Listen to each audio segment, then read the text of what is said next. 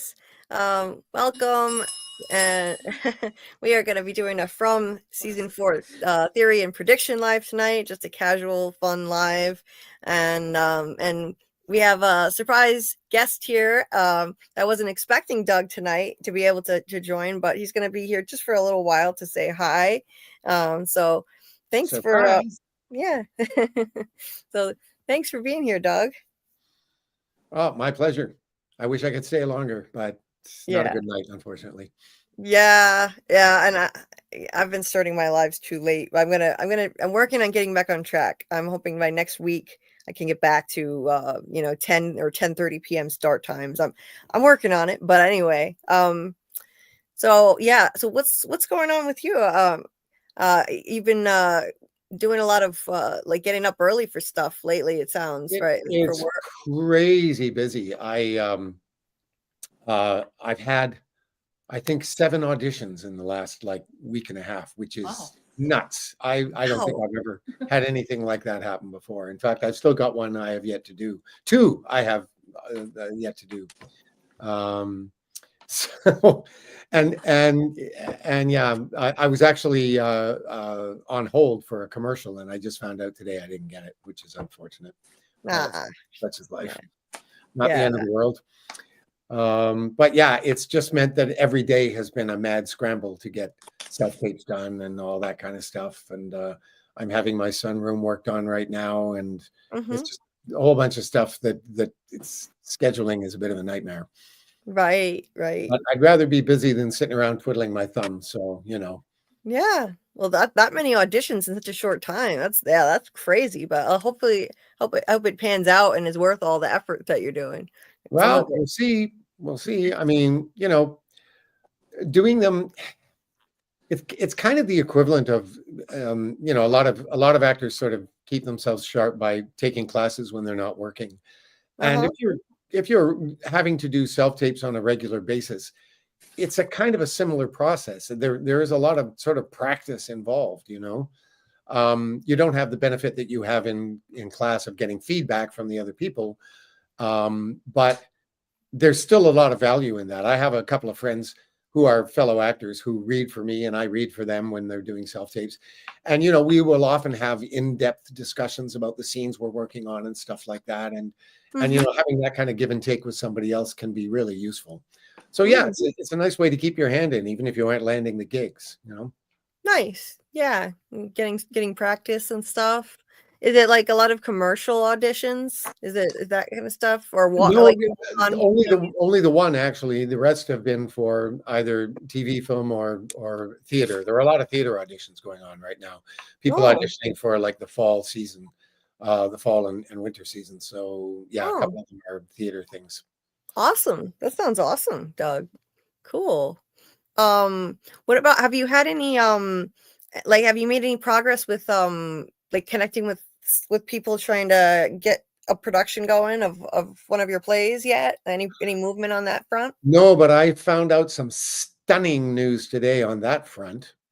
And I'm amazed that nobody told us about this. Marcia and I were a little concerned because Broadway Licensing, the guys who published Deadline, they have 3 different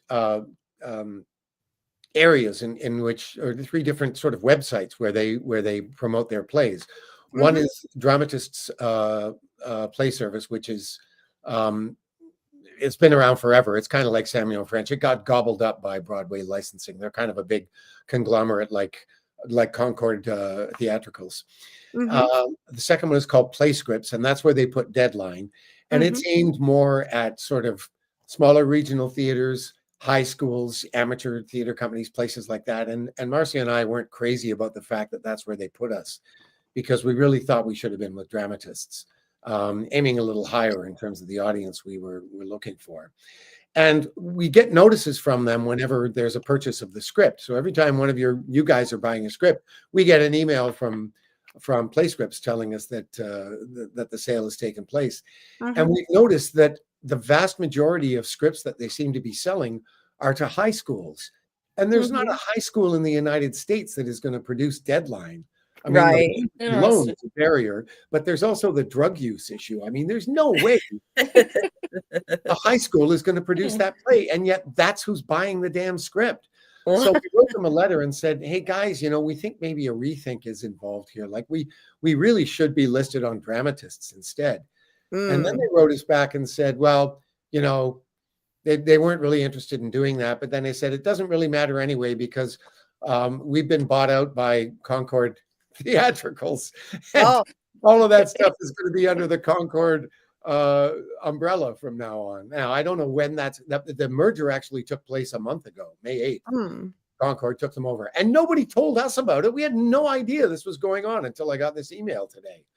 So all of our plays now are apparently being handled by Concord, which may turn out to be a good thing, because number one, I think it'll give us an opportunity to say to them, hey guys, you need to market this thing, and then you need to market to the right market. The other thing is Concord has the office in Berlin that we have a connection with, but because they didn't publish Deadline, they couldn't do anything with it. Well, now they can. And we have a German translation of Deadline as well. So one of my first emails is going to be to the guys in Berlin saying, hey folks, can we, start pushing this thing? So we'll see what comes of it. Well, that's exciting. All right. That's great news. Well, I hope you continue to make progress and like the connections that you've been trying to make, like from overseas that you were doing. I really hope something pans out soon for you. Well, it probably won't happen soon. None of this stuff ever does. But I think long term, it never hurts to be making these kinds of connections, and it's funny how they can pay off way down the road. I mean, look what happened with for God's sake, Yeah, right. That paid off. That certainly paid off. It just took time and patience, but and I mean, I had long since given up any thought of ever appearing on that series, because the first auditions were like 3.5 years before I got that fateful call. Yeah. It's amazing. Yeah, it was just like fate. It happened when it was meant to happen for you. And that kind of timeline isn't very different in terms of theaters, because most regional theaters and professional theaters have got their programming lined up for the next couple of years already anyway. So even if they do want to do your play, you have to sit around and wait a couple of years before they get to it in general, Right. Yeah. It's a lot. Well, let's see who's saying hi to you here in the chat. We got SL Rhodes, the mother effing man in yellow. Holy shit. Yes. And he's not alone either. You got two men in yellow here. Mini man in yellow. That reminds me, Julie, did we ever post on here the picture that I have of my own man in yellow? Did I ever show you that picture? No, I don't think so. Okay, well, while we're chatting, I'm going to go on Facebook and see if I can find it, because I know it's in my photos there. This will blow your mind. I thought I told you this story. Maybe I didn't, but John Griffin's origin story about the man in yellow, right? The real live guy that he saw in LA. Oh, yeah. Well, I flipped out when he told me that story, because it was about this guy standing there looking resplendent in his yellow suit, for all the world to see. And I said, John, you're not going to believe this, but when I was in New Orleans on Christmas in 2001, doing my bike trip across the States, I was taking pictures downtown on Christmas Day, and I saw this guy standing on the street just posing. And I hope I can find this picture, because you're not going to believe it when you see it. Oh, wow. This may take a while. I have a shitload of pictures on Facebook. That's okay. I'll keep going through folks in the chat here. Shadow Skulk said, yay, Doug. Hello, everyone. All of my loves and happy wishes to everyone. Hello, Shadow Skulk. And then we got Critter. Hey there, Critter. Nice to see you. We got Kelly. Hi, Kelly. Zaptin Kaboom. And Dieter. Hello, Dieter. Good morning. Doug's sitting around. What? learn the From script from season 4. I don't think that's going on just yet. We'll see. We'll see. Hopefully soon. I haven't heard a thing. It's June. I still haven't heard anything about from possibly starting shooting this month, like the rumors were saying, but who knows? Don't look at me. I got nothing. Nothing yet. Muncher Luncher said it's Dr. Doug, PhD in Yellow Manonomics. Gotta love Muncher Luncher. Amy says hi, Doug. Hi, Amy. And Christine Jellybean says hi, Doug. Hey, Christine. And of course, Dieter dropped the link to your play deadline. There it is. That's the link where you can find Doug's play deadline, which I've talked about at length here. Any From fan would definitely love this play. And you can read a 32-page sample there for free, which is a big chunk of it. And then you'll know if you want to finish it, which I sure did. You can buy an e-copy or a physical copy there. So that's the link. And also the link to get it is in the description of this video too. So if you're listening on the replay later. And also Doug is on Cameo. So Dieter here posted Doug's link for Cameos. You can get a personalized video like the lovely ones he's made for me and other folks here. Have you been getting Cameo requests, Doug, these days? No, not at all. Yeah. But I mean, that's a direct. I mean, I'm not surprised about that at all because that's a direct consequence of how much exposure I'm getting these days, which is pretty close to nothing. Well, as season 4 gets closer and there's more publicity going on, I bet that will change. But like not when you're filming. I mean, when you're done with that, I think when they film, I'm sure like what the way Cameo works is like when the actors are busy, like they don't take requests for that certain amount of time, and then they turn it back on when they can. Yeah. Compassionate. And those are, of course, the times when people are going to start asking, Oh yeah. Kimberly here. Kimberly says, hi, Julie, Scarlet, Doug, and Fromilia. Hope everyone is having a wonderful day. Well, I hope you are too. Hi, Kimberly. Sorry, Scarlet. What were you going to say? Oh, I'm having a good day. Oh, good. I thought you were trying to talk. Okay. Hi, Samuel. Most of it was. Scarlet? Oh, I slept most of it because yesterday I was saying I only had 3 hours of sleep because I came out of that steampunk con and I didn't have any sleep. And I just fell asleep as soon as I got home from work. I just passed out until like 8 o'clock. Right. Yeah, that's a weird night of sleep. Yeah.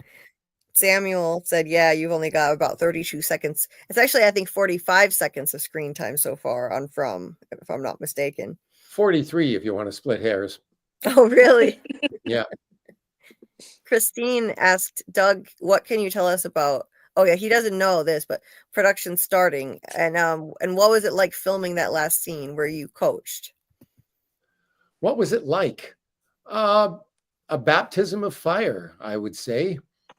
It was just overwhelming. It was my first day there. And I say to people, it's a bit like, getting called up to the majors while your team is in the World Series, and in the 7th game at the bottom of the 9th, suddenly they throw you out on the field and say, okay, you're up to bat. It felt a lot like that, It's funny. I saw George Clooney being interviewed on Late Night with Seth Meyers the other night. Mm-hmm. And he was talking about this famous scene in the movie Michael Clayton, the last 3 minutes of the film, where it's just him sitting in the back of a car and the camera's on him. There's no dialogue. It's just on his face for like 3 minutes. Mm-hmm. And people have been coming up to him ever since saying, that's such a fascinating scene. What was going through your mind while that scene was being shot?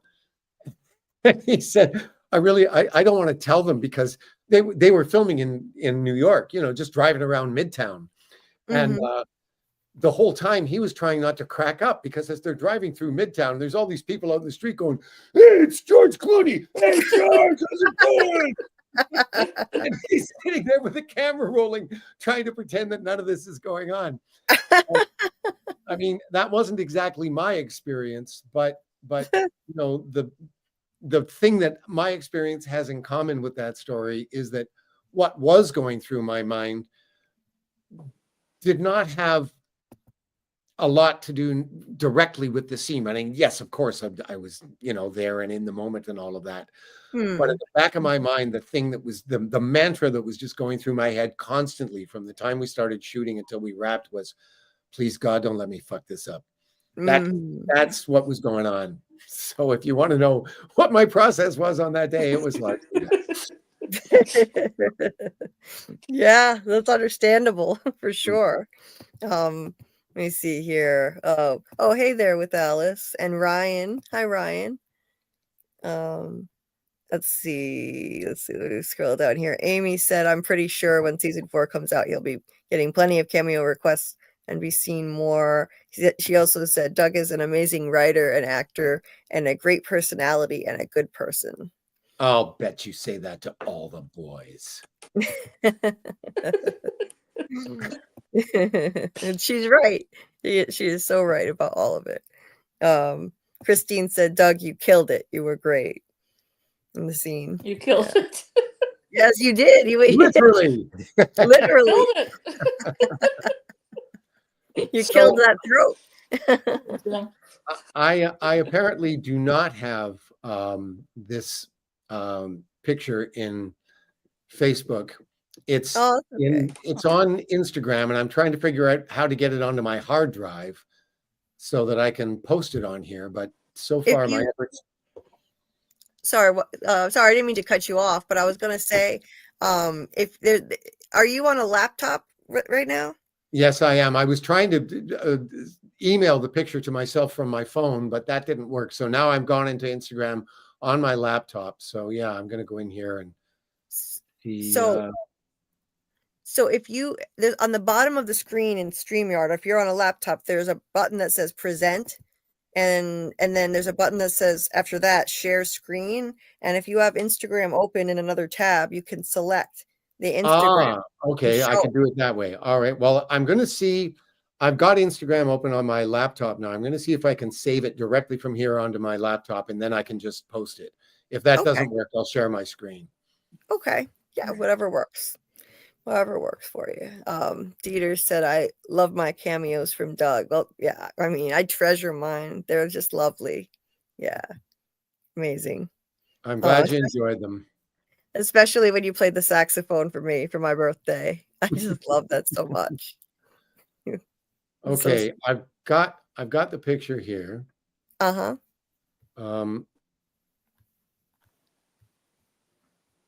Cancel. We've got new guest host here who's going to be joining for some lives, and he joined last night. Pandecolima, I'm sure you'll recognize his name from being in the chat. I'm going to add Hola, him. Pan. He'd like to say hi to you. Hola, hola. ¿Cómo estás? Bien, ¿y usted? Nice. Muy bien, gracias. ¿Y cómo está el hombre amarillo? El hombre en amarillo. Muy bien, muy bien. ¿Y el pequeñito anda por allí o no? Sorry, my Spanish isn't that good. I was asking if Mini Man in yellow is good or around. Oh, he's around. He's right here. Oh, there he is. Muchos gustos. I normally have him in the background, but I'm not sitting where I normally sit, so I couldn't put him in the picture. Well, it's either way. It's great to see both of you. How's that? Thanks. Yeah. What have I missed so far? I was gonna say you mainly spoke English in Spain, right, Doug? You spoke English in Spain? Yeah, the program that I was doing, no Spanish is actually allowed. It is English only. It's an English immersion program. Of course, it's useful to have a little Spanish students who are in Spain. Yeah. But no, I really want to learn. El baño. Yeah, exactly. I would love to get my Spanish to the level that my French is at, but that's going to take some time, I think. All right, I'm going to try this sharing screen thing, Julie. Okay. Yeah, try just click present, and then share screen, and you'll have the option right there to select a tab that you have open, and one of them should be Instagram if you've got that open. There we go. Awesome. And then I put that on stage. And Pandecolima, you didn't miss much. We were just catching up with Doug and saying the chat was saying hi to him. That's all.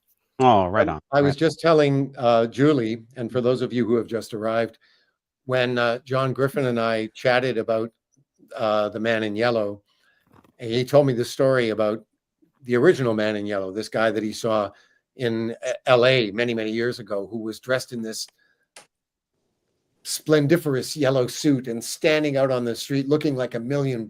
And he was just like, whoa, who is that guy? And what's his story? Several years later, he's driving through another part of downtown LA, sees the same guy, I think in the same suit, but he's now in much worse shape. And clearly life has not been kind to him in the intervening years. And his first question to himself was, what the hell happened to him? And, you know, it was that sort of question bouncing around in his head that many years later resulted in the Man in Yellow being part of From.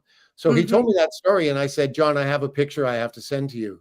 And this is a picture I took on Christmas Day, 2001 in New Orleans of my own particular Man in Yellow, this dude right here. Oh, wow. That's no wild. idea who he was, but I took one look at him and had the same response that John Griffin did to his Man in Yellow. It was like, who the fuck is that? And I got to get a picture of this guy. Look at this. You know? So there you go. Wow. That is crazy. What if they're the same guy? It's bizarre that John and I have that experience what if the in person common. you saw in NOLA and the person in LA are the same guy? Okay, no more. You know, that's crossed my mind, Scarlett. I suppose it's a possibility. Maybe they're story walking. Maybe they're story walking in between these areas. Maybe. Yeah, Doug, he's a time traveler. Is a time. When was this again? When this was this? on Christmas Day in 2001.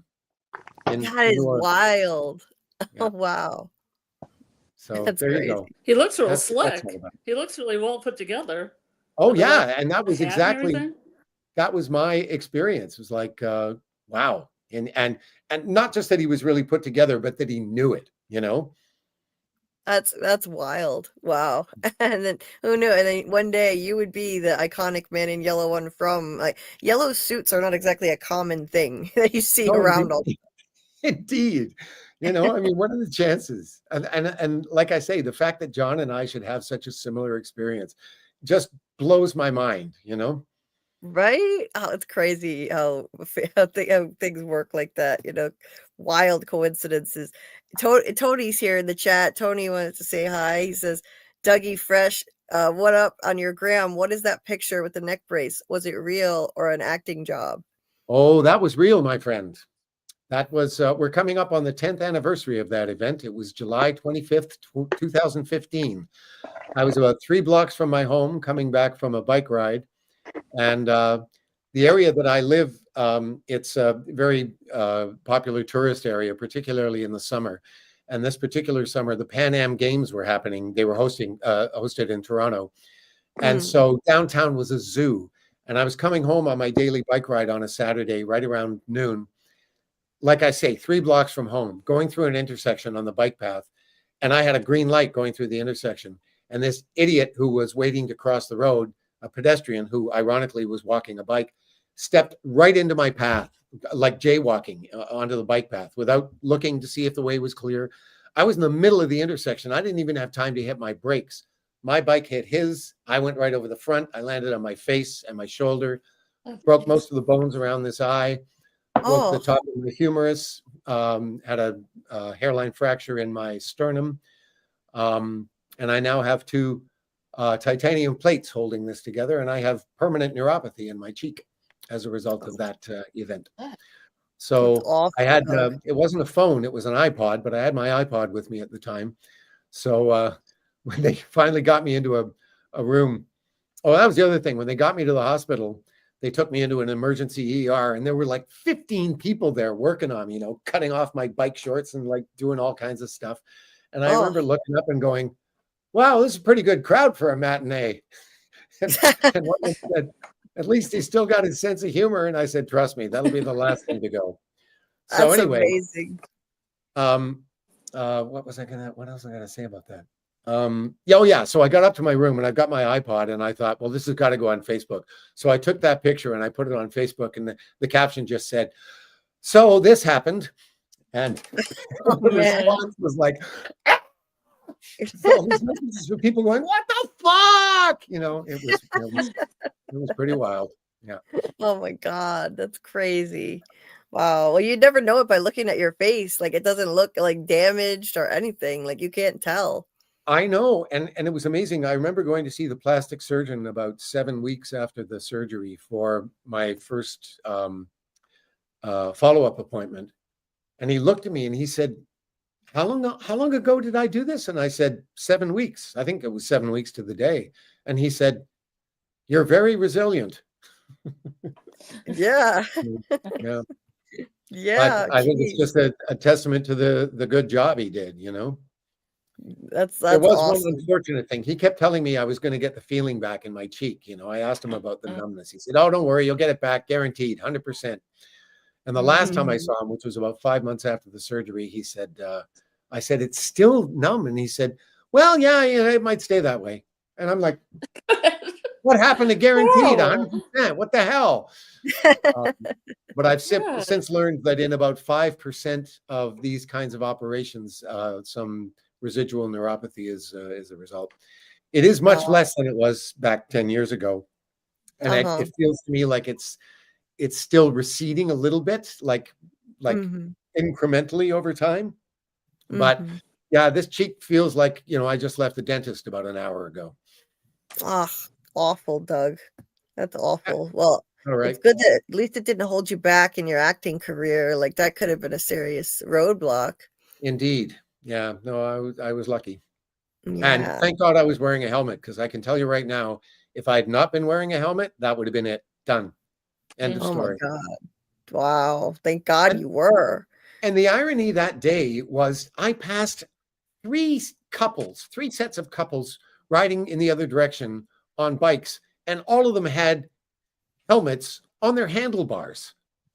Yeah. What the hell? I'm looking at them and I'm going, okay, I can sort of understand people who decide I'm not going to wear a helmet, I'm just going to take my chances, blah, whatever. Okay, I don't agree, but I can understand the thinking.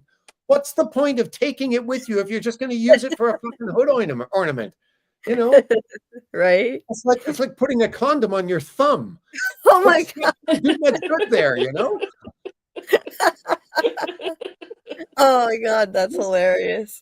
And it's kind of ironic that on that very day, as I'm, thinking about this on my way home, I should have an accident where that helmet of mine came in very handy. And little tip out there for you cyclists out there who aren't aware of this: if you ever are in an accident where you get hit and you're wearing a helmet, buy a new helmet. They're only good for one good concussion. So if you didn't know that, mark it down somewhere. Good to know. I mean, by the way, real cinema therapy here said about how, like, you saw the man in the yellow suit, you wound up being the man in yellow. She says it's not a coincidence. It was meant to be. I think so too. I think so too. Well, really and that's why I use the word synchronicity, because when those kind of things happen, it does really make you wonder, That's weird that you said that, because Lori, aka Real Cinema Therapy, I've talked to her about stuff like this before, and she uses that exact word, synchronicity. That's so cool. Like, yeah. Tony said lesson is never buy a yellow suit, about that guy on the street. Well, there's little danger of me doing that, although I may pick one up for a Halloween costume. It would be fun for that. Oh, I so hope you do that. That would be amazing, Doug. You got to do it this Halloween. Christine wanted to ask you really quick, how was the man in yellow described in the script? There wasn't really a physical description of him, to tell you the truth. Not that I remember. Yeah, he was just referred to as the man in the yellow suit, and he just kind of appears in the script. It's very much described the way you see it in the scene. Essentially what was in the script for that scene is right there on camera. Wow, that's wild. And then you just had to kind of just go with interpret it however you could, and you slayed it. Muncher Luncher was like a condo. What? My virgin ears. Yeah. I love it. just me is here, and just me. Hey, just you. And with Yep. Alice, wanted to say hi, special guest Doug and besties Julie, Scarlet, and Carl. Oh, that's Yeah. sweet. Hi with Alice. Yeah, and also Michael said, "Well, you didn't fuck it up." Indeed. High praise indeed, Michael. Thank you very much. Congratulations. Michael has a great sense of humor. He also said, "So that was/wasn't a humorous injury." You see the different spellings there. Yeah, Humorous, yeah. indeed. Check. Yeah, synchronicity, real cinema therapy. I completely agree. And it's the way that Doug's role fell into place too, with the way it worked, auditioning. It didn't work out the first time. And then he didn't even have to try for it to come back around when the time was right, and the right role came to him on From. The Synchronicity. first or the second time. Third time was lucky, I guess. That's right. The third time. Yeah. Well, I mean, the first time was really two separate tries. So I mean, yeah, it was, had I got something from that first audition, that was the only shot, but it was actually two different characters that I read for. So, That's they right. started with one and then they changed their mind and had me do another, and then radio silence for 3.5 years, and then surprise. Surprise. Yeah. Amazing. Oh, Kimberly has a good question here. I'm wondering this myself. Doug, did you attend the charity event with Chloe, and how was it? I did. I wasn't there for very long. And we had very little opportunity to talk. I mean, she was hosting the thing, so she was running around the room making sure everybody had drinks and chatting with all the artists / medical professionals who were there. And she had a lot of family there too. She introduced me to a couple of her aunts and her dad, but we didn't really have much of an opportunity to talk. Some of the art was very interesting. She had 4 photographs of her own that were all blown up to poster size of LA after the fires, which were pretty horrific. But I also managed to meet a guy from he's from Maryland, actually. He's a member of that group, and he had found me on Instagram, and we'd been sort of sending messages back and forth. He's a visual artist. He works with watercolors, and he's been posting a lot of his work on there. So we had been chatting about that, and he offered to send me a couple of his paintings, and in exchange for a copy of Deadline. So I just mailed that off to him the other day, and he's going to send me some prints. So looking forward to that. Oh, nice. That's awesome. Nice. Yeah, it sounds like a fun event. It's cool that you at least got to meet her. So you got to meet another member of the cast before you actually film. So now you've met you met Hannah. I think you said you saw one of the Ankui kids. That was it. Obviously Ian isn't there anymore. No, and Simon. No, not Simon. Oh yeah, Simon was there that day, I believe. So I got to meet them. They were working on a different, or it might have been the day before when I was getting my makeup done. Simon was there. They were shooting a scene, and also the boy in white was there. Oh, cool! Didn't actually meet him, but he was there. Simon and I were in the makeup trailer at one point, so we got to introduce ourselves to one another. But that was all I saw of him.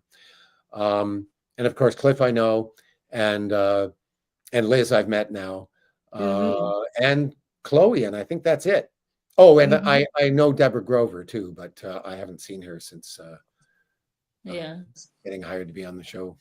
And probably won't be seeing her anytime soon, although you never know. With this show, you never know. We could get a ghost Tilly. Exactly. Yeah. Doc says hi. Doc is here. Hey, Doc.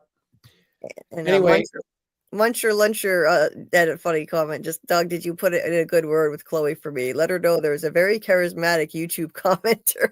A lot of people have crushes on Chloe. Dieter also said, so you didn't give my phone number to Chloe. Dieter, I didn't even give her my phone number. She has her own channel on YouTube, so you could just, subscribe to her channel. Chloe does? Yeah. I had no idea. I'll have to check Yeah, that some of her out. short films underneath there. Yeah, I didn't know either, and I was like, I'm definitely subscribing to it. Very Mm. cool. Yeah, and Steve said, "Oh, sweet, just got here. I forgot today was Doug Day." Well, it's not officially Doug. I had to start too late, and Doug Every has to day's get up Doug early Day. in the morning. So this was actually a surprise, and Doug's just popping on to say it. He was just here for a little while, but he's got to get to bed. But yeah, Steve, I'm sure Doug will have more opportunities, hopefully soon, for you to come back on and hang out with us. Yeah, Julie, it's always Doug Day. Yeah. Yeah, it's always Doug Day around here. There's just so much love here. It's like we got a Doug fan club going here. Well, it's deeply appreciated. I've never had anything like this, at least not since my school touring days. You know, that was Aw. one thing that used to kill me about school tours. That if the kids got half a chance, they would like you'd get entire classes of kids mobbing you for autographs. You know, it's kids who have no idea who you are. The name is going to mean nothing to them 5 minutes from now, but they've got to have your autograph. So a lot of the times we'd finish up loading the van from the set, you know, that we just took down in the gym, and suddenly we'd find ourselves in this mob of kids, and, you know, signing Aw. 30 autographs before we can get the hell out of there. That's cute. That's really cute. Gave you a little taste of being a celebrity and getting mobbed for autographs. That's Yes. awesome. I've never been mobbed for an autograph since. So yeah. It's prepping you for the future, Doug, I'm sure. There you go. There you go. And I would like to personally thank you, or I'm passing on thanks. A friend of mine really appreciates what you did to Jim. I don't know how the rest of the the rest of the family Fromilia feels, but my friend Omar would like to personally thank you for what you did. The response I got when the episode was first released was pretty much right down the middle. Half the people were like, "What did you do that for?" And the other half were like, "Thank you." There was no middle ground. It was like one or the other, and it was pretty much a 50-50 split as far as I could tell. Indeed, that was it was a very common reaction. I heard somebody call in, actually, the first time I ever spoke to you, when I called into Tony's show, someone else called in and said, "I just want to thank you for killing Jim." Yeah, and I stuck up for Jim when he said that. you did indeed. Just me actually just said, "That was so kind of you. You're so generous." She said, "I can sponsor a Doug cameo if you want to do a giveaway soon." Oh, that's so sweet. Thank you, Just Me. That's very kind of you. Thank you. That's lovely. It's also Steve wanted to say hi to you and all of us. Hi, Steve. Hey, Steven. Yeah, Michael, every day's a good day for a Doug Day. Hell yeah, it is. Well, on that cheery note, folks, I really have to get out of here because I got to get to bed. But it's been nice seeing you all, albeit briefly, and hopefully we can do this again soon. I hope so. Yes, I'm gonna get back on track, get my lives started earlier, because I would love to. As long as we can, you're still free and you're not shooting from yet. I mean, we would love to have you on again as much as you would like to. You know that. And thank you for coming on for all this time. And I squeezed in as many people's comments as I could, kind of rushing through, just so we could get that in. And I hope you don't mind. No, not at all. I appreciate it. All right. Yeah. Well, good night, everybody. We'll see you all soon. Good night, Doug. Doug. Take care. Good night, Doug. Bye. You too. I gotta get these lives started earlier. I didn't know that he'd be available for that long, because when I was talking to him, it sounded like even if I started at 10, he was saying like he didn't know how long it was going to take him to do this self-tape audition, and that he was just suddenly offered. So he really didn't know.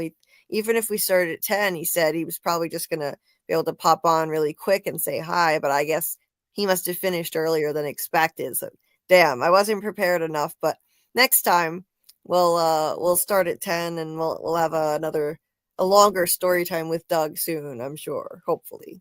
Yeah, anyway. I wish there was some way, at least in StreamYard, where I could talk to him while you're, getting ready to come on. So at least there'll be someone in StreamYard. Yeah, Scarlet, I need to. Because technically we were both in StreamYard, we just couldn't see each other. Yeah, I am so sorry about that. I have this bad because of my my pain condition. My executive functioning is really inhibited a lot, and I have this long list of things, even just basic things that I need to do that don't get done because I'm like just trying to survive every day, and I'm in a fog a lot. So if I just need, if you send me your email again, which is now buried in the in our DMs, I can give you the co-host role so you can put people on the stage if I'm late. And Yeah. I gotta, you know what? I'm gonna put a reminder in my phone right now, because if I don't do things when I like immediately when I think of it, I will forget if I don't write it down. All right. Okay. Give Scarlet Hopefully co-host. that'll work with the iPad. I think it will. I think it should. I'll Google I it find the and make iPad sure. is pretty limited in the regular StreamYard from my experience. Yeah, it is limited. Like I don't think that you can present, like share your screen and show Yeah. pictures. There's no present button, right? Yeah, it's kind of a bummer. Yeah, so but we'll see. Like I'll Google it. Yeah. I'll find out if that's gonna be an issue or not. Hopefully not. Well, maybe I can at least see other people, so I can be like, "Hey, everybody." Yeah. Yeah, absolutely. And I'm gonna so Doug like he's told me that he watches like the replay after he leaves, like so he'll see like these things, so I'll still highlight them. Doc said good night, Doug. Amy said good night to Doug. Dieter and Shadow Skulk said, wait, why didn't that highlight? Clicked on it. There it is. Shadow Skulk said, good night, Doug. Rest well. Steve said, was it something I said? No. No. It was just bad timing. He can't stay up quite as late as, like, he can't keep doing the 1 a.m. thing these days. Like he'd been staying on here till 1 a.m. because he's been getting quite a bit of work lately in terms of auditions, and so getting up earlier than average. So yeah, he'll be back soon, I'm sure. And Steve, he just happened to pop in when he was heading out. But hashtag justice for Jim's throat. Yes. And with Alice said good night, Doug.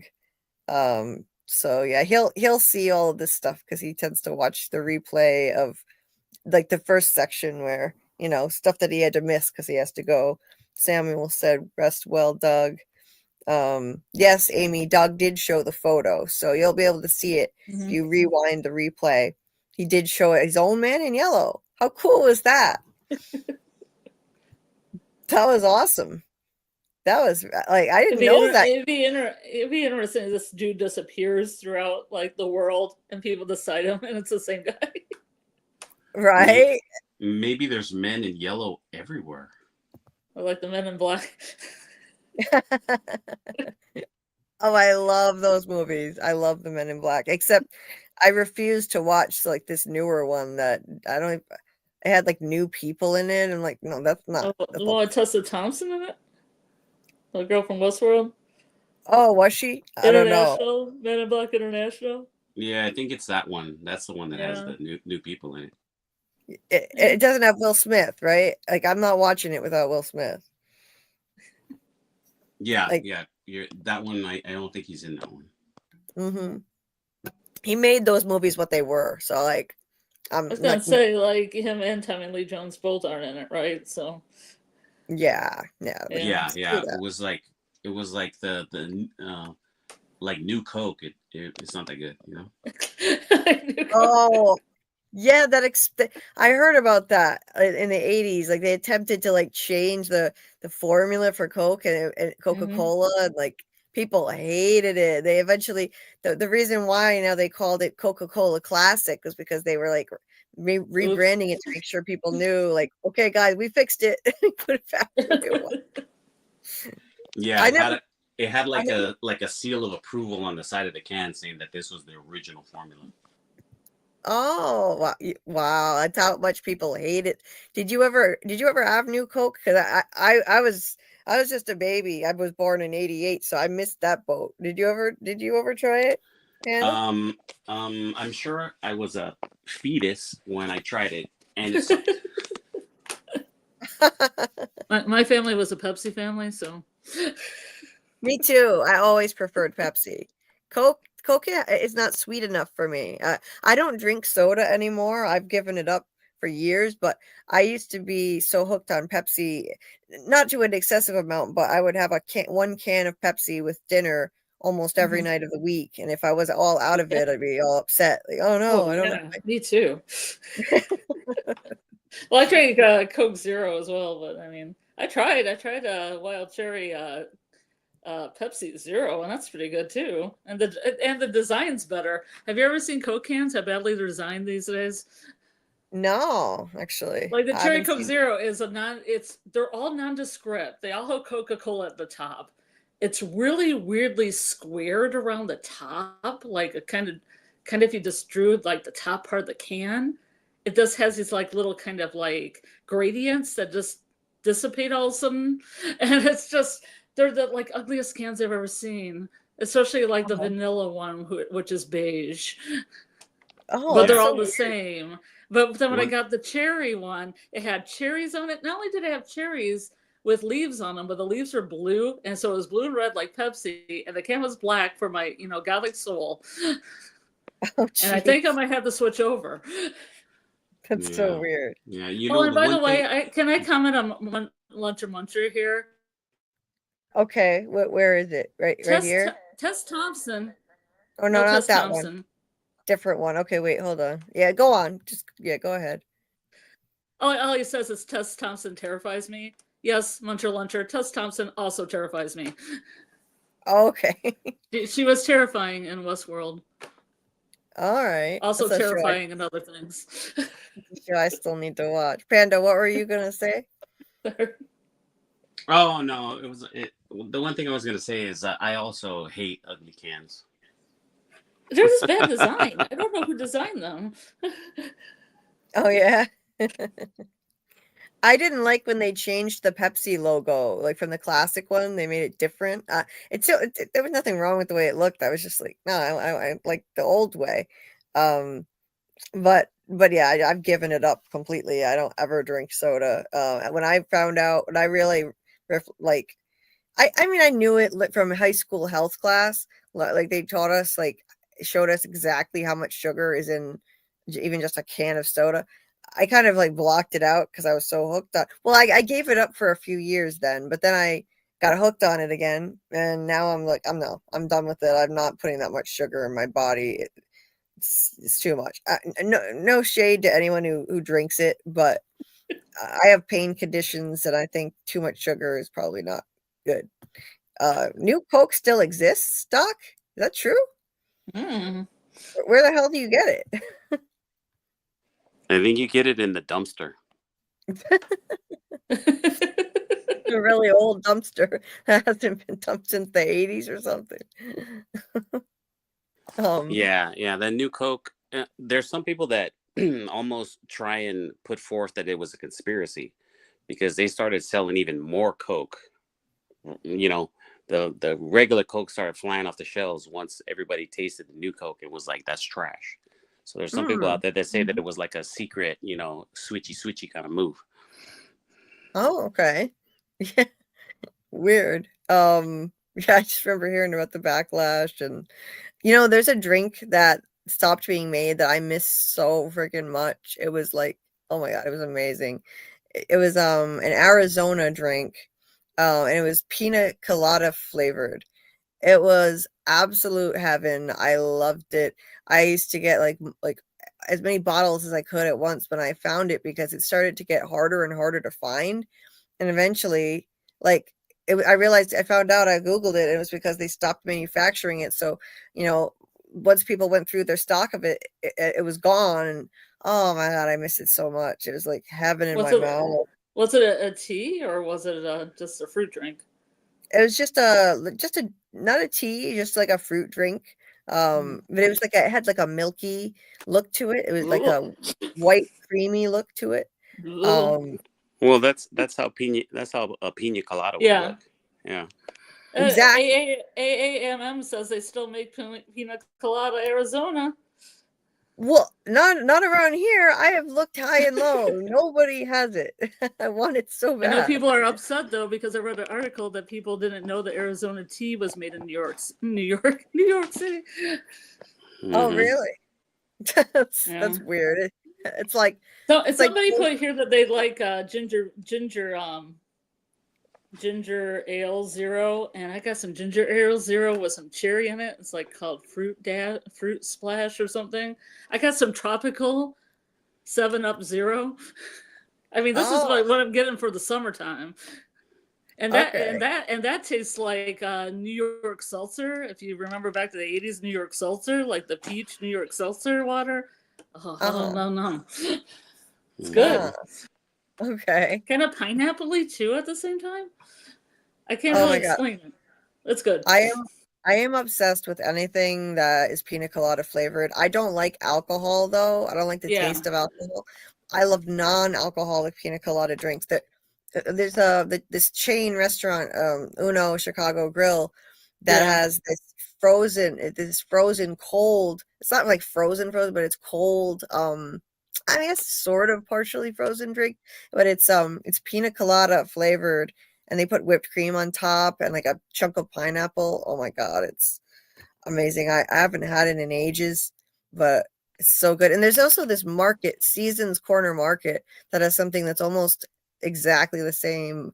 But yeah, I don't live near one anymore, so yeah, I'm just obsessed. And then there was when frozen yogurt became like a really big trend. It was everywhere, all different frozen yogurt chains. And I used to go to Orange Leaf, and they had pineapple, frozen yogurt, and coconut. You could blend them together into one. They were right next to each other, and you could literally, there was a way that you could, like, it would be like chocolate vanilla twist soft serve, but it was pineapple and coconut, and it was like one of the best things I've ever eaten. Sadly, most of these froyo places are gone now. There is an Orange Leaf in Seekonk, Mass, but I never go up that way. Anyway, what? Sorry, what? Do you have snow cone? Have you had a pina colada snow cone? Those are really good. Oh my God, I would love that if I could find one. Well, during the summer when I work summer camp, we get one twice a month on Tuesdays, and we get free snow cones. And I always get the pina colada one. Oh God.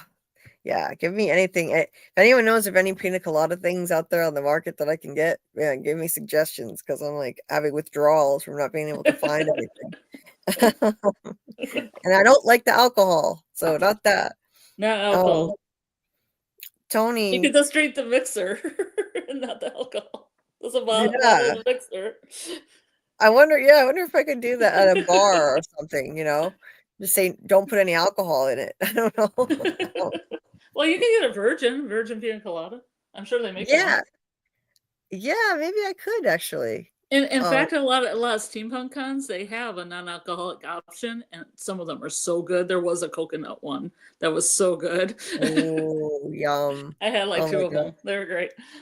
Amazing. Tony said Arizona tea got its start making 40s in the 90s called Crazy Horse. They stopped making them and switched up. Huh, I never heard of that one.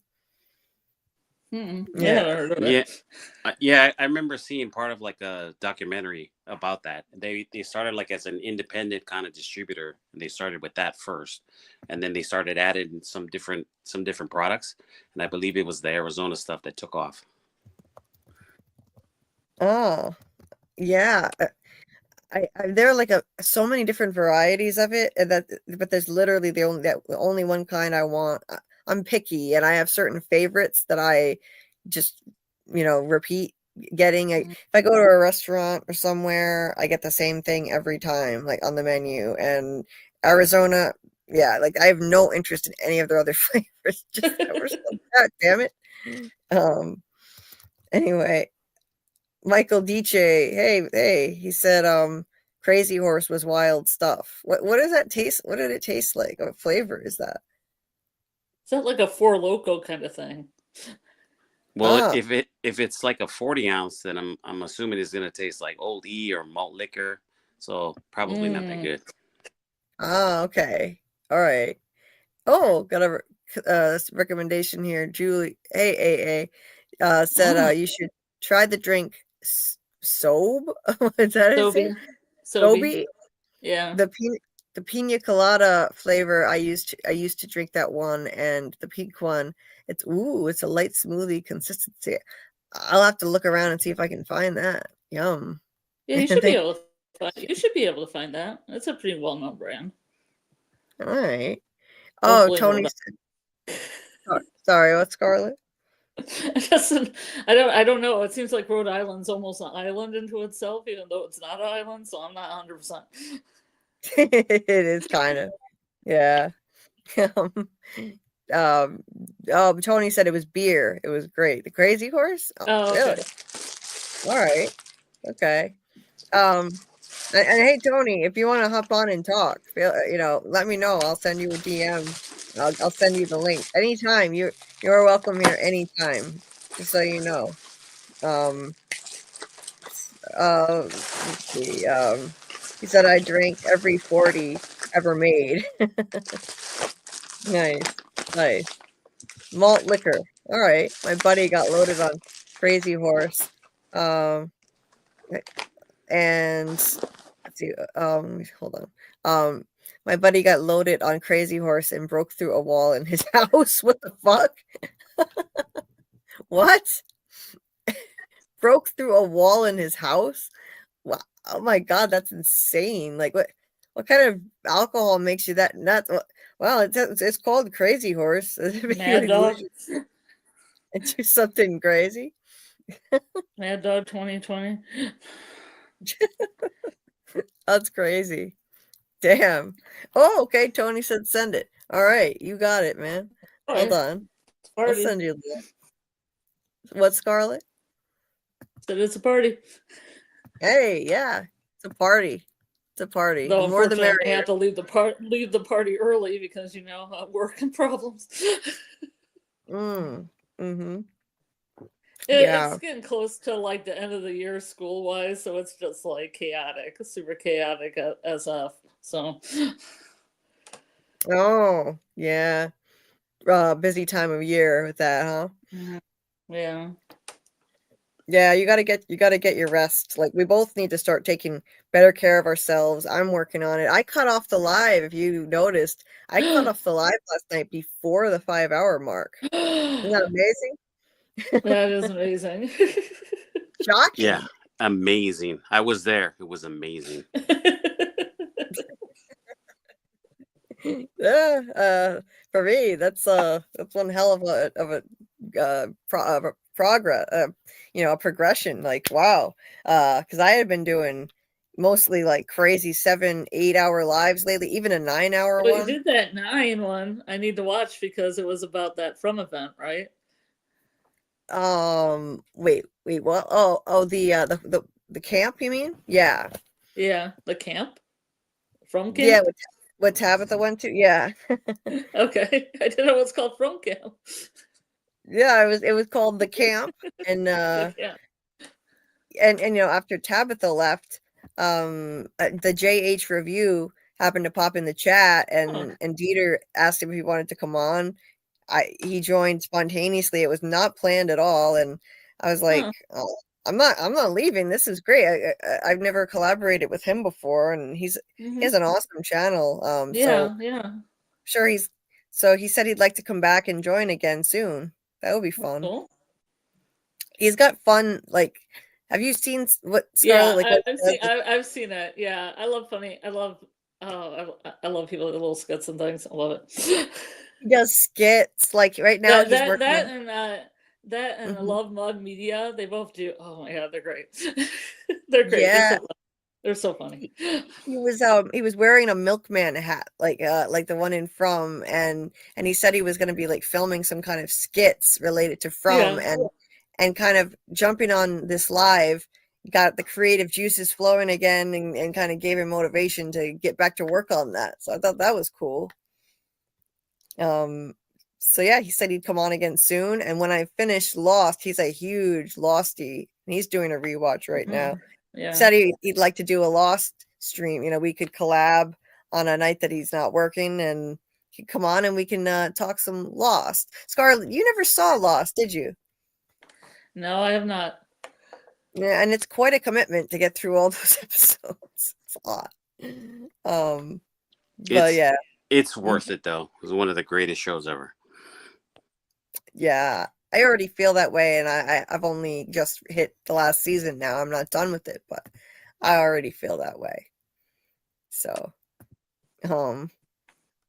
yeah, so like Fletch, hey there, Fletch. I hope you're doing well. I put on JH Discord that you should do a prediction stream in the summer for the next season. He said he'd be in for it.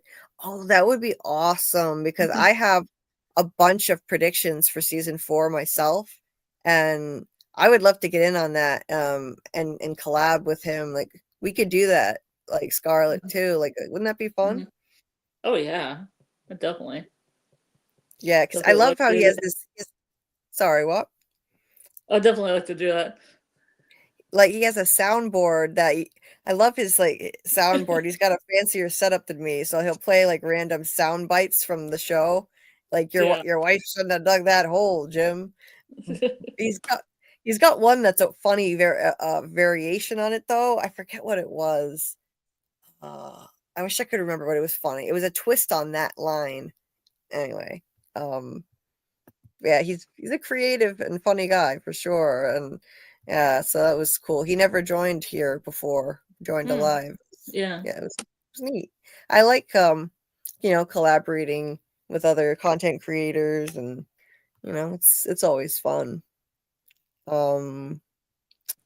Yeah, there's a guy named Mudlove Media that does a bunch of like Yellow Jackets related skits, and then when they had the trial, he did this whole like kind of 12 Angry Men trial, but he was all the trial members and the judge. It was hilarious. He was just dressed up in different outfits, including a chicken for some reason. What the hell? The jury. What was this again? Oh, it's a channel called Mudlove Media. Like okay. MUD Love LUV Media. And I think he might be covering From soon. He covered, I think, Severance. Just a bunch of the same stuff that we cover. I'll have to check out. I've never heard of that channel. I'll have to check it out. And that kind of reminds me of Doug was in a play once that he told us about, where I think it was just like there were several people, including him, who had to play multiple characters in the same play and keep changing their outfits.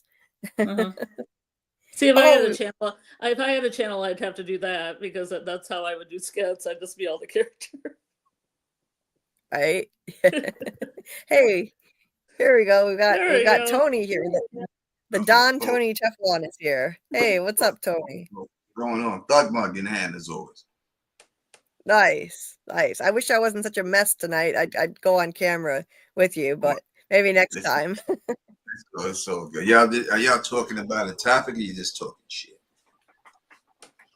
Well, we were, the theme is supposed to be from season 4, theories and predictions. We just got off on a bunch of tangents about soda and right, so let me go off on the tangent about your bit. So back in the day, in the city, like, I did a post recently a little bit on my Facebook, and I was like, told my friends, I was like, what age were you when you drank your first 40? And like everyone said like 13. So we was drinking 40s like when we was children, and it was always a 40 or a 32 ounce, right? And what it was, English and St. Ives came later, and then Crazy Horse came out. Crazy Horse was crazy, like it fuck you up really bad. And then the Valentine Ale, and then there was one Midnight Dragon, and a whole bunch of stuff. We drank them over. But the worst of the drinks was Cisco. Cisco was called liquid crack. Like when you drank Cisco, like people will go crazy. But a real funny story was drinking that damn Crazy Horse one time. I was drinking, and I was fucked up really bad. I was really drunk, like I could barely stand. And and I had this back then. I haven't done it in a long time. Probably still could perform it. I had this maneuver when I was with women, and I called it the flying trapeze. And I basically like picked them up in the air, and everything else. And that was like my Hulk Hogan leg drop. Like that was my finishing maneuver. Every time I ran the flying trapeze. Well, I shouldn't have tried it because I was drunk. She was drunk. And I picked her up. And when I picked her up in the air, I didn't realize there was a ceiling fan above us, and I Oh, no. picked her up, and our whole head went doo, doo, doo, doo, doo. Oh no! What's the whole show? Blood came flying out of her head. She had to go to the hospital. Oh, Man. that is horrifying. Oh my God. It was horrible. It was terrible. It was terrible. Jesus. I just wasn't paying attention. We were both drunk and shit and everything else. And I had to get to go to the hospital. I just got stitches. I fucked up pretty bad. Fucked up, right? Oh my But God. yeah, that was from fucking Crazy Horse. Crazy Horse did that shit. I'm assuming you didn't seal that date then. Huh? I assume you didn't get the date then. Oh, I was on. We were on the date. The date. Oh, you were on the date. Yeah, I mean, with the flying trapeze is the naked maneuver I would do. Oh. I would pick them in the okay. air, and that's why I called it the flying trapeze. Oh my God. That was the maneuver. I'm sorry, I thought this was a close-on activity. No. Scarlet, That's even worse. It made it worse. Scarlet, that was the finishing move. That's what that was. Yeah, that was my finishing move. That was Hulk Hogan's leg drop, Macho Man's elbow. That was the DDT. That when I would get to the flying trapeze, it was all over. And I went for it, and I picked her up and fucking do right in the head, right in the ceiling, and it hit her. Because I looked at her a little bit too high up. She was a little too light, so it's all right. But I was drunk, and she was drunk. But well, Tony, if she had some of that Crazy Horse, then she probably was all right. She probably didn't feel anything.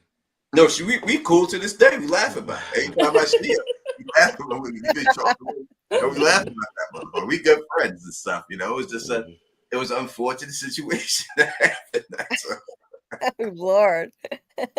So did you go on more dates after that, or is that the end of that? No, she's my friend. You know, you have friends that that you if you. So I had a group of girlfriends like that I would hang out with, like 5 of them, and then we had me, my man Tyson, and Chris Quackenbush. And, we're all friends. And eventually, if you hang out enough and you go on college parties and you drink, and we used to go out with them and we all go in the same car. And then we look at them and be like, all right, ladies, happy hunting.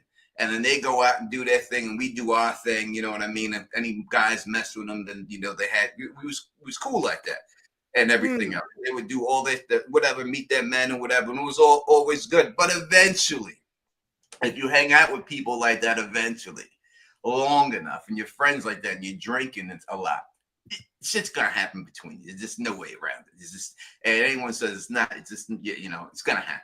And that's just what it is. And it was one of those things. It was never serious, like we ever got serious or anything. It was just like, you're here, I'm here, fuck it. It might as well, right? We already been through this, and it was a group of us, and everyone went around. I think Tyson went around the whole, not the men, but I think Tyson went through all the friends, but they're all friends after, with Tyson, I think was the one who went through it. I didn't go through all my friends. I didn't find but Tyson definitely did. Okay. Yeah. Tony, you remember back in the day the Boone's Farm? Did you guys ever incorporate the Boone's Farm? Yeah. My kid's mother, when I first got with her, I got her drunk on Boone's Farm. And that's how we got together. On our first day, she came over my house and she wouldn't drink beer. And I was like, what do you want to drink? And she said, Boone's Farm. I was like, where'd you get that? She goes, yeah, I go to the supermarket to buy it. I went to the supermarket and I bought the Boone's Farm and I got her drunk on Boone's Farm. But she did not give in the first night. I got to give her credit. She would not do it. I tried my best, but she refused. She refused. Yeah, Boone's Farm was a pretty good wingman. I'll tell you that. Yeah, a woman like that. Boom. We used to take fucking the girls who didn't want to drink the 40s, saying like the take of it. We would drink a little bit out of it and then fill it with fruit punch. Oh, and it would take the taste right away, and the girls would suck it right down right after that. They loved it after that. And we used to put fruit punch in, a Hawaiian punch in there, and it worked perfectly fine. Oh, yeah, right. Because the malt liquor is kind of bitter for real. The OD, the St. Ives, all that stuff. Yeah, that's all I knew. Like I grew up, that's all I drank. I didn't drink Heineken. I think first beer I had was like real beer. I mean, obviously, I drank a Budweiser here and there, but I think it was like Red Dog. It was like the first beer. They used to have these things called beer balls back in the day.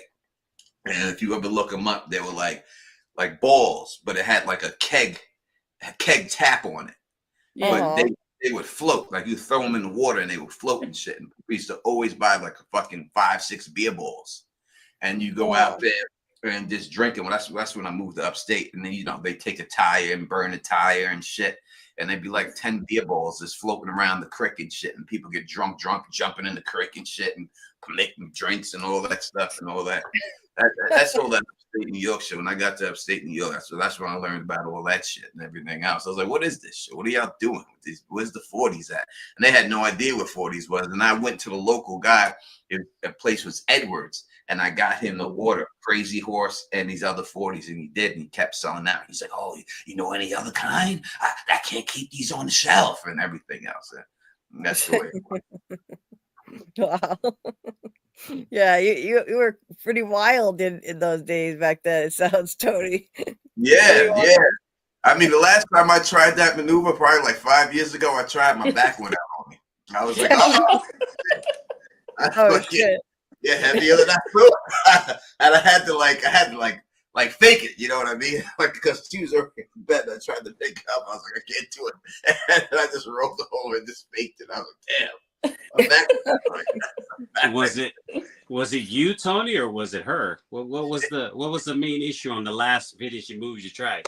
I wasn't as strong. I wasn't as strong. My strength had left me at that particular time. I got my strength back now, but my strength had left me at that particular time. So no, someone her size, I would have easily done back in the day. Would have been no problem. So I put that on me. Just trying to show off.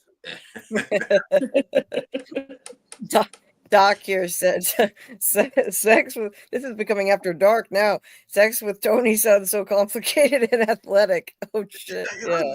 You gotta put in the work, man. You know, you just can't just be laying on someone with your body touching them and stuff and just laying down. You gotta put in the work. You gotta do them push-ups, get your body up there. Gosh, you know, put the work in. You just put the work in there. You know, these guys, young guys, y'all be lazy, just laying there. No one wants your sweaty body laying on them like that. You know. Oh my God. Put yourself up there. Give yourself a little space. Let them get a chance to look at you and stuff. You know, and everything. Yeah. And I'll give some of the guys with the not exactly the number one equipment. Let me give you the cheat code. If you can't beat it up, eat it up. Oh shit! When you could run both, you're the Don. So you know you got to run both. It's it's a dicey thing. You know what I'm saying? You got to use both. You can't be afraid of toys and stuff like that. Except for that one toy, you gotta let them watch it. That one, the lips, that one. You gotta watch that one. Yeah, that one that's devastating. Girls, if y'all, like I said, I was gonna give one away at my at the next After Dark, because I gave them away before at the After Dark and stuff. But you know, I spoken to women and they told me about that. They said you can't do that constantly because there'll be no man that you'll ever be satisfied ever again. Oh damn! It'll just ruin. Can't compete with the toy. Huh? No, there's no way. It's just impossible. It's impossible. That's impossible. Any woman who has that, I'm sorry, I gave away a one to this chick Timo. We've never heard from Timo again, ever. He was at every live stream for 3 years straight. Everyone, first one in the building. We gave it to Timo. We have never heard from Timo again. She's been gone. No one can find her. She's just out of here. And that's just what it is. That's the only thing I can say for coincidence about it. She gone. She was there every time. Okay, yeah. But wherever she is, she's happy, Tony. She's very happy. Big smile on her face. She's very happy. But you know, we lost Timo. We lost her. We put the AP. She got rid of all social media accounts and shit. There's no time for any of that now. He was going. Because I know she was going through a divorce and shit, and she won the raffle. I was so happy for her, and that was it. We never heard from T-Bone again. T-Bone's gone. She found the perfect replacement. Then is what you're saying. On the force. Yeah. Damn, I think I'm gonna need to know what the hell this is, Tony. You're gonna have to enlighten me. Send me a link. You know what? I already have one. What's the name of it? Scarlet, I forgot the name of it right off the back. You know the name, Scarlet. What's the name of it? I know what it is. What's it called? Oh my God, I don't know how I don't know that. They'll pop up in my head again, but it's. I have one shaped like a rose. A rose. Yeah, that is it. It's you the can get one shaped like a penguin as well. That is the name of it. It is the rose. You're correct. The rose. The rose. That's the name of it. It's called the rose. Oh. That is it. That rose. And I remember this other girl said to me, she goes, "It's made by a woman, and women know what women like. That's why it's so good." I was like, "Well, hey, I'm not competing. I'm not saying nothing with you about it. You know what I mean?" But this is true. You know, that's just what it is. Like my friend Chris, I'm saying this full fucking name. I don't care. What's he gonna do to me? My friend Chris Clark, he was a pocket pussy man. He loved his pocket pussy. He had so many pocket pussies, bro. He had like hidden ones and everything else, and he loved it. He was all about it and stuff. He told me, he's like, "I used to use socks until I got these, and now it's amazing." I was like, "Okay." He was nuts. He used to make his own. He's like, he make his jerk off gel. He's like, you gotta put a little bit of Vaseline and you add a little baby oil to it. You mix it up, and I was like, "What? You're a fucking chemist jerker. You're a fucking master jerker here." I was like, you're a master jerker. You figured the whole solution out and everything else. You patent this motherfucker. You get this thing going. You should teach classes. He's a master jerker. He was a master jerker. Chris Clark, but he used to be my rap partner. He used to rap with me all the time. He made all my beats and shit. No, he was about that life. He was all about it. All right. He used to want to buy one of those real dolls. He used to always, "I'm gonna get money. I'm gonna buy me a real doll." I was like, "You're out of your fucking mind. You're living with your fucking mother. You want to buy a real doll? What are you doing, bro? How you gonna explain that shit? Your mother come clean your room and shit. You got a fucking real doll sitting there." Oh my God, are you talking about one of those like giant, like a blow up doll, or like one of those? It's not a blow up doll. It's not a blow up doll. It's like got mechanical shit. It's got suction factor in the mouth and everything else. Shit. Like and all this and all that stuff. Yeah. He wanted one of them fucking real dolls. He was about it.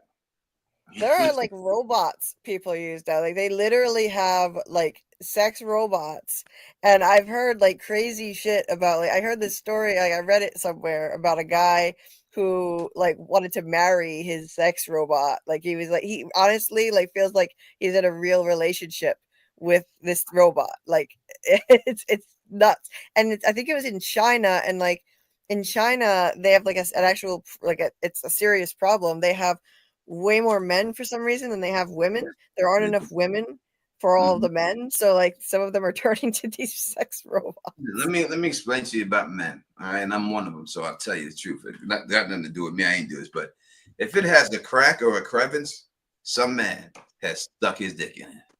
And I don't care what it is. I don't care if it's a brick. I don't care if it's a motherfucking pillow. I don't care if it's a piece of fruit. If it has a crack or a crevice, some guy went and tried. All right, and that's the bottom line. And that's just men are nasty, and men have tried everything.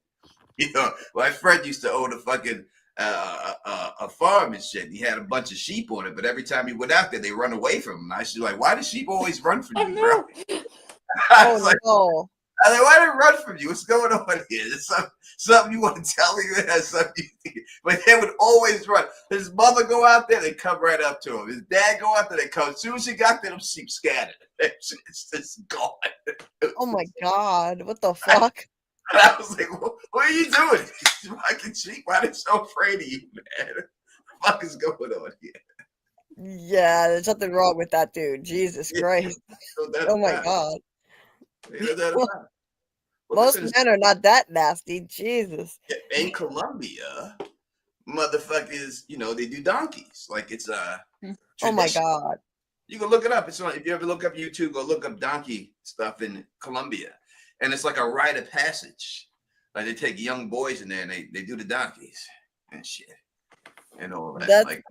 That's disturbing. Like that's men are crazy. I'm telling you, don't put shit past these motherfuckers. I don't put that past these motherfuckers at all. Jesus. Justin is here. Hey, Justin. Oh my God. All right. Obtuse rubber goose, green moose, guava juice, guava juice. Hello. Listen, man, people's crazy in this world, man. I don't put nothing past nobody. People are crazy, indeed. Yeah. Yeah, but that rose, I will do it after dark, and I will give away another rose. I promise.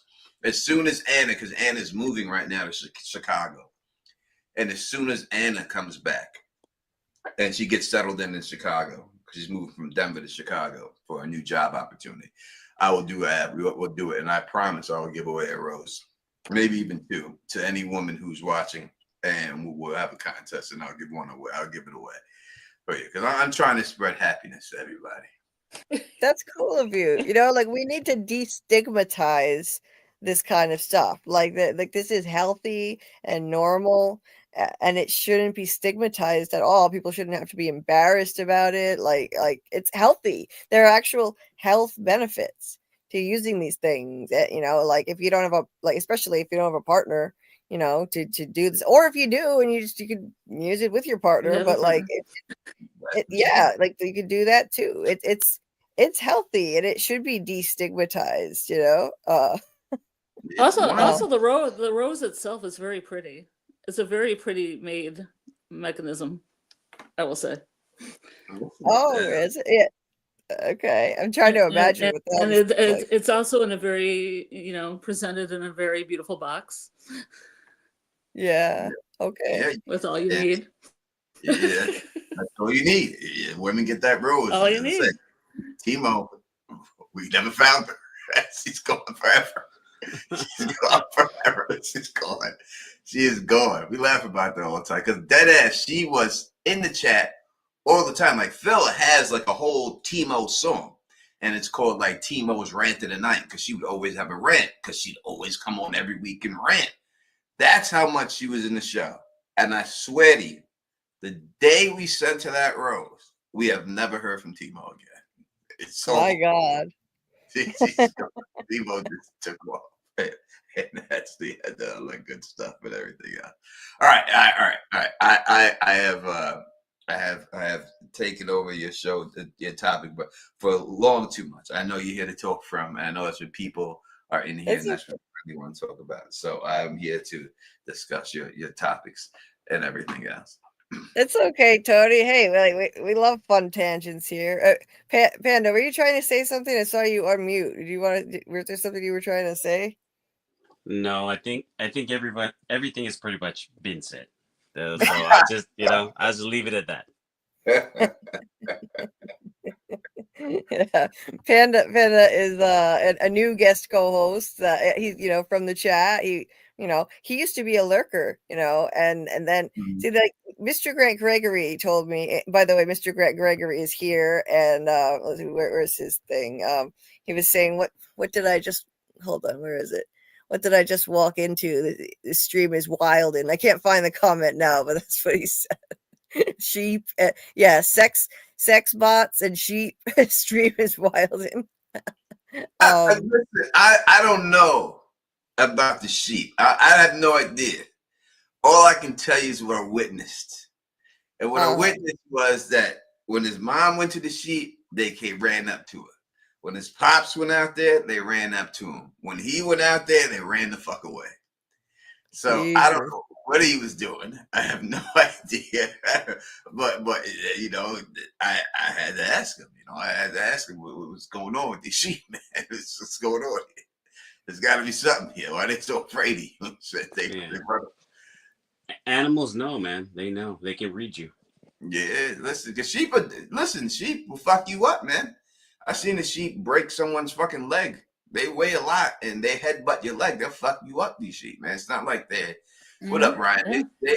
It's like they're animals. Like everyone look at, they're not docile like that. You know, they are, but I'm saying they can defend themselves. They are, you know, they'll headbutt the fuck out of you. Some of these fucking sheep and stuff like that. And I see them headbutt someone and break their fucking leg. Yeah, you don't turn your back on them on a ram or something. It can fuck you up. Yeah, man. Really? I didn't know that about sheep, though. What? It used to be. Sheep weigh like 300 pounds and 400 pounds. They're big fuckers, man. The sheep get big. They get real big. And the ram, the one that's like running the herd or whatever, it'll buck you and it'll hurt you. Grandpa had some on his farm out here in Iowa.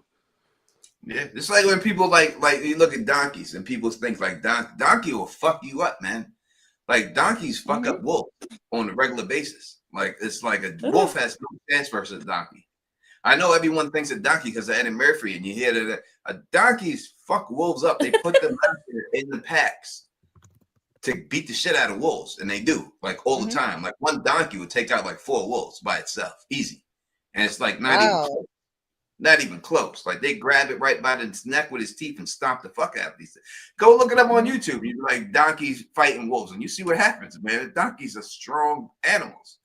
They beat wolves' ass and shit all the time, without a doubt and stuff. So I think people, you get confused because you see these, you know, it's like, you know, they used to be back in the day. There used to be this show, and there was a character called the Henrietta Hippo, and everyone's like, "Oh, it's the Henrietta Hippo! Hippo to fuck you up, man!" Like they're murder animals, man. Yeah, you. They kill more people, I think, than any other animal in the world. Yeah, they kill more people in Africa than lions. Yeah, like don't fuck with no hippos, man. You know, you see the Henrietta Hippo with a little hat on and a little sundress, and you shit. Not Henrietta, there ain't no damn Henrietta Hippo, man.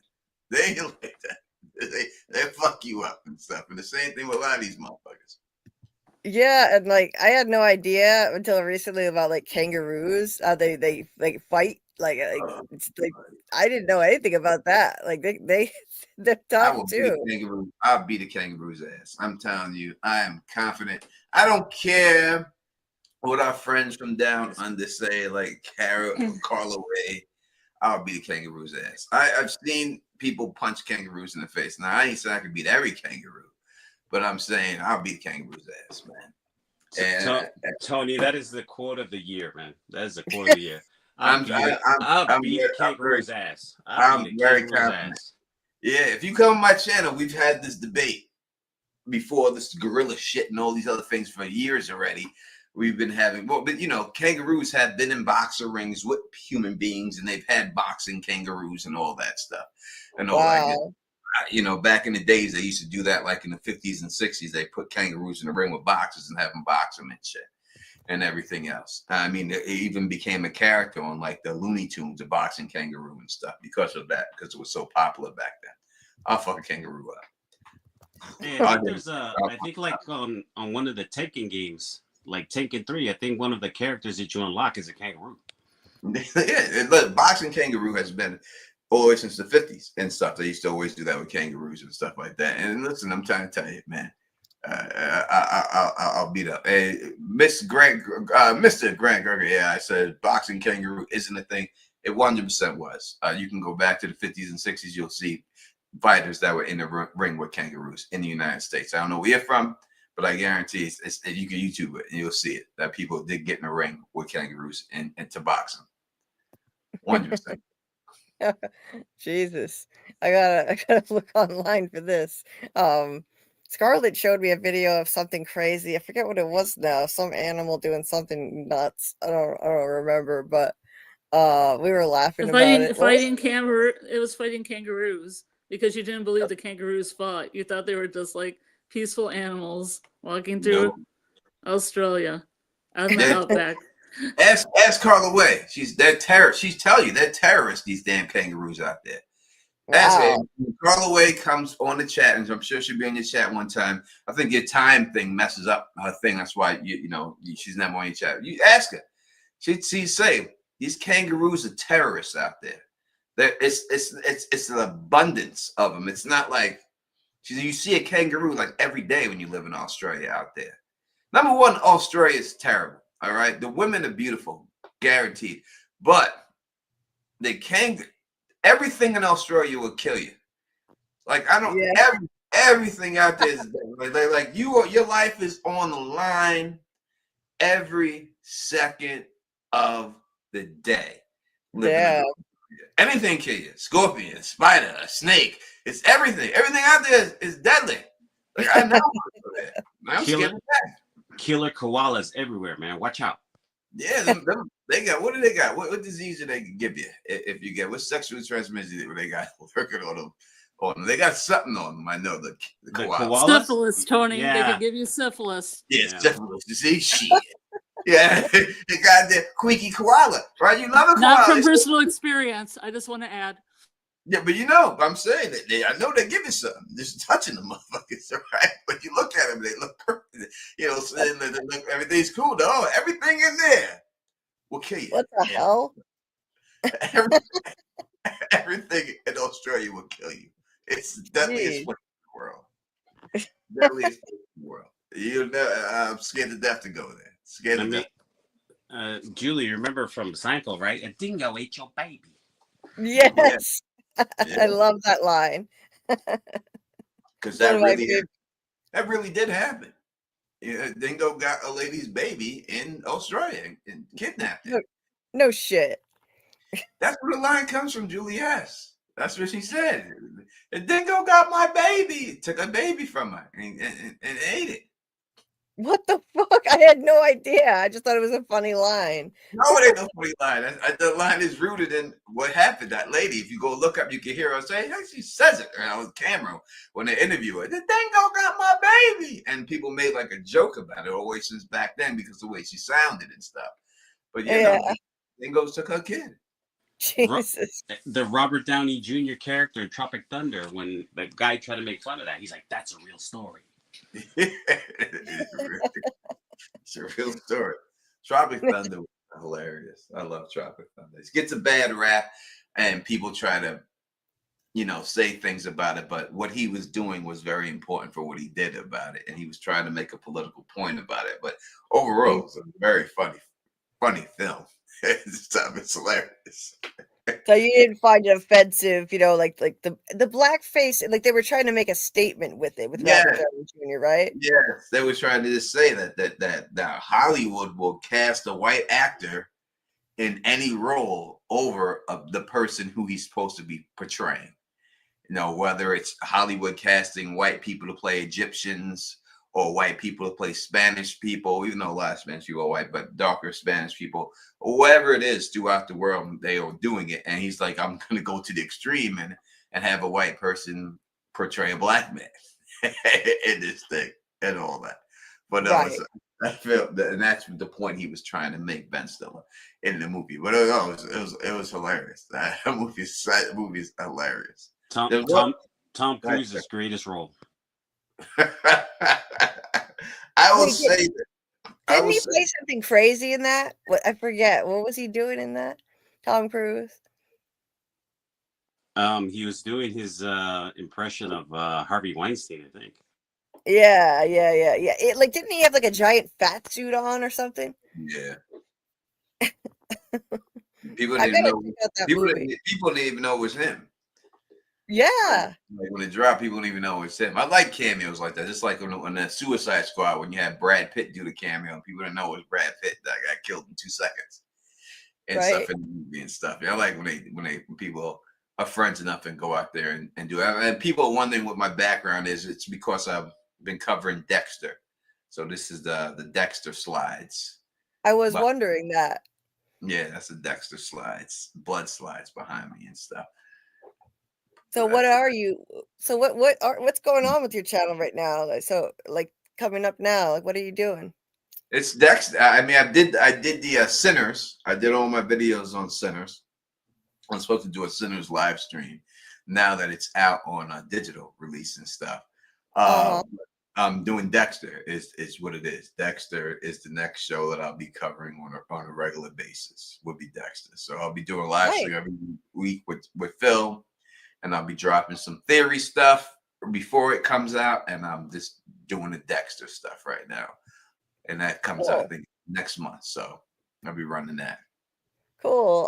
I wish I could cover it, but I've never seen the original Dexter. There's no time. Wasn't that on for a really long time? I don't have time to. I can't binge it that fast. But I don't know. Do you? I would say this.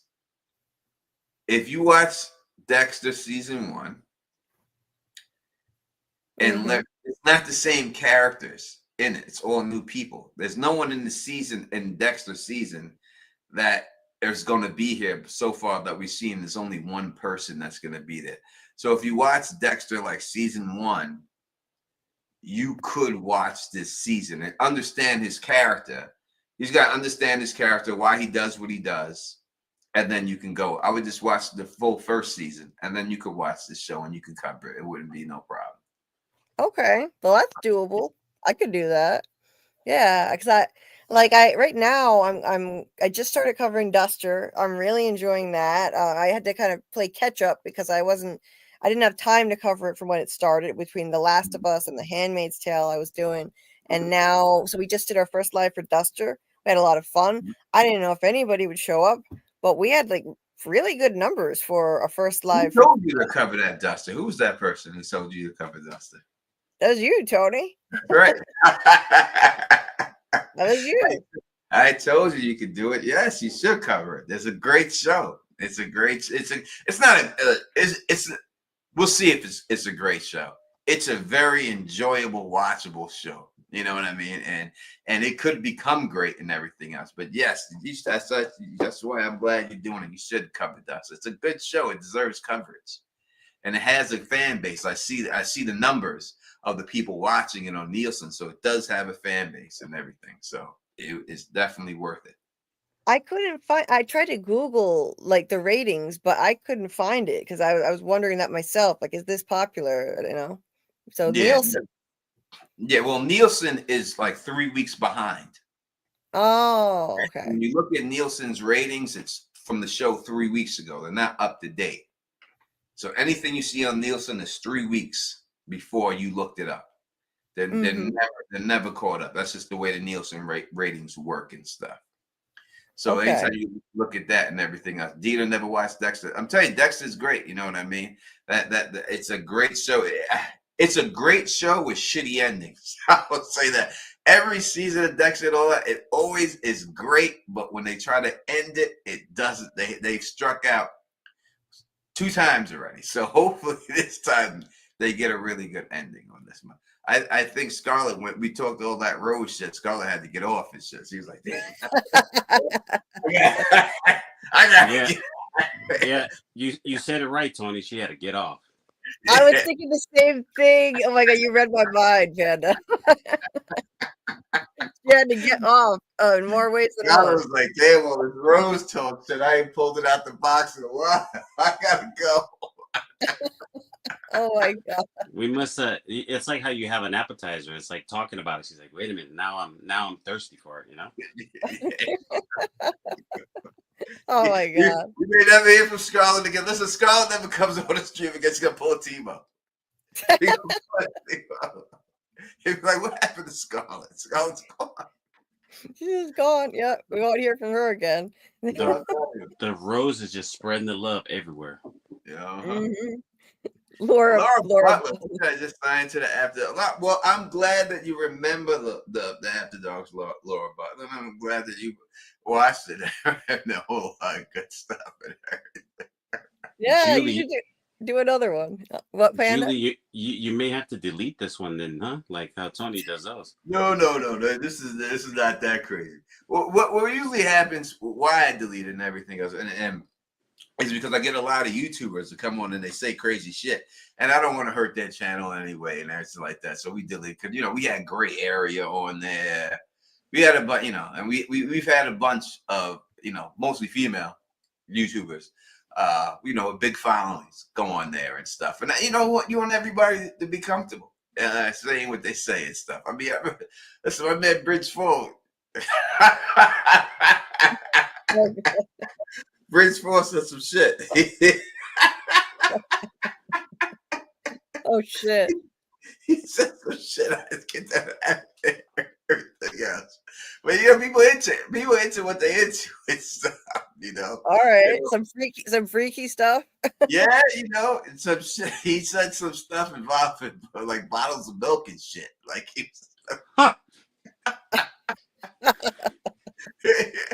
I would say, if you ever heard the song "Pour Some Sugar on Me," just replace that with milk.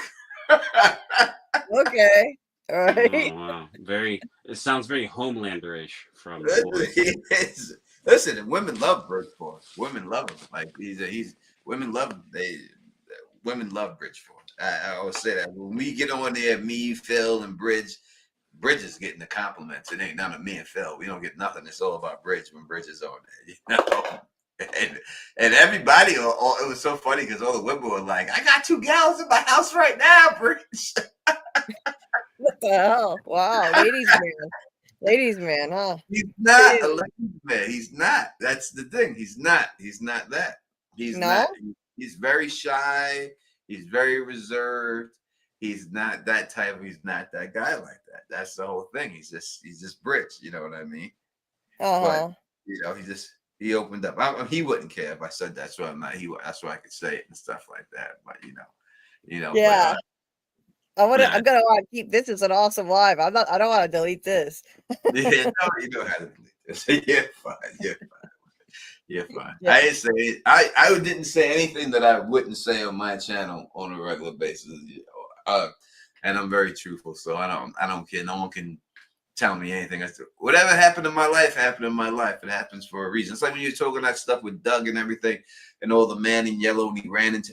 That's not coincidence, man. And it makes you, it gets you to the debate. And I'll ask everybody in the chat right here: do you believe in free will? Because we've had this debate on my channel before, and everything like about free will and everything. And when you listen to the things that happened to Doug and the guy of the show with the yellow suit, then Doug run into the guy with the yellow suit, then he gets casted as the man in yellow and the yellow suit. Is this really free will that we deal with? And I'm not gonna go philosophical and everything else, but is it really free will, or is everything already written? And it's gonna happen. What's gonna happen is gonna happen no matter what. Interesting, Tony. Something. It's interesting. I've been thinking about that a lot lately myself, as a matter of fact, and I think that I don't think that literally everything happens for a reason. Like everything is already written, but I think that certain things, like we were just talking earlier. I think you might have heard us about synchronicity, things kind of lining up, certain things that are just meant to be. Kind of the planets kind of align in a certain way, and I do think certain things are meant to be. Not literally everything that happens in life, but I do think certain things are meant to be. Like certain people come into your life for a reason at a particular time, and it's too uncanny to just be a coincidence. The way so many details have to line up to get you to this destination. Like look what Doug happened. Like look what happened with him. He saw that man in yellow on the street back in like 2001, and then all these years later, he gets that audition for From season 1, audition for 2 different parts, didn't get him. He fell in love with the show already, though, just from reading that first script, and he was just it was a dream for him. And then a couple years later, he didn't even have to try. The right role fell into his lap when the time was right, and this was the right thing for him. And I don't think that was a coincidence. I don't believe in coincidence. I don't believe in that at all. I do not believe in that at all.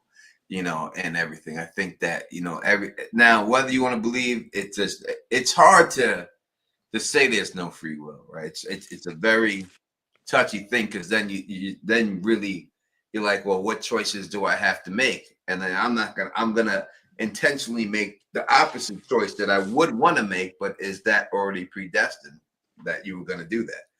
Right. Mm-hmm. So it takes away a lot of humanity from you if you believe in that way. But it's hard. It's really a paradox that is unsolvable. Like it's no right or wrong answer for it. I would like to believe that we do have free will, but when some things happen, like the thing that happened to Doug, it just makes you think like, Jesus, do we really, or are we just in this matrix of life right now? And whatever's going to happen. I mean, you can even look at your situation with Doug. I mean, you called him up. He was on my show. You had a conversation with him and everything. You became cool with him. And now he's rocking with you all the time. Is that free will, or was that meant to be? And that was what was in the cards. That's the way it was supposed to go. I don't think that was a coincidence. But I think back, I've been thinking about that and a lot of other things that have come through this butterfly effect, this ripple effect, all these different things that had to line up for me to get where I am right now, and for certain people to come into my life. Like it started with, I was at the lowest point in my life. I was just looking for any distraction. I had never been more alone, a little over a year ago, and I decided to pick up a show that I had dropped 6 months before. I had watched the first episode of From, dropped it, and I was alone, and I was trying to distract myself, so I decided to watch From. Now, one decision had a butterfly effect, a ripple effect that led to everything else. I never would have, it never would have even come into my head to start a YouTube channel if it wasn't for that. I just decided to watch that TV show. And then I called into your show, Tony. And I mean, I was so excited about that. I never saw myself having the guts to even do that. You made me feel so comfortable. And my mom, I showed it to my mom, and she was like, just give it a few months. You're going to be up there too. I said, no, hell no, that's never going to happen. You're crazy. She was right. Several months later, I had my own channel. You were kind enough to invite me on your panel twice. I was literally up there with you, and she knew it. And she believes in all of this too, that certain things are meant to be. And then because of the whole channel thing, I wind up being able to connect with Doug. Never saw that coming. And beautiful friendships and relationships that I've made thanks to this community that have been completely life-changing. And now I'm not alone anymore because of all of that. And it all started from just deciding to watch a TV show. It's insane when you think about it. 100%. All right, so I would say, because I see with Alice's comment saying that I keep hoping we'll talk about From, but it looks like it's been totally hijacked. I guess I am the hijacker in with Alice's eyes. So I will not hijack this show anymore. I will allow y'all to go. I was just talking about what y'all were talking about. I did go off, I guess, a little bit, but I will talk about, I am ready to talk about From. I do not want with Alice to believe that I hijacked your stream at all. Totally. So let's talk about the show that people have come here. Tony, if you're the hijacker, then we're suffering from Stockholm syndrome, man. We're cool. Yes. Tony, you're not hijacking anything. If I wanted to get back to From, I would have pivoted back to From. I love going off on tangents. So, you didn't hijack anything. I think this has been a really fun conversation. We're talking about like predestiny and all these important things in life, and that's kind of From has that too. It's got reincarnation. Is it our choice? Is it your choice? That we are talking about From, if you really think about it, right? They literally talked about that in season 3. You remember Jade was saying, maybe Aristotle was wrong, and maybe there's no free will. He realized that Tabitha was destined to come to FROMville after she had that dream of that place when she was a little girl. And she remembered that she saw the totems in his drawing. She was like, oh my God, I dreamed about this place. So yeah, like what we just kind of segued somehow from a sort of borderline After Dark stream to a philosophical discussion on free will. And it absolutely, first of all, I love random tangents. Please come on here all the time, and we can go on all the fun tangents you want, because I love it. Second of all, it did actually segue into a philosophical discussion. This is the kind of thing I love about From. it leads you down paths where you can have these interesting debates and discussions about things like free will, and it totally connects to From. Literally, it does. So I'm here for it. They brought up, and again, it does not seem like in From that if she's destined to go there, Tabitha, because she had the dream, then her path has already been set, right? She has no free will at all. No matter what other choices she had made in her life, whether it was marrying Jim, having kids, or whatever it was, she was going to wind up in this place no matter what. And the same thing can go for Jade, no matter how much of an asshole he was or tech companies he created. Eventually, he was going to wind up in this spot. And I would think when you deal with it and you go through it, the same thing has to be said about Victor. Like, this was a destiny for him to be there and everything, you know. And I always ask, like, when did I look at the ages here for Tabitha and the reincarnation? You know, would have to be like, why Tabitha's parents? Why did their baby get reincarnated into this woman? It was about, because if her soul had to jump into another human body, then why was it these people predicted to be it? And when you look at Jade's character, that the fact that he wasn't supposed to be a man, you know, what would they have done? How would they have changed that whole situation with it if they didn't cast Jade as a man? Right. How would they have fixed that whole situation with this whole thing? Or did they just do that on the fly and change the story? But even if they did, how would that have changed the story if it would have been casted as a young girl tech? How would they have pulled that off? Yeah, Tony, I've been wondering about this exact thing because I mean, I've wondered about it for a while, ever since I heard that the original script had Jade as a teenage girl in a bikini showing up. And like, he and Tabitha are, now we know they are at the center of this story. They are the two reincarnated people who had failed to save the children who were being sacrificed. One of them was theirs. They've come back over and over again. They are at the center of it all. If this were, I know technically when you're talking reincarnation, you could be reincarnated as anything. You could be reincarnated as a freaking insect. So it could have been him as a teenage girl, but I just think that it makes more sense in a narrative way just to make him, you know, it's still a man and it's still a woman, and it just wouldn't feel right, though. It would change the whole vibe. And I've got to get my hands on that original script. Like, they sell copies of it online. How the hell was this supposed to work? And Tabitha, our friend Tabitha in the community here, she just went to the camp and got to meet David Alpay and Scott McCord. She bought tickets and she recorded a video that we played last week of David talking about this actual subject. And he said when he auditioned for the role, they were still originally planning on a teenage girl, but they weren't really getting what they were looking for, and it just wasn't fitting. And then he was offered the audition, and he was like, this is supposed to be for a teenage girl. What the hell am I supposed to do with this? And he basically just did his own thing. He just, you know, he said, like, this was during the pandemic.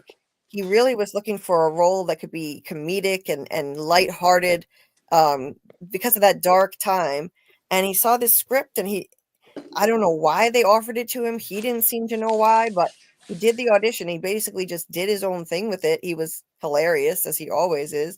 He made that character what he is, and so much of Jade is David. I thought that was crazy. Like, how do you audition for something that was supposed to be a teenage girl, like, and you're a grown-ass man? And then they switch on the fly. I would say with Alice, I would say it's all good. It's all love with Alice. I didn't mean to say anything. I'm not trying to cause you any harm or any conflict in the chat or anything like that. You know, you got love from everybody up in here. I'm apologizing to you that you came here for something, and I felt like I was doing Julie a disservice and stuff, and you personally. So I'm just talking to her person. So I just want to let you know that it's all good love and everything else. And we on From now, so we don't even got to mention that. We ain't got to mention that. But I agree with everything you're saying. I don't see how this. It makes me nervous when dealing with the show because it seems like they spun that on the fly. Like if this Jade character was supposed to be a woman, then that means there's no way you can ever have had this whole Tabitha reincarnation with Christopher in your head. There's no way that was your original idea. Right. And somehow you spun that in there while you seen David Alpay and said, we got to get David Alpay in here. So let's put it up. And also the fact that they said, all right, let's make an expanded role for Victor, who was supposed to die in season 1. Right. Yeah. Makes me nervous that they're flying by the seat of their pants somewhat. You know what I mean? And, right. And that they don't have this story as concise as it did. Now I know they've had interviews that Harold said that he needed to know the ending before he signed on to do it, and he was cool with the ending, and that's why he was willing to do it. But it just seems like they're flying like they're willing to go this way, that way, and this way, and that way, instead of it just being right there, or from the beginning. That makes me a little nervous for it. Yeah, it's kind of concerning because, I mean, when you craft a mystery box series, it is extremely important that you have the major plot points meticulously planned out from the beginning. Like, you don't have to do everything, but like the major plot points. And it does seem to me like they did do that. They definitely planned on Tabitha being reincarnated. I think they planned on Julie being a story walker, because you can't just randomly, when shows have randomly just decided, hey, what the hell, let's throw time travel into the mix. It's gonna be a disaster. That needed to be pre-planned from the start. I believe that it was.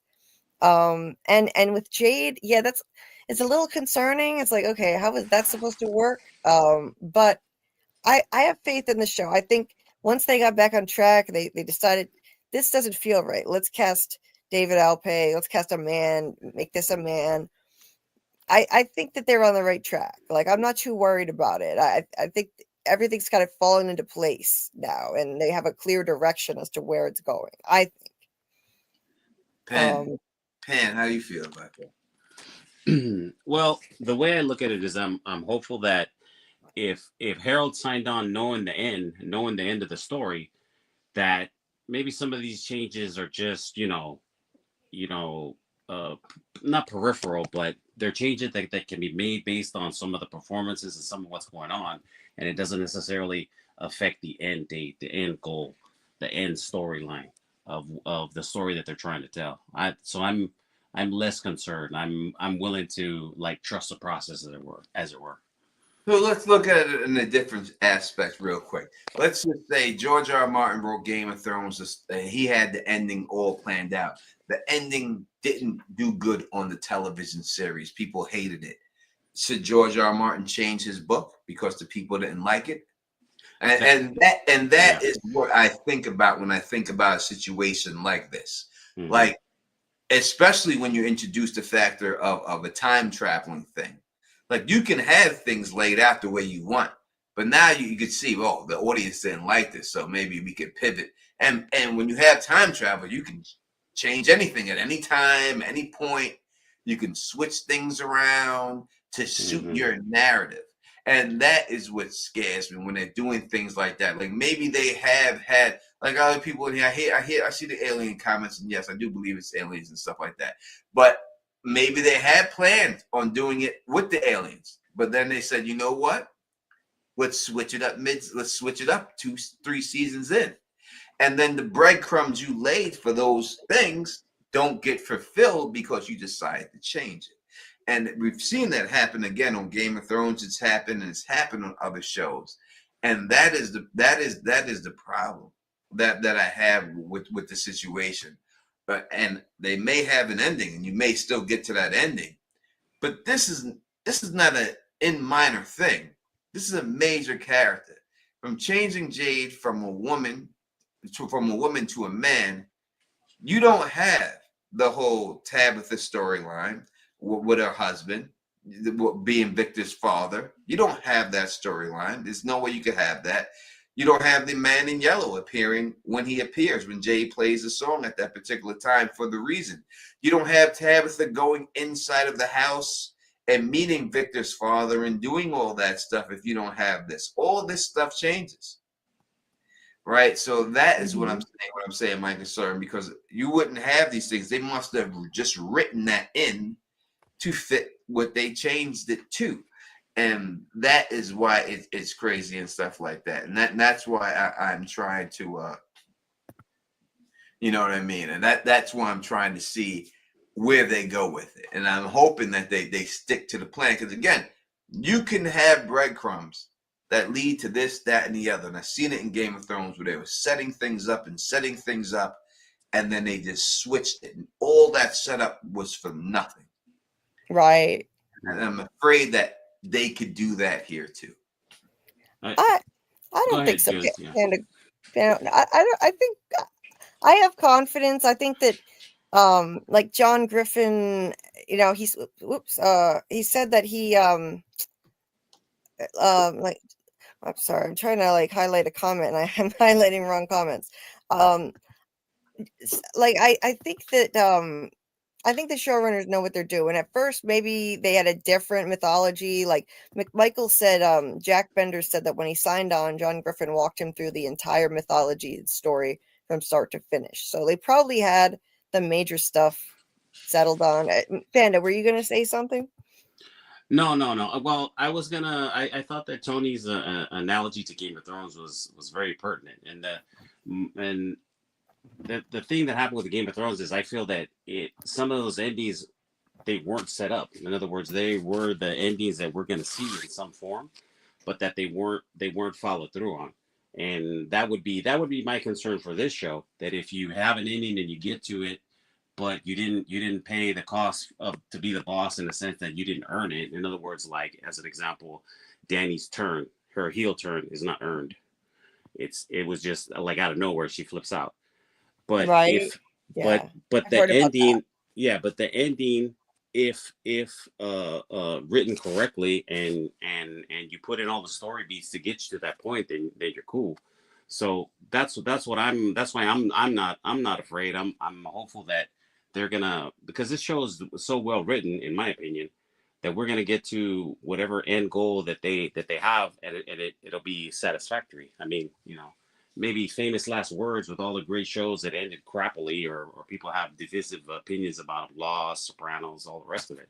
But I'm hopeful that we're gonna get a good payoff despite whatever changes they made. I mean, is this?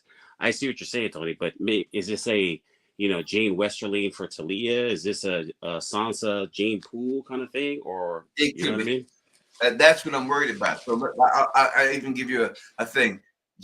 Arya Stark kills the Night King in the show. It's been off long enough I can say whatever I want about the show. But in the books, it's going to be Jon Snow. Now that hasn't been written or anything, but the showrunners said specifically that they felt that the Jon Snow Night King thing was too predictable. So they decided to change it up and push it to Arya, right? So they moved the story, but they set up a whole beef. Jon Snow staring at the Night King at Hardhome and everything. They set the whole beef up, but never paid it off. And Jon Snow never fights the Night King at all. And it's that situation that maybe people have figured something out. And they say, well, since it's because people figured it out too early, let's switch it and not make it that purposely. Because too many people think it's that already. Whether it's fairies or whether it's aliens or whether it's something else that they're like, oh, people, they caught on to this shit. Let's change it so that we can just be, you know, and not be what these people are. And I'm afraid of a situation like that. It's possible. It's possible. I want to highlight a few things. I'm going to pivot, just like circle back to something real quick, because Justin put some interesting comments in here about the free will discussion, which does relate to From. It is a theme in From. Well, first of all, Justin said Teflon Don always with the great advice. Hell yeah. I he gave me the push I needed to do lives on Duster, and I was really hesitant about trying it, but it worked out awesome. So always great advice. So yes, I am so appreciative of that. Also, Justin said, yes, there is free will within boundaries. So he believes everybody's life is already predestined. And he said this is an enlightening convo that makes you better, opening your third eye. Pause after dark. Yeah. I hear that. That's interesting, Justin. That's really interesting stuff. And I also, oh yeah, and there's one more about that. He said, coincidence and luck equals believe no higher power, everything happens for a reason equals higher power. I think there can be a happy medium in between, though. Like I don't think everything happens for a reason, like literally everything in life, but I think that certain important things, certain things that really change the course of your life, I think happen for a reason, and we don't always know what it is at the time. We don't know what it is. We can't see the forest for the trees, but eventually, like with my situation, you look back and you realize, like, oh my God, like look at everything that had to fall into place for me to get here to this, to this space where it's completely changed my life when I was at the lowest point in my life. And I had those trippy experiences too, like Dieter pointed out here. I forgot to mention this. I saw that same view that Tabitha looked out on in Camden, Maine. I was up on a mountain looking at the same damn view in 2019 before From even aired. And it's like I was destined to be doing this. And when I joined on the day that I officially joined the fandom, I finished watching seasons 1 and 2. The season 3 teaser dropped. Everyone was going crazy. I was tuning into your live, Tony, and I was on a bike path at the time, watching on my phone or listening. And there was that fallen tree right in the middle of the path. There was no storm to cause it. There was only one tree. It was not dead. There were it was still a live tree. There was no reason for it to have fallen like that. And I just feel like these were signs. And I was in the lowest point in my entire life, and I'm still struggling. Every day is a battle, but this has been unbelievably life-changing. And it all started with watching a freaking TV show. That's why we're all talking here right now. It's so trippy. I'll give you a personal story in my life about free will and everything else and destiny and whatever. My father passed away. My father passed away when I was 25 years old. And when he died, I remember later on in life, maybe like 10 years after, I was talking to my sister about it. And I had said to her, he had to go. And she got really upset with me, stopped talking to me for a while. And she finally started talking to me again. And she was like, why would you say such a thing like that? And I had thought of this, and this is why I thought of it. And then I explained it to her. I said, well, let's break it down real quick. I said, you were in college. I said, if Dad had lived, what would you have done after college? And then she said, I would have moved back in the house, upstate. And I said, all right. I said, but Dad didn't live. So what did you do? And she said, I stayed in the city and became an electrician. And I said, and then what happened after that? She said, I met my kid's father and I had my son. My son, my nephew. Look, if I showed you a baby picture of my father and my nephew, you would not know the difference only because of the black and white of the photo. And I said, so all these events would never have happened if he still lived. Wow. We wouldn't have Marcellus. You wouldn't have been an electrician like he was. If he had lived, you would have moved back home upstate and all that stuff would not have happened. So when you look at the big picture of things and you may see things and you're like, why do these things have to happen? I always tell people to step back. And I, when my father passed away, it hurts me to this day. I can cry right now. It hurts me to this day because I was always like, what the fuck was I doing? Was I smoking with my friends? Was I drinking? Why didn't I stop down and visit my dad? Because my dad had diabetes and he forgot to take his insulin and he passed out. in the chair and no one was there to save him. And I said, why didn't I go by my father's house at that particular time? Why didn't I do it? And I beat myself over these things, right? So when you look at it, and I step back after all that stuff, and I look at it, I can see the pattern that happened after and the things that happened because of it. And that's what I tried to explain to my sister. Now, my sister, didn't agree. It's nothing that we want to happen. It's nothing that I would love my father to be here right now. Mm-hmm. I love my nephew. And if it was up to my father, I'm sure he would say, I would go for my nephew, for his grandchild to be here, who looked exactly like him. Exactly. I mean, to the T that you think. Like when my grandmother seen the picture of my nephew, she started to cry because she thought it was my father. Wow. He looks exactly like him.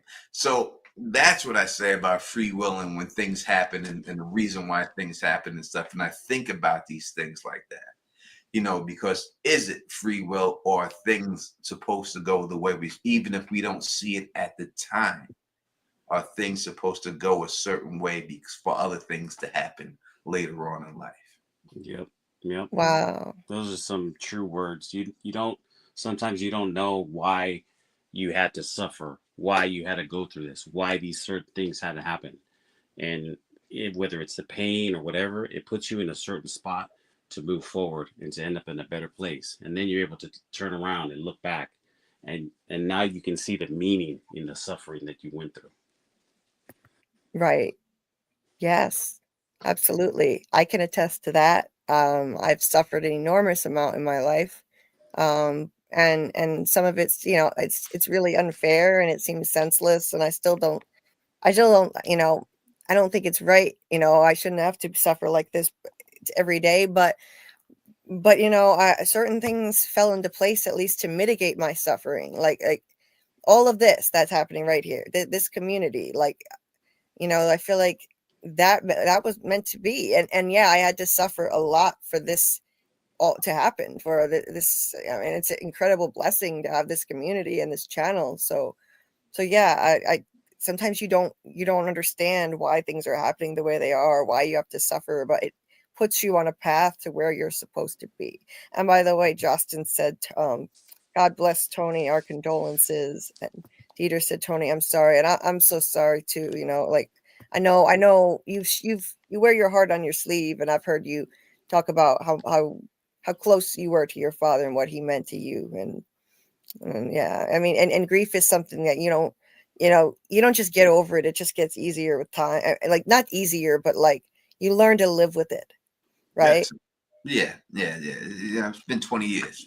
Right. So, you learn to live with it. And that's the best way to put it. You never get over it and everything else. But that's what I mean when I say, about free will and everything else. I think if everyone, no matter what tragedy or anything that happens to them in their life, if they could take a step back, and it's hard to do, right?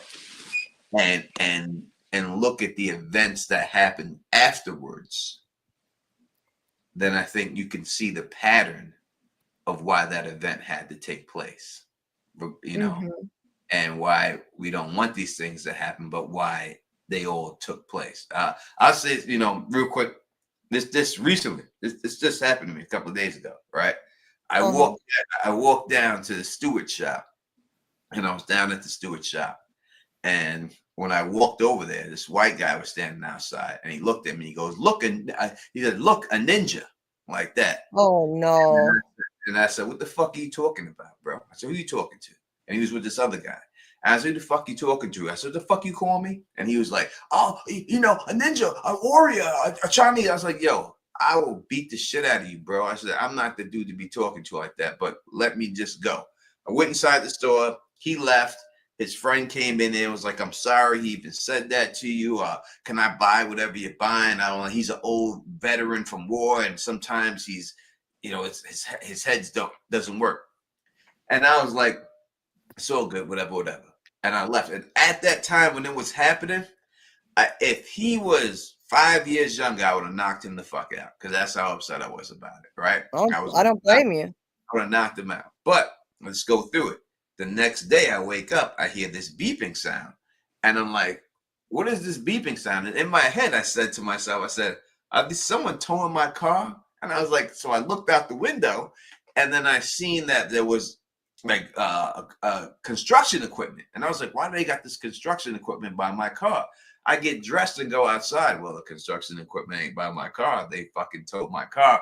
And it just happened like they were redoing the driveway. And they claimed, the cops, that the sign was up there and I just missed the sign. So they towed my car away. So Wow. I had to get my car back the other day. The same day I got my car back, but it cost me $450 to get it out of the tow shop.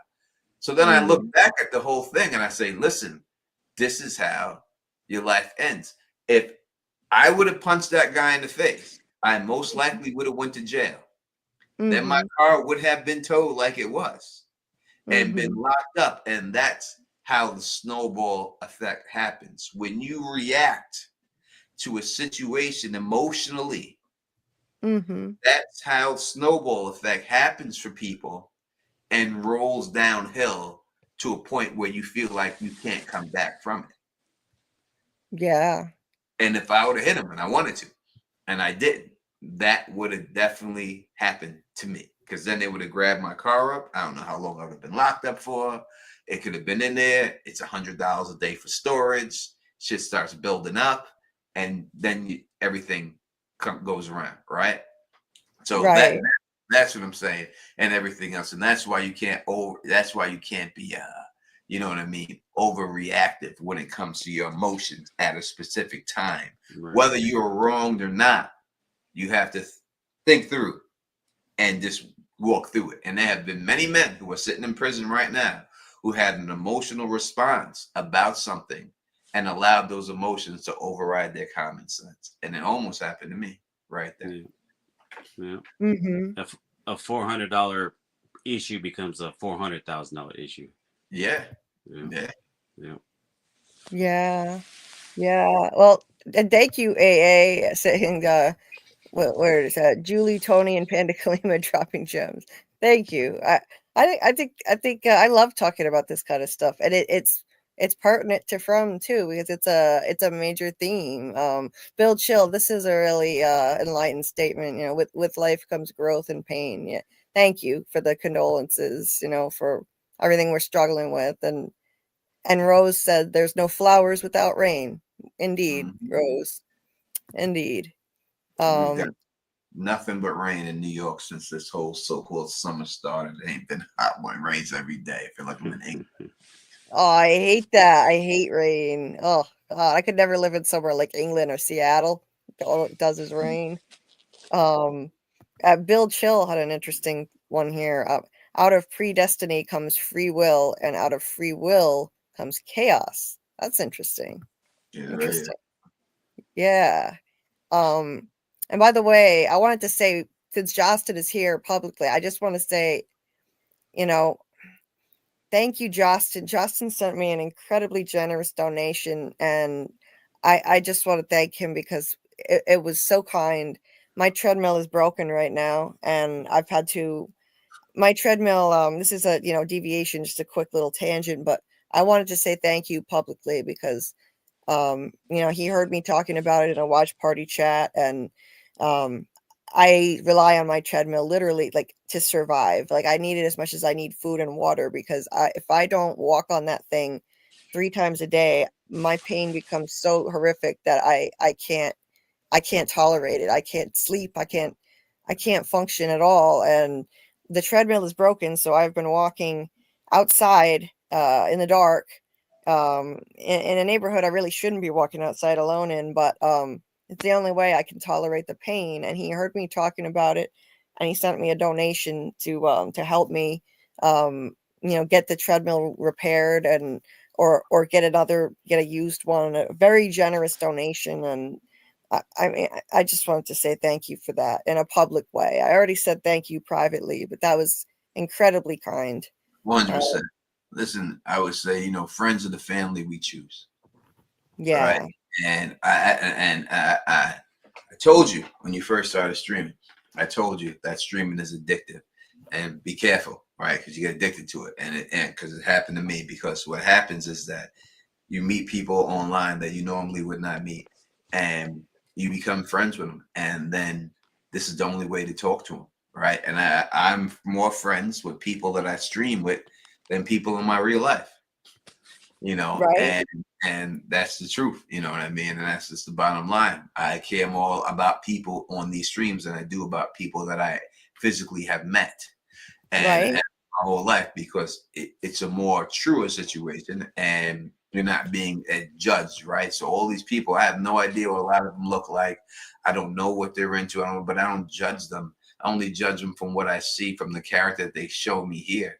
I don't prejudge people. And I think a lot of times in life, you are prejudged. You are things just from the way you look and the way you act or the job you hold. No one cares about anything in here, about what you do for a living, how much money you make, what kind of car you drive, who you're dating, all these things that we get that in real life that we get judged on. There's no judgment here in the chat. So you can be freer, and you can be you, and you can be happy to be you. And I think that's what happens when you're here around a lot of these people, when you're around these people, and you really care about people, and you care about their situations and everything else. And that's why I told you, got to be careful. It's very addicting and stuff like that, because that's the connection that you make here with these people. And I'm telling you, when it does happen, and the con does happen, and you actually get to meet people. And I've had the ability to do it, you know, many times before. I never met Phil personally until it was at a convention. Wow, nice. It feels like you know each other forever. It is so this beautiful experience. It doesn't feel like you're meeting a stranger. It just feels like you've known each other forever, and you just go and you just hang out, and everything is so good. It's it's not an awkward like school moment when you're young in school and you don't know that person, you're saying hi. It's just like you've known each other forever, like you've never been apart, and you've been together for your whole lives. And it's such a great feeling and everything else stuff. So I'm sure it's going to happen for you. I'm sure, and everything's going to happen. I know about that camp thing. I seen your video in the camp. It looked very small, that camp situation. It looked like maybe 100 people there, if that, right? And everything else. And that's a good situation, because you can get up close and personal with everyone and all that. Like, I've been to cons with Con of Thrones, where there's, 300, 400 people in there, you know. And I've been to Comic-Con where you can't get close to the people. And I've been to Song of Ice and Fire Con where it's smaller and it's like 75 people. And you can get closer and get to know people better and stuff like that. So I would always say that the better cons are the smaller cons and stuff like that, because you can really just chill and get to know them and everything else. But, it will happen. And everyone will get together at some type of get together. I promise everybody that. And everything. Again, I would have already had my stuff done if it wasn't for I can't get into it, but if it wasn't for outside interference that is out of my control, that there's nothing I can do. Already been done already. But if people are willing to get together in a small situation like that camp thing, then no problem. We can get this done in a couple of months. That's not an issue. Yeah. I'm looking at it as Con of Thrones, so I'm looking at it as it has to be this big major event.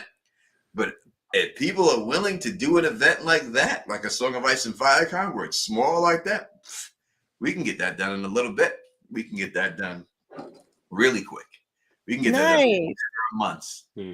I'm looking at like getting a huge hotel and everything. I'm looking at it's $15,000 to $20,000 to get it done. You know what I mean? Wow. But the thing I seen at the camp, that's simple. If people are willing to do that, then I get that done, no problem.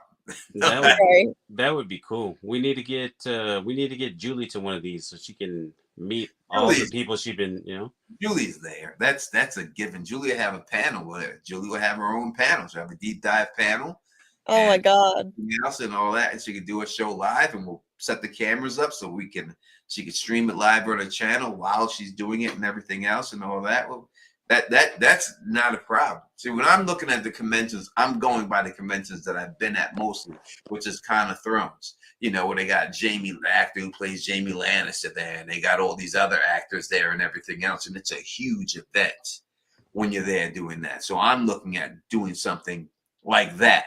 You know what I mean? But again, I've been to a Song of Ice and Fire Con, and it's hard to get celebrities that are willing to do smaller conventions. But Jay and them were all about it. They were very happy to be there and everything else. And that's a very rare thing to be like that. Like you couldn't Nikolai Coster-Waldau like you were with Jay. Like he wouldn't allow you to be with him or like that. Like he's just out there. He's just too big of a star and everything else. So it's better to be with someone who's an actor like that. And again, we can get these people. I mean, Doug, we pay for Doug to get there and his place to stay. Done deal. We're there. That's easy work. I could definitely do that. You know what I mean? And all that and everything. So it would just come down to that and everything else. But if it was people willing to do a smaller con like that, we get that done in a matter of months. It would not take. That's not hard to do. But we could do that. I was just going for the full blast of it and stuff. I'm looking at the big one, you know. But if people want to do that and all that shit, we could do that, no problem. We could do that, no problem. And I wouldn't mind doing that at all. Oh, that would be amazing, Tony. I would just love that so much because like what you were describing, these people that I've connected with through this channel and this community, many of them finding me from your community and like it's just been life-changing, and I'm closer to all of you guys than anyone else in my real life other than my mother. Like I just have me and my mom, and that's it, and nobody else. You know, like no one else cares. My relatives nearby don't care. I don't ever see them. If I dropped off the face of the earth, they wouldn't even know. I mean, but all of you guys are family to me. I can't even tell you how much I would love to do some kind of a panel. I would be honored to be on a panel. That would be like a dream come true, and meet you, Tony, and everybody in this community in person. As many people as possible. That would be just amazing. I got this lady, and when I was doing Kind of Thrones, if you ever see her name's AK, she has a channel, Alicia Kingston and stuff, and you got the people in your chat that Shaggy Star, they all know Alicia Kingston. Alicia Kingston, you know, was rocking with me for a very long time. And when I got on the panel, and the only reason I got on the panel in Kind of Thrones, they didn't want me in the beginning. Right? They reached out to a bunch of YouTubers who did Game of Thrones, but never reached out to me. And I was very upset because people were like, you know, slyly talking like, they don't want you, Tony Teflon, or this, that, you know. And I could hear, they wouldn't say that straight out, but you could hear, you know, what they were saying. So I told the people on my channel, I was like, the lady's name is Sue the Fury, who's hiring people for these panels. I need y'all to go let y'all know you want to die on those panels. And people flooded her Twitter, and she contacted me, and she was like, Tony, if you wanted to be on, you just had to tell me. I didn't need to get 400 messages that we wanted to on. But that's what got me on the panel initially. So I got on the panel because of the fan, because this fandom is what got me on it. I got on the panels, I blew all the panels up, became really good at it, and like stole the show. I mean, the Watches in a Row Wall was writing articles saying Teflon stole the panel, he stole another panel, Teflon's the star of this whole thing. And then they had me after that come every time. And I said straight up, like, I have a girl named AK-47, and she's a black woman. She's a gay black woman, and I think she needs to be heard. There's not that many of in the community. She deserves a pet. And they were like, "Oh, is she really good?" And I was like, "Listen, I'm telling you that she could do it, and she has a voice, and her voice needs to be heard in this community." And they trusted me, and I got her a panel, and she was so scared to do it. She was like, "I don't know, tell blah blah blah." I was like, "I got you. You on the panel with me?" I said, "We good. I got you." And she went there, and she lit that panel on fire like I did, and they hired her back for every other one. You know, because I'm to pick people up. I am here to let people's voices be heard who deserves their voice heard. And I'll do anything I can to push people forward in their life and make them do better. I have no jealousy or envy of anyone. And I'm just as happy to see people living their life and their best life. And people deserve to be heard. And if some people did it for me, and if I could somehow help them, then that's how I pay that forward. You know what I mean? And everything else. And give them advice and get them out there and do everything I can do for them and everything else. Because that wasn't gifted to me when I started to do stuff. I wasn't gifted those things. And I understand what that feels like. So I would never, ever try to shut someone down, always trying to push somebody forward and everything else. But as for the FROMcom, yes, I'm definitely would have let me. I go to the bathroom real quick, grab another drink. I'll be right back. Okay, Tony. So I want to just highlight a few more things here. So this is the link to Tony's channel. I mean, I'm sure most of you guys already know it, but if anyone is not familiar, check out Tony Teflon's channel right there. There's the link. When this stream is over, since I didn't know he was gonna be a surprise guest, after the stream, I'll add his channel to the description of the video. So if you're watching on the replay, you can find the link to subscribe to Tony's channel. It's awesome. It's like therapy for me. It's just watching it, and it's so funny and it's so welcoming. They welcomed me in. That was the first exposure I had to the From fandom, and so I can't recommend it enough. So if you're not familiar for some reason, check it out. And also Tony's book. Dieter linked to Tony's book. He wrote this book, Art Just Before the Dawn. It is on Amazon. Check that out too. Definitely on my reading list now that I'm not covering two really intense shows. I can actually have some time to read again. That would be great. So check out Tony's book. And I'm looking through some of these comments. There were so many good ones. Thank you, Dieter, for posting this. If anyone is so inclined, I know times are tough. Everything's expensive. Any little bit helps, but if anyone is so inclined, I'm not monetized, so I don't have super chats, but I do have these things, the Cashapp, the Venmo, and the PayPal, which is in Dieter's name, but it's to cover my channel expenses, like my laptop that he fronted the money for and stuff like that. Also, those details are in the description of the video. And Rose had asked how much to fix the treadmill. I'm not sure. Actually, I think what I'm going to do is, rather than sink more money into this thing, which is made really cheaply and has had to have $188 repairs twice in the last year, which, I mean, I can't afford to keep doing this. It's more than the thing is even worth. So I'm actually looking at replacing the thing, and I don't know yet how much it's going to cost, but Justin's donation, his very kind, generous one, will certainly help. Yeah, you can get a walking pad. They have walking pads out there, a couple of $100 that work fine.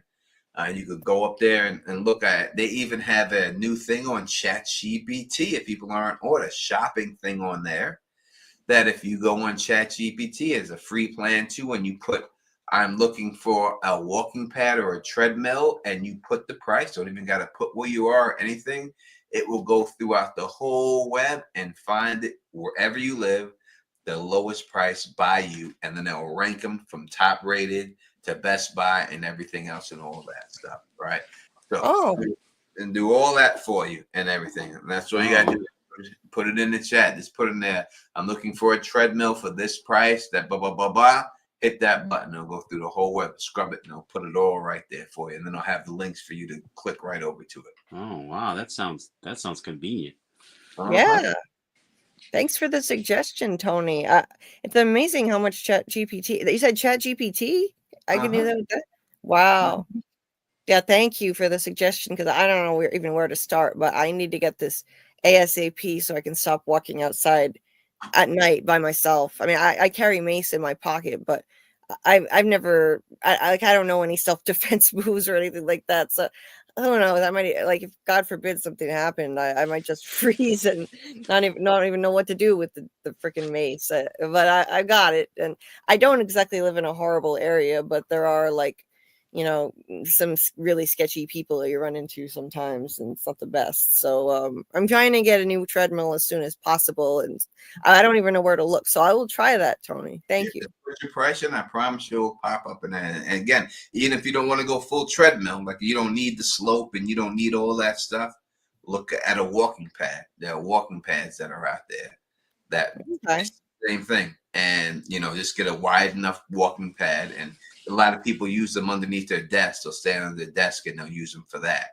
and everything else. If you're not running on it and you're just walking, you can just easily get yourself a walking pad and everything else. And that's it. You can get that for like $250. A really nice walking pad and stuff that does the same thing. All right. So interesting. Yeah, I'll look into that too. 100%. But what I was talking about, so we were talking earlier a little bit about changing the story to fit the purposes. I'll give you an example right now. They have mentioned dream a nightmare way too many times in this show for it not to have something to do with dreams or nightmares. If all of a sudden, when this show ends and we don't hear a peep about a dream or a nightmare or has nothing to do with that, to me, they switched it. And that's what I mean by laying Easter eggs and clues and then not fulfilling them. Because it's impossible for as many times as they have said nightmare, dream, show dream catchers and everything else. Had Fatima go, or the higher you go, or the biggest nightmare could look like a dream. You could look through as many times as they have mentioned this word. Jade, first thing he says when he goes into the diner. Oh, I know this nightmare breakfast and all that. No matter what it is nightmare escape room. You can go through everything. We have said it so many times that it's impossible for it not to have something to do with that. And if it doesn't, then I believe that they have changed the storyline and they flipped the script because of it. Because there's no reason to bring up those words that many times.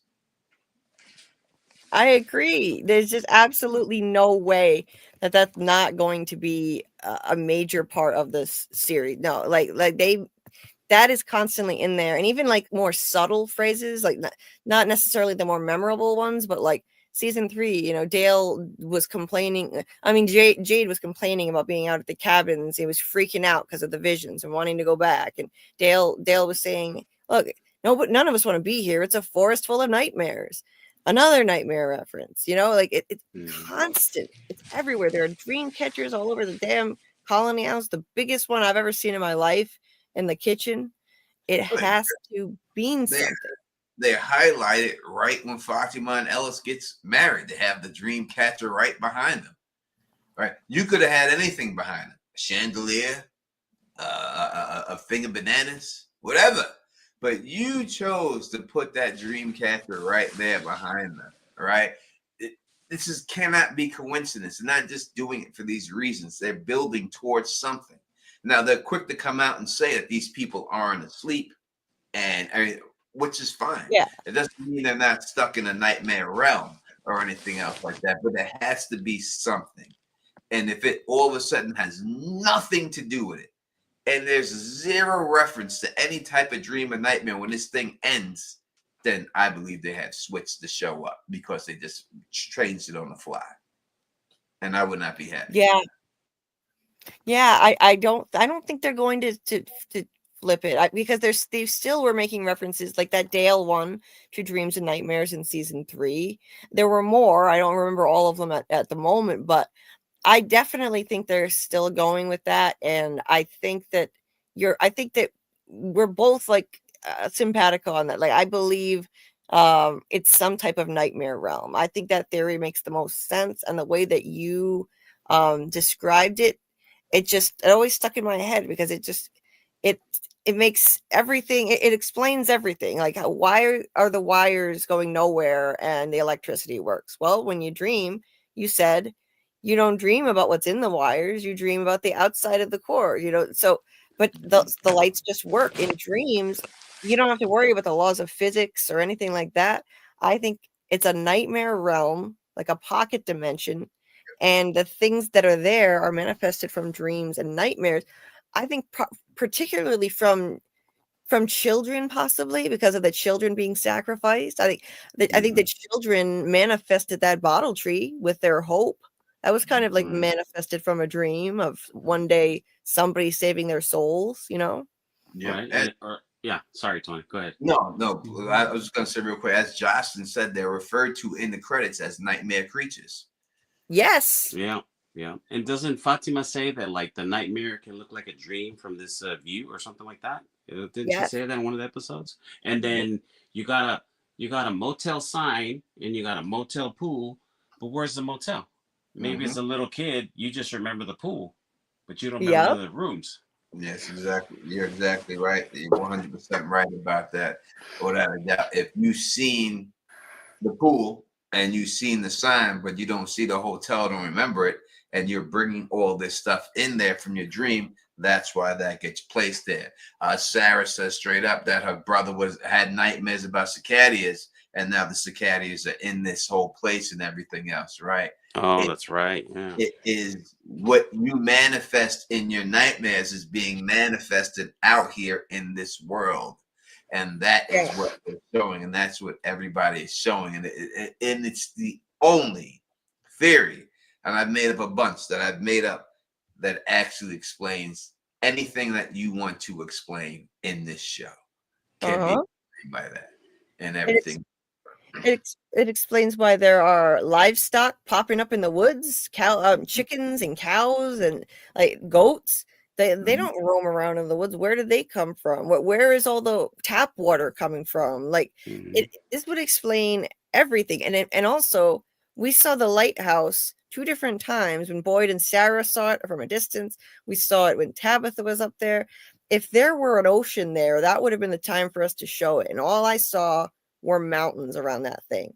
So that's something disjointed that makes no sense. There shouldn't be a lighthouse with no ocean.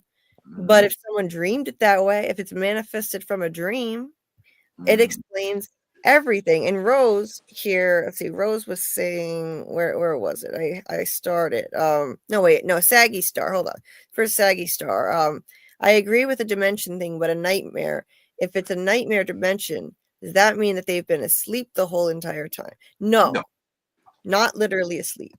Right, Tony? You don't have to be asleep. Again, if you look at, I don't know if you read comic books, but there's a character named Nightmare, and you don't have to be asleep to go into his dimension, right? You can access his dimension by being asleep, but you can be awake and go into his dimension. So that's not the way it will work and everything else. Again, he can get you when you are asleep, but you can go into his dimension while being awake if you get sucked into his dimension and everything else. So when you look at everything there and all the powers that people have, again, Julie just watched Nightmare on Elm Street 3 and all these powers. And if you look at that in the Dream Warriors, you could see that people who were able to take control of their dream were able to manifest certain powers that they wanted to have when they realized it was a dream and that they can take control of it. And I think that you could see situations like that dealing with this whole situation here, that people will be able to, once they realize what's going on, to take control of certain aspects of this place and be able to fight back with it that way. Yes, and I think we've already seen an example of somebody being in control of a dream state. Boyd realized he had an epiphany. He got that torch that he had brought out of that dungeon dream state, and he took it back. He went into the ruins, and bam, he was back in the dungeon dream state. He took control of that, and he smashed that music box and got rid of the music box, whatever you want to call it, entity that was, killing people in their sleep. That woman was ripped up by cicadas in her sleep. No one could go to sleep because you might die, And I think if he hadn't done that, everyone would have died. So I think that's an example of a character who's already gone into a dream state and took control over it, and we could see more of that for sure. Yeah, when you look at Boyd's whole situation, he's in the well, but then he's dreaming in the well. Then he wakes up from a dream inside of the well. So that's a dream within a dream. Yes. That has happened. It's also happened. If you ever want to look at the best dream within a dream situation, I think American Werewolf in London does that the best. If you ever seen that movie, American Werewolf in London, which is probably helped, that movie helped. That's it. I don't want to say it's a great movie, but it was a needed movie, and it may be the greatest werewolf movie ever made, and funny too. Yeah, it's very funny. Very funny. It really is. Yeah. But they do a dream within a dream sequence in there that you have no idea what's going on until it's over. And I gotta see this. I gotta see this movie. I'm not even gonna ask. You never seen it because I'm just assuming you ain't seen nothing. American Werewolf in London. I definitely suggest coming to watch that dream. Even if you don't want to watch the movie, I'm sure if you Googled that dream within a dream sequence is probably the best ever done in Hollywood history. Yeah, Tony. That's when he was like naked running in the woods for a minute, right? Yeah, that part. Yeah. And then he wakes up and shit happens to him again. He wakes up again. Holy shit. Yeah, that's right. Exact words are holy shit. What the hell? See, I love this kind of concept. I had heard the title of that, but I had no idea what it was about. That's on my watch list. I just added it now. I'm watching that. I love that kind of concept. It's like exactly a dream within a dream within a dream. Sorry, Panda, go ahead. No, I was just gonna say the title is exactly what it is: An American Werewolf in London. You'll see when you finally see it, and then the character of his friend. That guy. That whole character, his arc is hilarious. It's hilarious. It is so hilarious. It is so hilarious. But if you watch that movie, you'll see a lot of things in it. But that's what I'm saying. So I hope they don't switch it. Again, I say there's a lot of breadcrumbs for aliens. I've did videos about things that point towards aliens. And if they did switch it and it wasn't aliens from the beginning, I will not be the one to say they did that because they didn't want me to be right. I'm not going to say that. There are breadcrumbs, but not as many breadcrumbs as they are for the dream thing. I would say that about the dream thing 100%, right? Even though I do think that, they put that little green men in there because they was fucking with me. I don't care what says. I really think these fuckers was fucking with me when they put those little green men in there, and I believe they were fucking with Taryn Matthew when they did the tarot card shit in there. Like, 100%. Really believe it. 100%. Season 3 was like the season of trolling the fans with our own theories. They put the little green men comment in there. That was 100% for you. Like, no question. The tarot card thing was a shout out to Tara and Matthew. They put in the Boyd was going to catch a monster. That's something you were talking about too starting from season 1. And then it wound up just being a shout out and it never wound up actually happening. They were trolling us there. Yeah. And don't think these guys or won't do it. I know, don't think that, the showrunners, they would never do that. It's been done. And it's been proven that people have done these to the fans before. They've done. I mean, example, we all Game of Thrones throwing fans here. Dan and Dave were criticized that they showed too many naked women in the show and never anything about men. So the first shot they showed a naked man was a wart on the dude's dick. And they put it as close as possible to show the wart on his dick. And that's why they did that. They did that specifically because they got all the criticism from people that they're only showing naked women and not men. And so, yeah, you want to see a naked man? Here you go. Big fucking wart on his fucking. Yeah. And that's why they did it. They got criticized that they didn't have Lady Stoneheart in the show because all the fans wanted them. And they had one character piss in the water that Lady Stoneheart was supposed to be dragged out by Arya's direwolf and the wolf. Mm-hmm. And instead of doing that, they had the hound piss in the water. All right. There's no doubt they did these things to fuck with the fans and to take shots. So don't ever think that these people won't do it because, they're showrunners. They're people.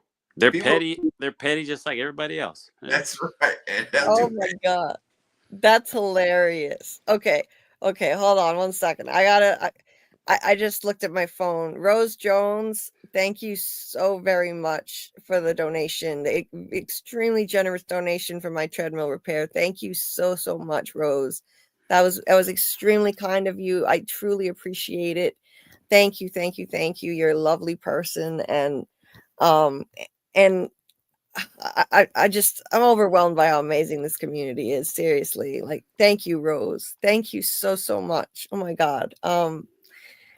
And I want to highlight a couple of your comments too, because I think she's got a point here. There was one. Hold on. Wait, hold on. Where is it? She said, I starred a bunch of them. She said, from writers are watching Tony stream and having to change it because Tony and Phil's predictions keep coming true. Don't think they wouldn't do it. I got told by when I first started doing YouTube, and I was saying stuff and I was saying anything, and I got told by one of my friends back in the day. They said, you gotta watch what you say because you never know who's watching. And I didn't believe it. I was, motherfuckers ain't watching us. There ain't nobody watching. But he was 100% right. You never know who's watching. You never know. Don't put it past these people and think that people won't. They're watching. I know that the cast from watch my stream specifically because I was told by people from the cast from that they watch my shit. You know what I mean? And I would have never thought that they would watch anything that I would do. But I was told by them straight up, yeah, we watch this stuff all the way in the trailer. We be watching your theories and watching all this stuff, you know. So never think that they're I'm too small. No, never think that people won't watch it. They always know that there is somebody watching, and that's why you should always put your best foot forward, because you never know when it's an executive from this and someone from that, and someone wants to pick you up for something to do something, and they see you in this, and that's how people get discovered. Pamela Anderson was discovered just being at a basketball game, getting highlighted on a highlightron, and someone seen her on that and said this is a star, and they picked her up from it. You know, it happens. It happens. So always put your best foot forward and do your thing and everything else, and that's just the way it goes, and that's what it is, you know. That's some great advice right there. Right. Yeah. You know, it's interesting sometimes. I think about that. You know, like I'm a small channel and just starting out, but when season 3 was airing, I did have, like, I got to a point where most of my streams, all of them, were over 100 people at once. My peak was 167 people watching. I mean, for a new channel, that's not bad. And when I got cameos given to me from Dieter's incredible generosity, 2 of the cast members said they were already aware of my channel. I was blown away. Like, what the hell? I'm brand new. How do you know about me? Scott McCord said he was aware of my channel, and he said we've been aware. We, plural. So others apparently. So yeah, I guess you never know who might be checking it out. Scott even quoted something I said at the beginning of one of my lives. I was joking because I was in my car saying I was fighting traffic to get here to start my stream, and I was almost tempted to go live while driving. And I said, no, just kidding. Don't stream and drive. He quoted me in the cameo. He said, don't stream and drive. I was like, holy shit. I was like, oh man, I hope I didn't say anything embarrassing. Like, you just never know who could be watching. It's really incredible. And I'm sure they're watching your show, Tony. The showrunners. Oh yeah. Yeah, I know they are. I know there's no doubt about it that they have. I'm confident on it and everything else, and that's just what it is. But you know, that's what I say. Always put your best foot forward. Always do your best stuff, because you never know who's watching and stuff. And you always want to put your stuff out there, and that's the way it should be, and that's what it is. And hopefully people don't change stuff because people got stuff right, but don't ever put it past them to do it. Yeah, you never know. Never put it past somebody. Someone, oh no, this is the way it was supposed to be the whole time. Or really, because Jay was supposed to be Asian. What happened with that? That's just not the way it was. You know what I mean? And everything. Even when I did the alien thing and all that, and then the other YouTubers went out there and tried to shut my theory down purposely, had asked him the question and Mm. asked prior questions before and got definitive answers. But when the question was asked, and he said, well, people want to think that they could think that. That was not no. That wasn't a no. When everything else he said no, no, no, no. Well, people could think that what they want, right? So it is what it is. I mean, you could just listen to his answer, and he's talking at the side of his mouth there. You know what I mean? So we'll see in the end what happens, and however it ends, I'll be happy to see it end. I don't come up with theories or do anything to be right. I do it. It's fun. And if I'm wrong, I've been wrong more than I've been right. And if I'm right, then I'll be happy. But either or, I'd rather not be right about nothing and be surprised about everything. I think every fan would feel the same way, and that's all I am, is a fan of the shows. But if I happen to get it right, then I happen to get it right. And it's just the way it goes. That's the nature of the beast. Yeah, it's fun and satisfying, and to get things right, like for example, I predicted in season 3 early on that it was going to be reincarnation of Tabitha and Jade, and it's fun, but there were also things that shocked the hell out of me, and I don't want to be right about everything. I want to be surprised. I never expected the freaking man in yellow to show up, that's for sure. And Rose Jones here said, I had to drink a shot when Tony got that ambulance prediction right. I knew he was going to be right. I signed on, and I was there when he got that there. When that it sparked. I wouldn't have got it if it wasn't for you. And that's the bottom line. I wouldn't have came up with that theory if it wasn't for you. When you came on and you did what you did, it all clicked in my head. It clicked, and if anyone watches the stream, you could see it like right in my head. I'm like, holy shit, I got it. And that's what it is. I always liken it to, I used to play a game called Final Fantasy back in the day, and all the time on the Super Nintendo. And I'd be playing Final Fantasy 3 with fucking Kefka and all this stuff. And I remember there's one part I died, and I could not pass this part. As you get to this tower, and you get to the top of the tower, when you reach the top of the tower, as soon as you're about to beat the guy, he casts Ultima and kills you. And I probably died 100 times. And I was like, I have no idea why I keep dying. And then my sister comes in there, and she watches it, and she goes, well, what does Life 3 do? And I said, wait, what do you mean Life 3? She said, you got Life 3. I said, what is that? And I look at Life 3, and Life 3 brings you back to life after you die if you cast it. And that was the key right there. But it's fresh eyes, right? When you watch something so long, you get this tunnel vision, and you can't expand it because you're just looking at it. But fresh eyes always opens up, and that's what happened when I was with you. When you did that gave me the fresh eyes to expand it, and that's when I came up with it. That's what was the trigger that got me there. I would have never got there without a shadow of a doubt. I would never figured it out because I was already in that tunnel vision and stuff, but it was that fresh eye effect. And I think that's what's great about all these chats and everything else and all this, because we could all ping off of each other and we can figure this motherfucker out. Exactly. Like, we put our heads together, we start bouncing ideas off each other, like the chat, the people on the panel, and it sparks ideas that we never would have gotten otherwise. I as a brand new streamer, brand new to this, I was honored that I could help spark that theory live on a live stream with you, this veteran, and I'm like just some newbie, and I'm like, hey, I'm presenting my theory. I think the ambulance is going to come from Camden, Maine, and the new cop will be on it, and she'll tell everybody Tabitha got out, because I think Tabitha's really in Camden. I saw that view myself of Camden. That's what it looked like. Before you start, because Miss Crafty Capricorn is asking, Julie, do you remember what you said to trigger that ambulance theory? So go ahead, put that hold. Yeah. I said, hey, Miss Crafty Capricorn.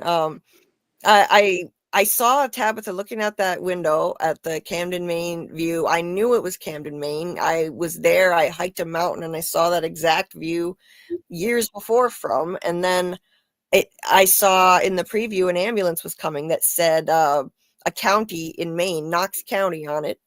So I was like, all right, that ambulance is definitely coming from Maine. Tabitha's in Maine. And we knew that there was going to be a new cop who was going to be on the thing. Like we saw that in the trailer, and I said, all right, I think she's going to be able to tell everybody Tabitha got out, and that's how they'll know it's possible to escape. Tabitha got out, she'll tell them. And then Tony was like, no, wait a minute, I think not just Acosta, but Tabitha's going to be in that ambulance too. and you were right. Yeah, she's gonna come back on this exact episode. I said, this is gonna be the exact episode. She's gonna come back. She's gonna come back this episode.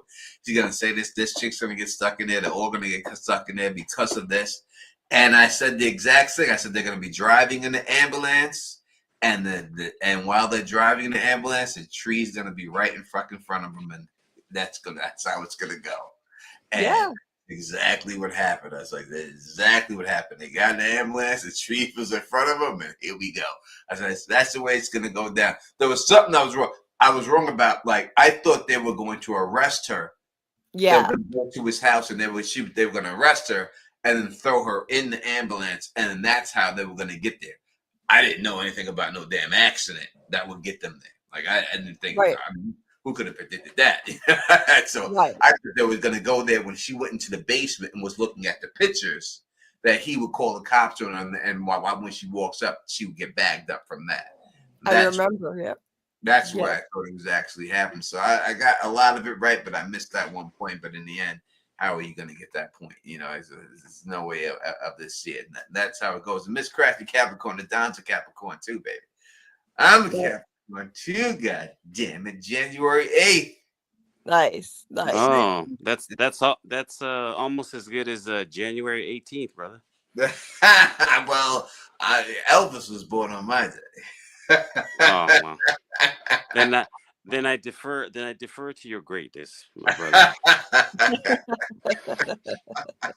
So, Julie, with all that being said, you going and seeing that same exact view, and then you and Tony coming up, you know, sort of inspiring each other for these different theories. Is that predestined, or was that your guys' free will? Honestly, I just felt like we were both and like where we were supposed to be in the right place at the right time. It was because it was so it was just weird how that fell into place, because Real Enigmas was having a live stream. I was calling into his show a lot before I started my channel. I was calling in. It gave me experience doing, talking on live streams. And I told him my theory, and he loved my theory.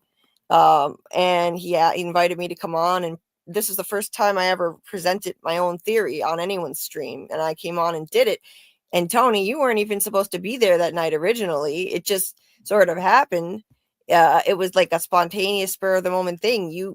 I didn't know I was going to be on the stream with you. I was actually pretty starstruck because I had never done that. I mean, I had called into your show many times, but this was the first time I was literally on a panel with you, and I was presenting my theory.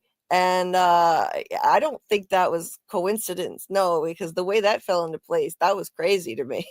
So, no. I mean, the debate will be forever. You know what I mean? And I again, free will is hard for me to believe in. I want to believe in it because obviously when you were being one, but when you see the things and you can actually add them up and you look back at the way the dominoes fell, it's just hard to believe that they all fell, because certain things happen that have to be so perfect in order to get into that place, to reach that destination, that how could it really happen like that if there wasn't something else? And I would say this, I am 100% in my heart, I believe, and y'all can think I'm crazy all you want, that's fine. I believe that deja vu is an alternate dimension of you, and you reliving something that happened in that other person's life in alternate dimension. That's why you realize what happened. I 100% believe that that's what it is, that there's a parallel universe. And when you get deja vu, when you feel like you did it, it's because you at that particular time had tapped into that parallel universe where you did do it before. Wow. Interesting, Tony. I 100% believe that's what's going on at that particular time. That's a cool idea right there. Yeah, It is.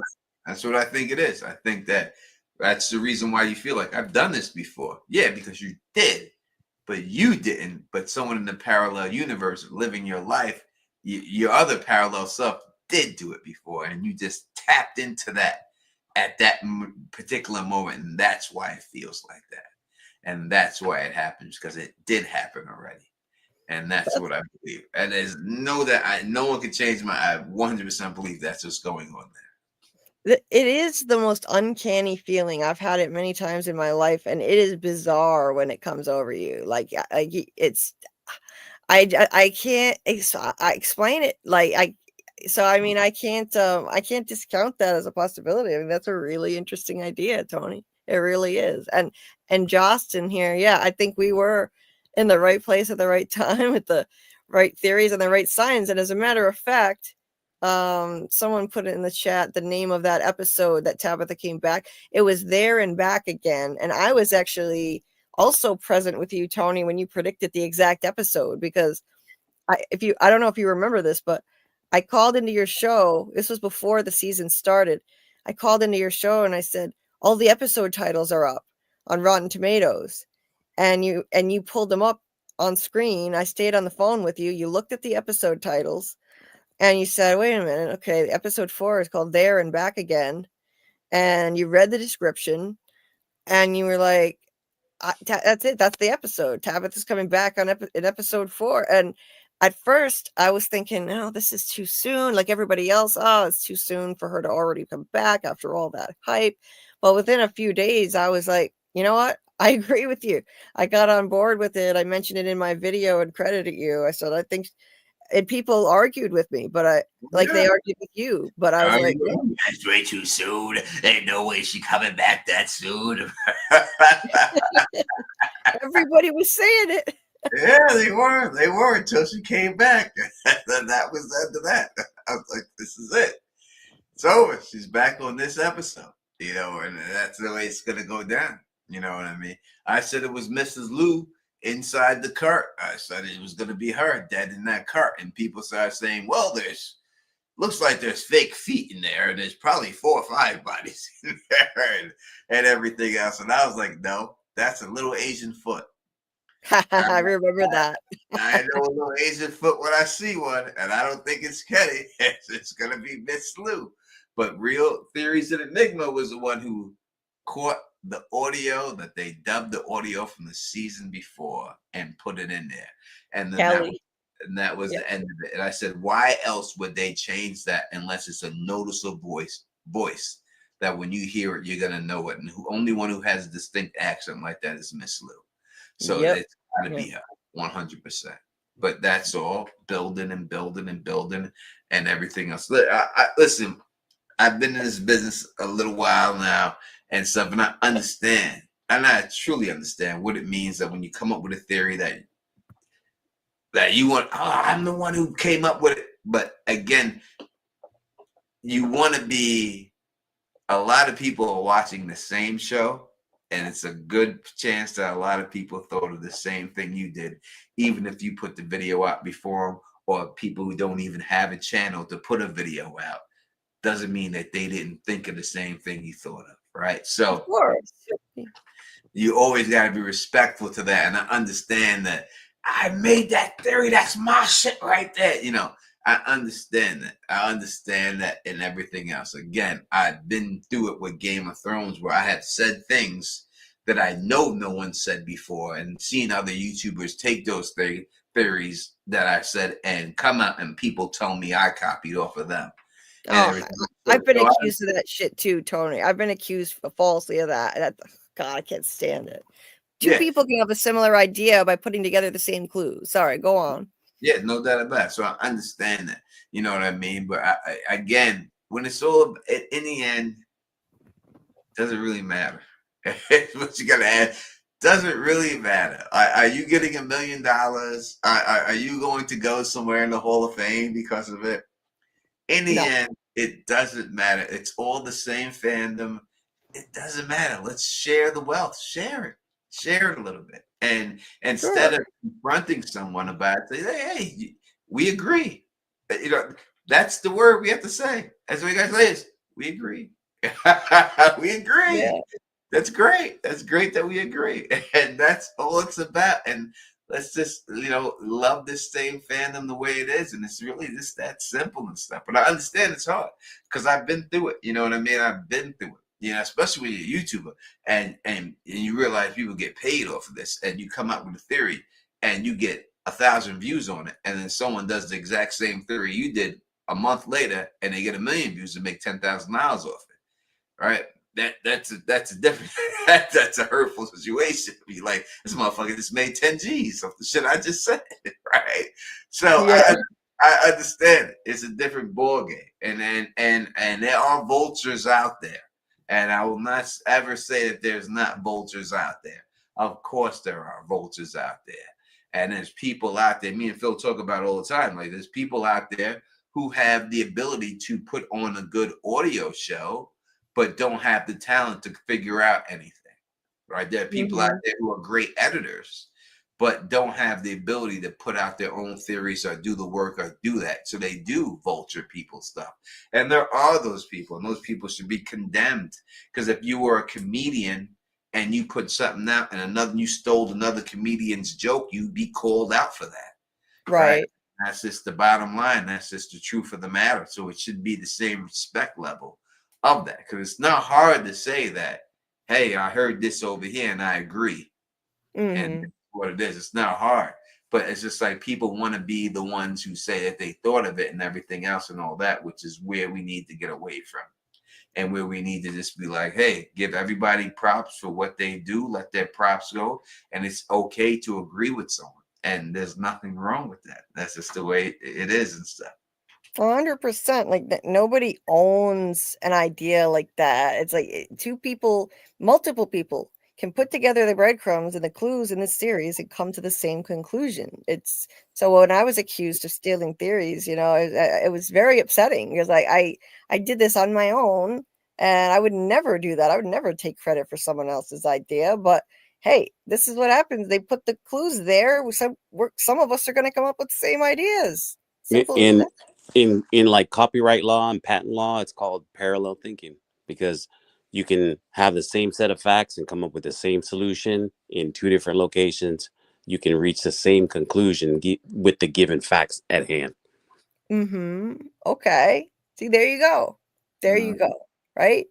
Bill Chill had said earlier, I was there that live and Tony paused when it happened. I got to go back and find that replay and see. If you watch it, you can literally see the moment it hits me. Like, you can see it. And then I like gasp, like I realized, like, I got it.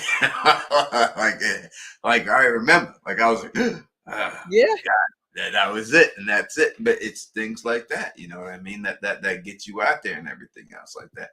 And yes, yeah. Julie, you keep saying how new you are to this, but the night I heard you on Tony's show, I thought you were a pro. See this, Julie?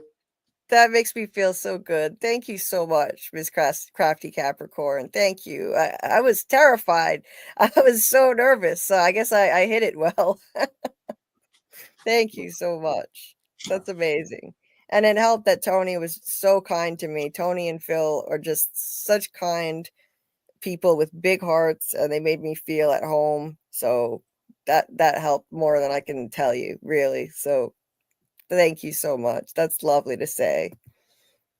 And Dieter, I see this now. I'm sorry I missed this. I'm scrolling up here. Oh, Dieter, thank you so much for the donation. Thank you so much. That is so kind of you. You already do so much for me. You didn't have to do that. My God, like, you're basically my unpaid manager with all the stuff that you do for this channel and the Discord and all the other stuff you've done. My God, like the money you've already invested over this time in me and the channel. You're so kind and generous. I'm really lucky to have you as a friend. Thank you so much. I'm sorry I didn't see that earlier. I'm scrolling up, but we're having a lively discussion here, I am back. And Bill Chill, when I was on that hike, no, I didn't see a lighthouse from where I was at looking over at Camden, Maine. There wasn't a lighthouse there, I will say that. But there wasn't one where Tabitha was looking out of the hospital window either. So no, it was basically the same shot. Like you had that shot in that picture you took. And no, that and again, that's no different than Doug having the picture of the man in yellow years before. There's no different in that. It's the exact same thing. Doug had the picture when he went through his bike trip of this man in yellow. Never knowing that he would get casted out of this. You took this picture, not knowing that you would start a YouTube channel on a show that used this picture. Mm-hmm. Right? It's no different. And that's why I can't call it coincidence, because it's impossible. That these things all happen for a reason. We are all here for a reason. Mm-hmm. We may not know it. May not know for years from now, but there will be something that influences someone's life later on that came from all of us being together. And we're gonna know. Maybe not this stream, maybe a prior stream or something. You'll never know. But when you do, and something happens for you to have to reflect, sit back and think about the moments that led you to that. And I guarantee if you do, you will see the moments that did it. And as for the con, because I brought it up before, if y'all are serious, yes, you really are cool with doing a con where 30, 40 people show up, and that's enough for you. Yeah. Even if it was 20, 30 people, that's easy work. If you really want to do that, if y'all want to Nashville, yes. I got Nashville locked down. We could do it at Nashville. Oh my God, that would be amazing, Tony.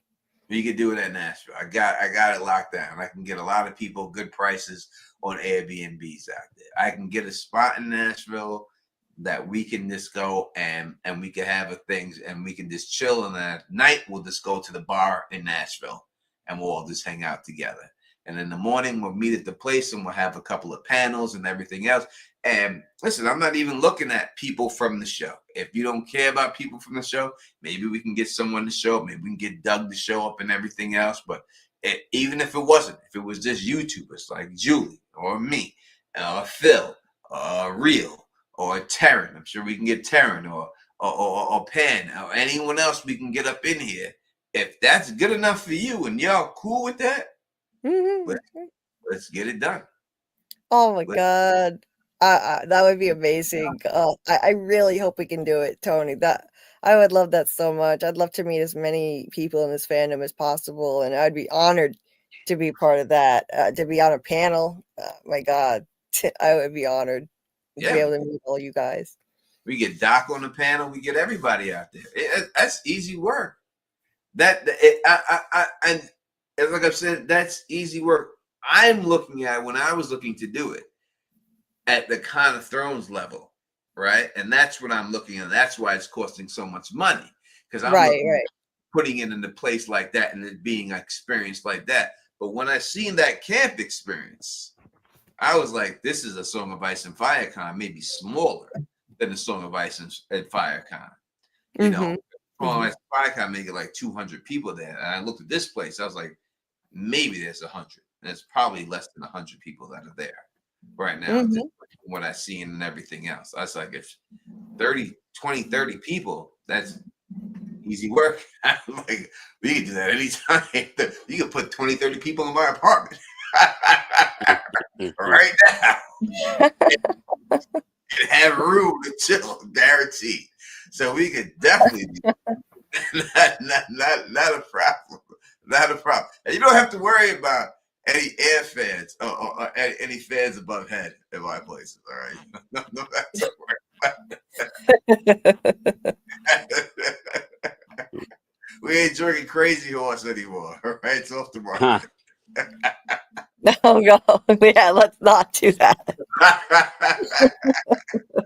Once again, Scarlet's never been seen since the Rose comment. Let's keep recognizing that. Oh yeah. Scarlet. That's right. Yeah, let's hope the device doesn't become overheated. You know what I mean? Oh, jeez. No, yeah, has not been seen since the Rose comments came out. She just dipped off. She didn't even say goodbye. She said, Oh, just gone. Poof. Yep. It's just gone. Well, I hope that we can make that happen. Like, I don't know. I think I speak for a lot of us, and I've talked to a lot of the people in the fandom, and I think I speak for most of us when I say that we don't even mind if there aren't any actors there, if they're not able to come. We want a chance to convene together as the Fromilia and the Fromaholics and meet each other, like have some panels with YouTubers there. I mean, I think people would love it. I've talked to people who said they'd love it. I've talked to Just Me. She's a an awesome member of this community, and she was asking me about it. Like, is there anything I can do to help make this happen? Like, I'd like to, I'd help invest in it. Like, whatever it takes, We can get it done. We can all throw a little down there. And Doc says if him and his husband would drive down there, you could just roll with them. Oh, that's awesome, Doc.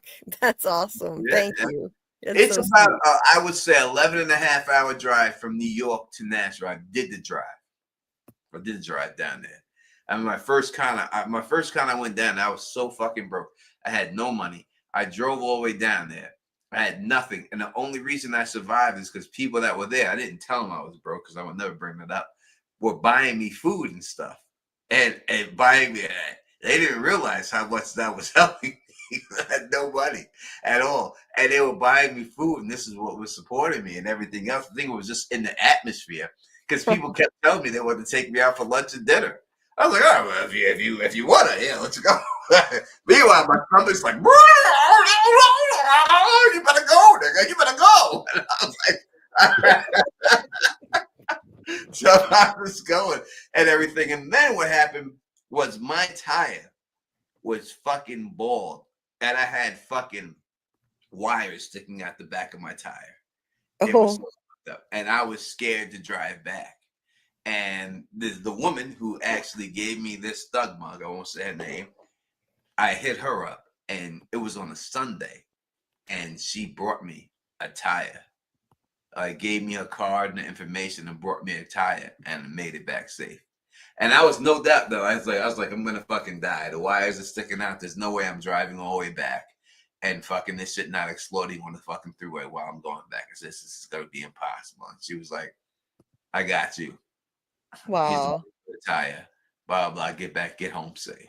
And I went back home safe. And that's what happened on that first fucking con when I went down there and everything else. That's the way it was and stuff. So yeah, listen, it's called the community for a reason, right? And and I'm, as I coined the term Fromilia, and Julie is the Fromaholics. It's that for a reason, and we look at ourselves as this and as such, and that's just not a title that this goes to every show. People don't look at themselves like that, right? So it can all happen. It could definitely happen if Nashville is where y'all would want it to be. Mm-hmm. All you gotta do is contact me. Have the people contact me and say, this is what it's gonna be. If people wanted to contribute to it, I can give you a definite price of how much it would cost to rent the place for the amount of days that we're gonna be there. I will take money for tickets.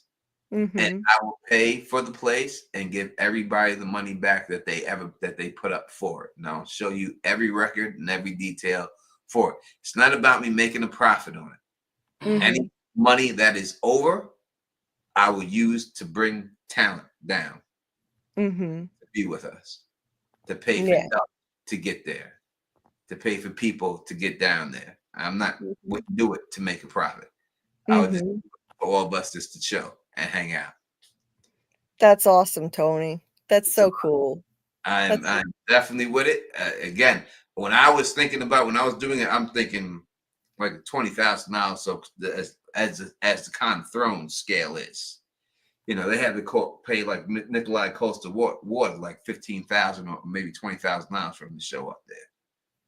You know what I mean? So I'm thinking of it on that level. But if everyone's just cool with like the camp type situation where it's just 30 Sure.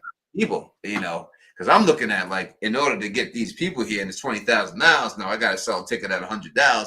I need X amount of dollars to break even if I put all this money up and everything else. And then that is putting the hay. But if it's just to chill, to hang out, and even if we can't get anyone, which I'm sure we can get someone, I am positive. Obviously, we can get Doug. Doug is our boy, right? So positive we can get Doug as long as the timing is right. I'm positive I can get the Jasmine Monster. Easy. Nice. I'm positive I can get Smile Monster. Oh, hell yeah. He would be so down. I was on Sci-Fi Vision's panel when she and I and Scarlet, we interviewed him, and he said, like, if anyone has a convention anywhere and they invite him, he is so down. He loves doing that stuff. Yeah, I have his agent, and him and Jasmine actually have the same agent, and I've talked to them and everything, and talked to his agent and everything else and all of that stuff. So that's and Elgin's my motherfucking man. So I you know, if I just pay for they to get there, Elgin cool with it. You know what I'm saying? So I know I can get Elgin up in this motherfucker. You know what I mean? But in the end, you got to pay for each of them to get there. And there's no way around that. They're not just going to show up on their own dime. You know what I mean? You're going to have to pay for their flight, and you're going to have to keep them up in the spot and everything else.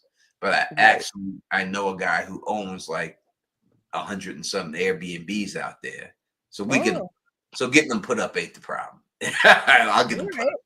I'll get them all put up in very nice places. They'll be very happy with it. You know what I mean? And that's what it's going to be. But we could definitely get that all popping. You know what I mean? And everything other people just with that.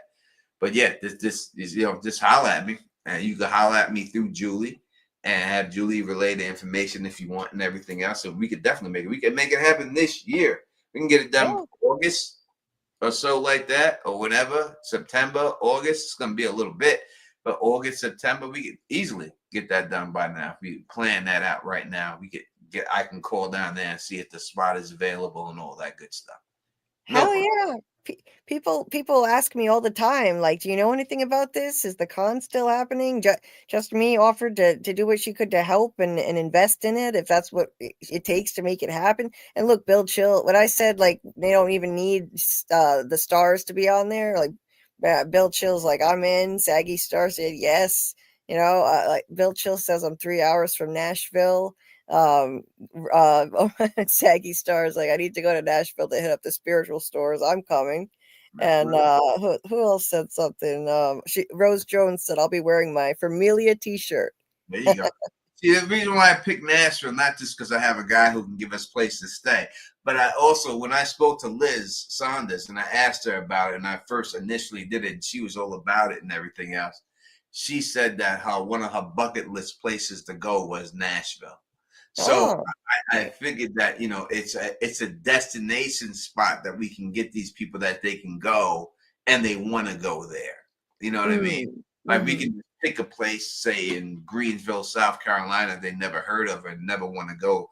Greenville, South Carolina, yeah, I'll go because I'm getting paid, but what's in Greenville, South Carolina? No disrespect to Greenville, South Carolina. I'm just using it as an example. But if we pick a place like Nashville, everyone's heard of it. Everyone knows about it, and people may say, "Yeah, fuck yeah, I want to go to Nashville, to hang out in Nashville and go and do all that because Nashville's fun as a motherfucker." It's fun. Oh my god, Nashville is fucking popping, baby.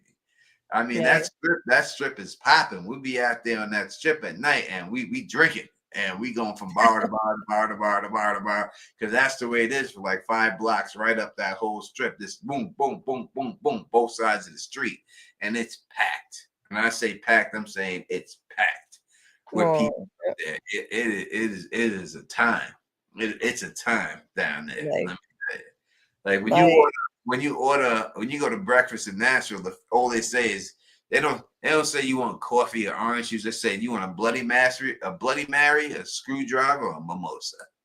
That's what they offer you. They don't offer you anything else but that. That's what pops out their mouth. Yeah. Breakfast you go to. It's on. It's on when you go there. You ready for Nashville, Julie? Are you ready? Well, I don't know. I mean, It sounds amazing. I would love to. I will do whatever I can to manage my pain and be there. I'll do it. I may not be able to. I know I can't participate in everything that able-bodied people can do. I mean, my pain is now to the level I have a documented disability. Like it's extreme, but I mean, at least do you get to meet all of these people and do a panel, and even if I have to, do less of the activities and I can't participate in everything, I mean, it would just bring me so much joy, and it would certainly be better than no experience at all. I can tell you that. So we can have the mechanical bull ride contest. I'll get a trophy up. We can have people. You can just be the judge, Julie, and watch everyone go on there when they're drunk and try to get on the mechanical bull. We can have those contests. We can do all that stuff. We'll have a great time. We can have all that. You know what I mean? We can all have breakfast at the Waffle House in the morning. We can all have a great time. It'll be a great. I remember when we did it before, because my man has Airbnbs. He has big ass houses, and I'm saying so that when people want to come, if you're willing to bunk with other people, I'll get you deals, because he's got houses with 5 bedrooms in them. He's got a house, you know what I mean? So you ain't got, if you willing to bunk with people and you need a spot, I got you. I will take care of all that. You know what I mean? And I'll get y'all. Y'all can bunk together in your 5 bedroom, have 5 people staying there and everything, and I'll get you a sweet price on it. nice. Cost you nothing, and you'll be good and everything else. And he's got a shit ton of place. He's got a whole building. He just built a whole building, and the whole building is all Airbnbs in the whole fucking apartment building, right? I got you. I could take care of you on that whole situation, so you ain't got to worry about nothing like that. We'll get you out there. You know what I mean? And so it would be a good time and everything else. And I remember when one type place, we had a place like that, and everyone's staying in it, 5 people staying in it. And I remember this girl, Lauren, she made I think she made 250 Jello shots. What? And that's where I met LMR. I met LMR. I met her at that party. I didn't know LMR until that whole Nashville experience and stuff. Wow. And I was amazed about how because I never had a Jello shot. I drank all these 40s. I never had no fucking Jello shot. I ain't a manly drink, so I didn't know what to do. So I was just sitting there trying to suck this shit out, and it was stuck and it wouldn't come out. And she came to me and she was like, "No, you got to put your tongue in there." And I was like, "Oh, shit." Right there. I was like, "Show me again." I didn't get it the first time. Oh, yeah. That's how we met. That's how we met and stuff, But it was a great time. We chilled in the house and everything else, and then we played that. What was that game on Jackpot? It's like that. It's a jackpot game, and we played where you put it's kind of like a Mad Libs game and stuff like that, where you the words are changed. And we played that, and everyone played that. And we had a fucking great time, and it was a really good time and everything else. Yeah. So cool. So I gotta get to some of these. So Rose said, so I think it's meant to say I last 5 seconds. Last time I ride the bull drunk, I will sit there and judge with you. Yeah, you can sit with me and judge, Rose. I can't ride that thing. I can't, but I can sit there and judge. I think that would be fun. Sure, I can do that. And Rose said some other stuff here. Right? See, I gotta say this. This is lovely. Thank you so much, Rose. She said, I mean, she donated to me earlier, and she said, all things happen for a reason. I was sleeping well, but then got woken up with leg pain. So I decided to listen to Julie. If I hadn't had the pain, I wouldn't have known she needed help. Wow, Rose. That's right. Wow. Wow. Wow. I'm sorry about the leg pain, but wow, that's amazing, Rose. That's beautiful. Thank you so much. Thank you, and I hope you get some relief for that leg pain. I have pain all the time, believe me. I understand leg pain, and it's no joke. And feel better. Thank you so much for your generosity, and that's a beautiful thing, and I believe that completely. That happened for a reason. But I'm sorry that your pain triggered it. But as Aggie Star says, we could do hotels too, Tony. 100%, you can. But what I'm offering is just in case other people can't, right? So let's just say that, you know, Julie drives down, you know, with Doc and his husband. We can get them a house together. So the bill ain't what it's going to be by yourself. We get them the house together. You know what I mean? And stuff like that. And if it's a 5-bedroom house and there's other people and want to live, they're cool with that want to be in it, then we can get that bill all the way down just about nothing. You know what I'm saying? I'm just trying to put it out there that you don't have to think about coming out there, people who can't, and think I'm going to spend $200, $250, because it's natural. You're going to pay money for a hotel every night. You know what I mean? We could work it out. We could figure it out down there and get you into something and all that stuff. No, you can't stay with me. I'm sorry. You know, you need your not unless you're going in the trapeze. yeah.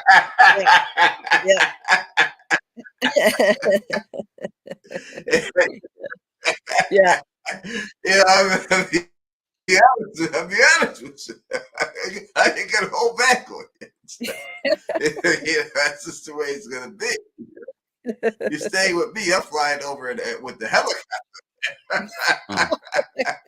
Like I respect the gadget in that motherfucker. What, Panda? I was saying, break out that finishing move. The finishing move. Exactly. I'm coming there like Inspector Gadget. I'm coming into that room.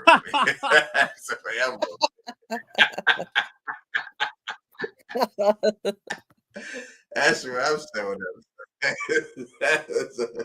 So you know, but I can definitely hook you up. You know, to be with sponsors there and everything else and all that good stuff, because I got a really good friend of mine who's out there who's very successful and all that good stuff and all that everything else.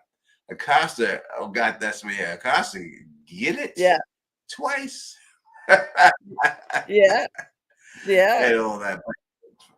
We all know that's your girl. I mean? But that is Tony said Tony might smash the asthma monster, the traffic to the face.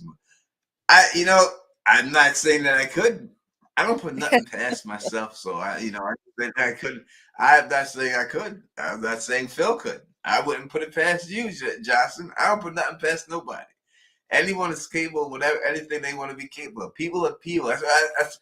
I've been in parties, Entertainment Tonight. I've been to the Entourage premiere and everything else, and I've dealt with so-called celebrities and all that. And I tell people anytime, people are people. You just have to be in the room with them.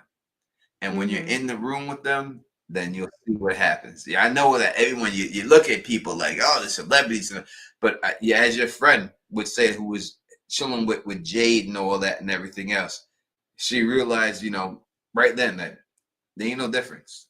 Everyone the same. They just happen. Their job just happens to be on the television show. It ain't no different than someone else's job working in McDonald's. It's just a job. That's all it is. And that's it. And we put people on pedestals because of their job. But in the end, it's just a job. They're the same people. They're just doing a job. And once you're around and you happen to get into that mix and you're around them, then it's all about who you are and everything else and all that. That's all it's about. It ain't about nothing else. That it's just about who you with, who you are, and everything else. And if they feeling you, you feeling them. The job ain't gonna come in between that. Yeah, I believe it. I believe it. That's Saggy Star said P Diddy party, and then Phil Chill said no, T Diddy, and I know that reference because I was there for that. I thought that stream was legendary. Tony, you dressed up as T Diddy for Halloween. That shit was hilarious. I laughed so hard. Liz didn't like it that much. You got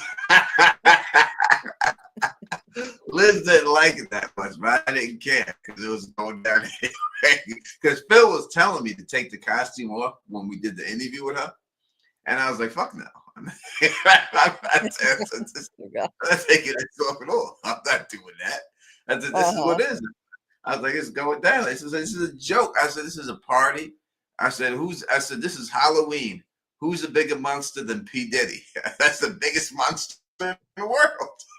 So what's the problem? And that's the way it is. and that's what it was and stuff, So, but she's, I mean, this is the same lady who, when her husband got killed, she pulled a piece of cardboard off and stuck her face in the camera. And,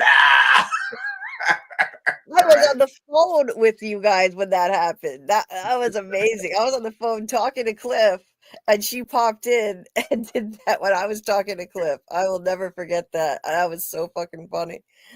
Liz is hilarious, and you were hilarious as T Diddy. I loved it. Like Rose said, the T Diddy stream was epic.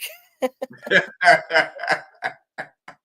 it was what it was. Just all in good fun. I just try to entertain people. I just try to, have people. If I can make one person, I just try to make people smile. And again, if I could drop some, listen, I've been on this earth for 45 years. So if I could drop some type of knowledge to people who ain't been through what I've been through, then I'm here for it. You know what I mean? I don't want people to have to go through everything I've been through in my life. And if I could avoid it in some way by telling them what I've been through, then I am with it. And no matter whether it's YouTube or just regular life or anything. All that, you know what I mean? I'm just here for that, and I'm here for everybody, and I'm here for you, here for all your peoples. Pan, it was great meeting you, but the Don at 3:00 in the morning has got to call it a day. Unfortunately. Thank you, Tony, for everything. Thank you. Oh, thank you so much. Before you go though, I started something here that Saggy Star was asking about, like financing and stuff. She said, what if we start off with like, how some places make you pay a deposit? Yep. If we paid the deposit, then you just spread out the cost of everything, including our stays, in the price. And then this one here, we should do this. We would have to figure out how much it would cost to get there, and then also to fund everybody that we need to show up. I think we could do it though across a few platforms. Right. So it would all depend on how you want to do it. The way I was going to do it was there's a place called Ticket Spice. You set up your thing on Ticket Spice. Anyone who buys a ticket from Ticket Spice, your money gets stored in Ticket Spice for that event. If anything happens, your money goes back to you. You don't have to worry about it, right? So there's no chance of shenanigans or anything like that, and everything. So I would think to do it through Ticket Spice or something like that, and see how many pre-orders. That's what I was going to do. See how many pre-orders we get before the actual event starts. So then once we have a general amount of money we have, then we can go and look at the venue and say, all right, this is what we have to work with. This is how we want to do this is how we do the event. And we have this much money to do the event because we know we have this much money in pre-orders and stuff like that. So that's the way I was going to do it. And that's the way it would go, because I don't want to be responsible for anybody's money but my own. Right. So we can put that up there and everything else like that through the Ticket Spice.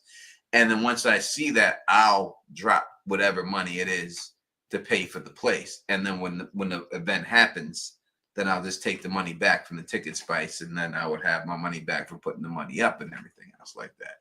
So that was going to be the way that I did and everything else and all that. Do you think that you can do it on your own, Tony? You think we should bring in someone like a project manager or someone who does?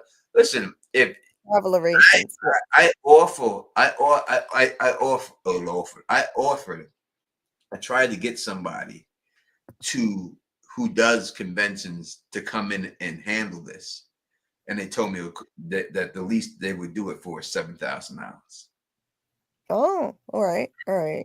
7 G's to have someone do it. Now I don't want to have to pay no one 7 G's to do this shit. That's a lot of money. Yeah, this is what people charge. These event people, this is what they charge them, right? Yeah.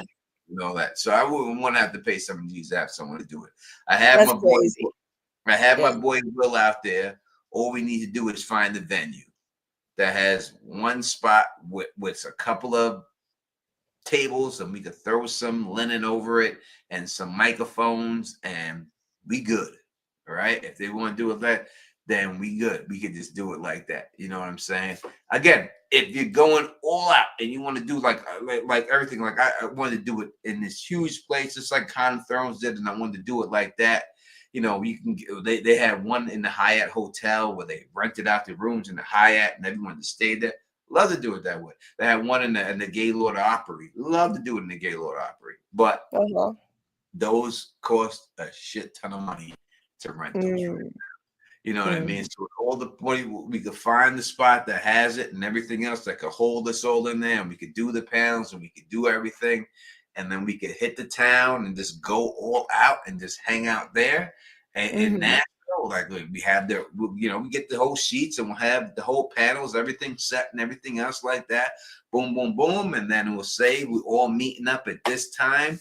And we're going out here and we're going to be in this bar and this is the bar we're going to be in. And we all just show up in that bar together if we're not staying. But again, we got Airbnbs, so we can do some parties in the Airbnbs and have everybody come. If people are comfortable because they're staying there with other people coming in the Airbnb, right? So that also becomes a matter of who you want to come in there and chill with you in the Airbnb and everything else like that. So just not stay the night, but just hang out and party for a little while and stuff. So all those things are all factors and everything. But in the end, when it comes down to the places to stay and everything else, we could find a place to stay. But if someone wanted to go do some legwork in Nashville and find out how much it's going to cost to rent the hall, feel free and do it. I would not tell you not to. Feel free. And find the spot that we could have a spot that we could have a place where we can congregate, and I'm cool with it. That sounds amazing. Like in hotels, you can rent the hotel and you get like the governor's suite, and it's just a room in the hotel, and that's all we need. You don't need nothing more than that. Yeah. If it's only gonna be like 50, 60 of us, all we need is like a governor's suite right there. We could rent for a couple of days, and everyone can just go in there and just chill. And so Michael and all that other stuff. So that's not a problem at all. Sounds awesome to me. Saggy Star was also saying like everybody else wants to team up with you. Maybe like several platforms or channels we can spread the money out towards, and it'll be a lot less than a few of us trying to come up with it all together. Yeah, I think I see what she's saying. Yeah, listen, I'm not trying to get paid on it. You know what I'm saying? I ain't trying. Yeah. And when I came up with it, and Real Theories hit me up, and he was talking to me before, and he would always tell me, like, Tony, we can just do it with the YouTubers. We don't need the celebrities. And I would fight him on it. And like, I don't think people are just gonna come see us. I think we need to have them. And he would be the one to tell me, nah, we the stars. We don't need them there. We could just do this, blah blah. And I would always fight with him. But if he's right and possibly being, and that's all you really need, and you don't care about having all them celebrities, then he was right. I'll be the first one to say he was right. It's like I brought it up right now. He wanted to do it in Atlanta and shit. He's like, we could do this shit in Atlanta right out here. I got money for it. We could do it. He was willing to put his money up for it straight up. And we could do this in Atlanta. And we could just have this shit right here and everything else. And now I see that the camp shit was out there in Atlanta somewhere. You know what I mean? And all that, but we could have probably ran it, but I'm willing to run it in Nashville. I'd rather go to Nashville because I just enjoy going there. Now I want to check this out. Like the way you describe it, man. Yeah, it sounds amazing. Yeah, Josh is like ATL, let's go. Saggy like ATL, like Atlanta and everything. I go to Atlanta. I don't care. I understand. I just think that when you get an actor or something, that they would rather go to Nashville. And Nashville is lit. It doesn't matter what month we pick or what day. If it's a weekend, every day on the strip in Nashville from Monday to Sunday is lit. Every day. It's lit. It's loaded. It doesn't matter. There's no specific time. There's no way going there and you're going to go out and you're going to be the only person there. It is always packed. Wow. Every time. So that's what I'm saying over there. It's just crazy over there. Yeah, but it's about, I would say in a drive, Doc, I would say it's like 11 and a half to 12 hours to drive to Nashville. To drive to Atlanta is like 16 to 18 hours. All right. Right. So it's quicker to drive to Nashville than it is to Atlanta because you cut right across and everything else and you get down there and stuff. Oh, Miss Crafty Capricorn's in Atlanta. Oh, convenient for her. She would be going right to her. That's a good point. Yeah. By the way, sorry, what?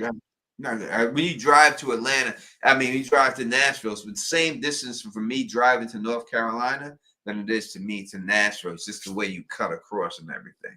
You know what I Gotcha. mean? Yeah, but Georgia is definitely farther drive. It's not even close. You can Gotcha. go Google Maps it right now. You'll see it take you much longer to get down there. And I'm in Rhode Island, you know, like I'm not all that far from you, you know, like so it would probably be somewhat similar from where Yeah. I am. Maybe a little bit longer, but Yeah, Doc scoop you up and y'all would be there. Y'all would be there. Y'all drive down, y'all be there. That's Without a awesome. shadow of doubt, you'll be there. By the way, I want to shout out earlier the JHReview popped in here. He's got a channel that covers From, does an awesome job. He said, "What up, club From? I should be asleep, but I'm going in for an unexpected overnight shift. I'll be lurking in the shadows. Hey, Julie, shout out Tony as well." 100%. What up, fam? Really appreciate it. You know what I mean? Yep. But yeah, listen, y'all talk about, y'all can figure it out. Yeah, y'all have access to me. Again, when I was looking at it, I was looking at it from a different level.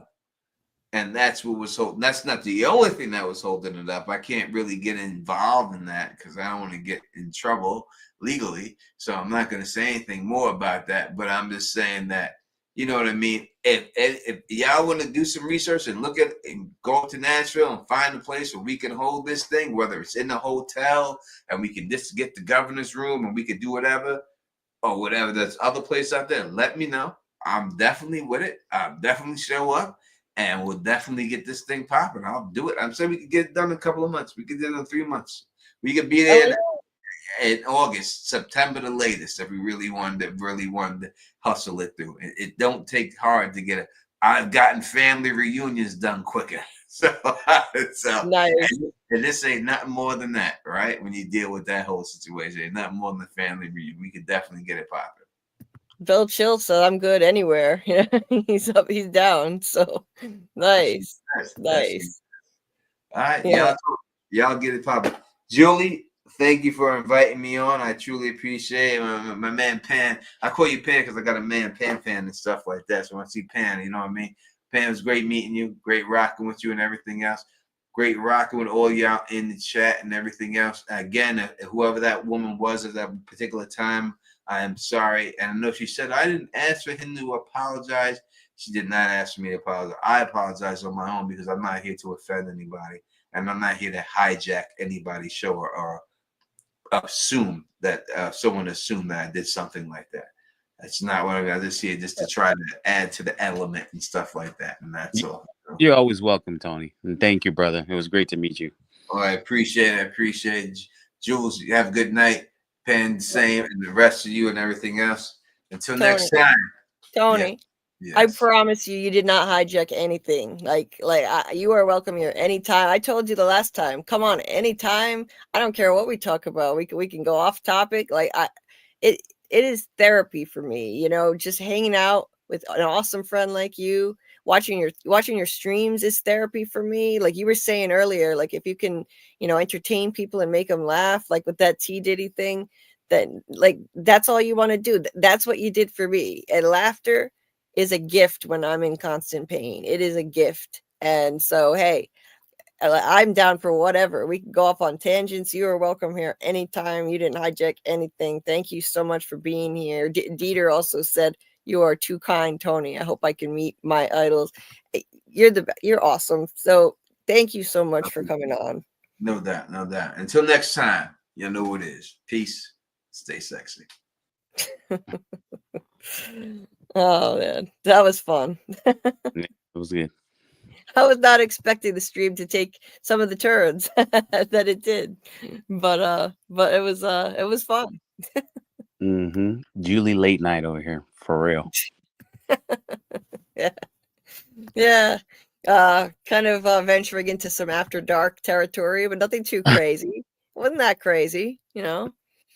On Tony's streams, I haven't caught one yet, but because he hasn't really done a lot in a long time, so I've never caught one. But yeah, I've heard it gets you know, it's not like it's like pornographic or anything. It's just like, you know, it's an open, you know, kind of discussion about people's like different sexual experiences, and like it's a healthy thing that people should talk about and destigmatize discussing stuff like this as adults. It's, and having fun with it too, and making jokes and whatnot, but it's, it's also just a really sex positive space from what I've heard, and that's a good thing, I think. Oh yeah, I agree. Did you bookmark the rose or whatever? You gonna look that up? You already have your tracking number? not yet, but that's like stuck in my memory bank here. I don't have a great memory, but I might just remember that. Mm-hmm. Order one. Yeah, very nice. And yeah, what happened to Scarlet? I guess it was like the rose was mentioned and she was gone. Yeah, poof. Yeah, I don't know. No, good for her. Good for her.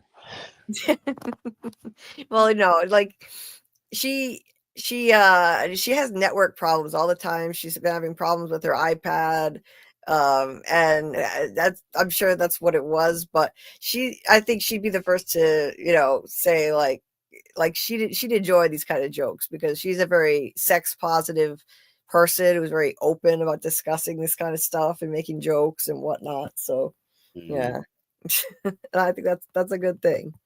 But yeah, I'm sure she had some technical difficulties, and like what usually happens with her when she disappears for the rest of the stream, like she'll message me later. Like this happened after the last one, actually. She left a comment saying, sorry, I think it's called an Irish goodbye, she said. I don't know what that phrase means. Goodbye is you don't say goodbye. Okay. So, or at a party or at a wake or at whatever, all of a sudden they're gone. That was the Irish goodbye. If I'm not mistaken, that's the definition. Okay. All right. So she said, like, sorry, I did an Irish goodbye. I was having network problems with my iPad. It wouldn't charge. And while I was waiting for it to charge back up, I fell asleep. And, so she's been really busy lately, going to, steampunk conventions, and between doing these streams and being on Sci-Fi Vision streams and working as a preschool teacher is an exhausting job, and she doesn't get enough sleep doing all this live stream stuff. So she probably just fell asleep, when she had the issues. And yeah, so it's good that she's getting her rest, but she missed out on some fun though after she left, because this was lit. And Doc, he said, I need to get ready for bed. Had a great night, everyone. Thank you for the great stream and company. Oh, you're a sweetheart, Doc. No need to say thank you. We thank you guys for showing up and participating, and that's what makes it so fun. Everybody, the chat and the panel. So glad you enjoyed it, and looking forward to FROMacademy Friday with Doc. We will be diving into the topic of the nightmare creatures, aka the monsters, and Doc has been doing some awesome research, like he always does, putting in so much work and care into preparing for it. So that'll be Friday night. We'll start the stream at 11:30 p.m., but he joins when he gets home from work around 12:30 a.m. and that's when we'll launch right into the topic of the night. And if you have any theories about it, but you can't make a stream that late or stay as long as we will, then you can always put your theories on the monsters in the Discord I have. There's a FROMacademy channel. I'm going to actually ask my friend Robert to do it, because he has great theories on everything with From. And we've done this before where he shared his theories in there, and it's too late at night for him. So we just read his theories, obviously crediting him, and discussed, and then he got to watch it on the replay. So yeah, if anybody wants to do that, or if you just want to share them and show up, feel free to do that too. And we'll have a fun deep dive into the nightmare creatures. And thank you, Doc, for all the hard work you're putting into for that. We appreciate you. And have a good night. Yeah, that should be a cool presentation on Friday. Yeah, it's a great theme, to dive into.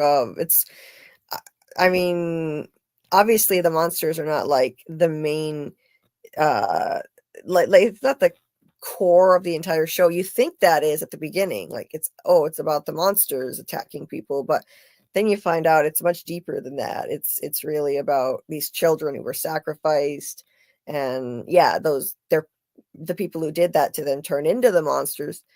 But Right. it's so much deeper than just a bunch of like, random monsters or zombies coming out of the woods. I love that about it. Right. Yeah. So, yeah, I'm looking forward to that. I think that'll be a great topic to dive into, and if Robert has a chance to drop his theories in the chat, I mean in the FROMacademy channel in my Discord, then yeah, we'll discuss his. We did that once before. So the Discord link, if anyone wants to join and you're not in there, that's in the description of this video, as always. And what a great turnout too. Like when a little while ago we were up over 80 people. It was 81 people. Amazing. Absolutely amazing. Yeah, they come out of the woodwork for you, Julie. I mean, I don't understand it. I really don't. No matter how many times this has happened since September, people, like, the numbers rising and stuff. I really don't understand it, but I appreciate it that people show up. Even for Duster, I thought maybe we'd have less than 10 people in the chat. That's what I was saying, because it's a brand new show. There's no fan base for it yet. Yeah. And I had no expectations there. We had like 53 people or something at peak, I think. I thought we got up to like 65 or 60 or something, some number like that is what I remember. Yeah. Oh, really? Yeah, Yeah. I can't remember the exact number. Wow. See, that was crazy. Yeah, I think you're right. It did go higher than I thought. Yeah.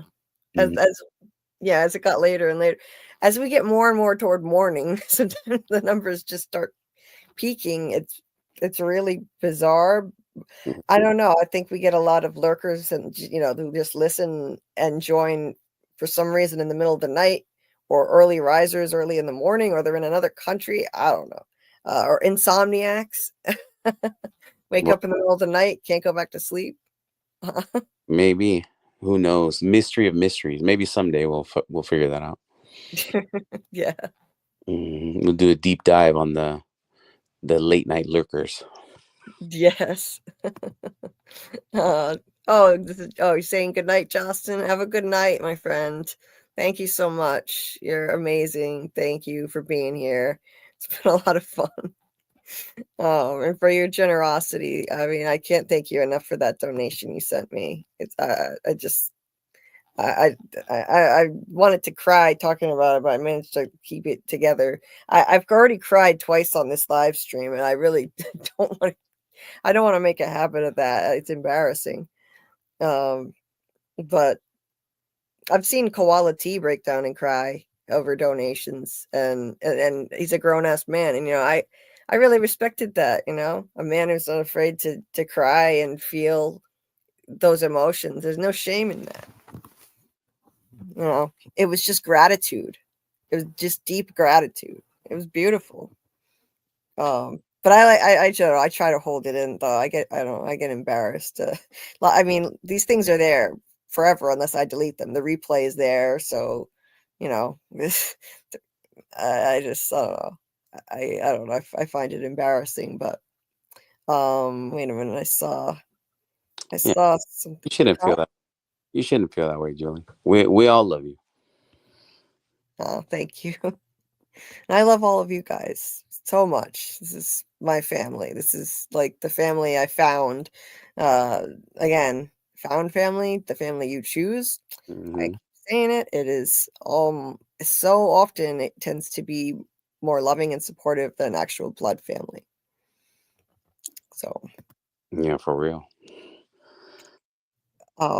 Doc, that's amazing. He said, I spent all yesterday chasing dead ends in research, but I have a better understanding of a lot of things now. I was also able to bounce a bunch of things off and learn more from Michael. Michael is an awesome theorist in our community too. He was in the chat earlier. I know his last name, but I can't pronounce it. I don't even try if I think I'm going to butcher it, but we know Michael. Michael has some really detailed, interesting theories about like the Inuits' influence, like Inuit mythology and the Inuksuk that summons the Inkui kids and stuff. Yeah. That's awesome, Doc. Thank you so much for all the work you do. You don't have to go so crazy doing it if it's you know, I don't want it to ever start to feel like work. As long as you're enjoying it, then keep it up because it's awesome. Austin, yeah, I love you too, my friend, and hugs right back to you. Oh, so glad you could make it tonight, so I could thank you and publicly so much.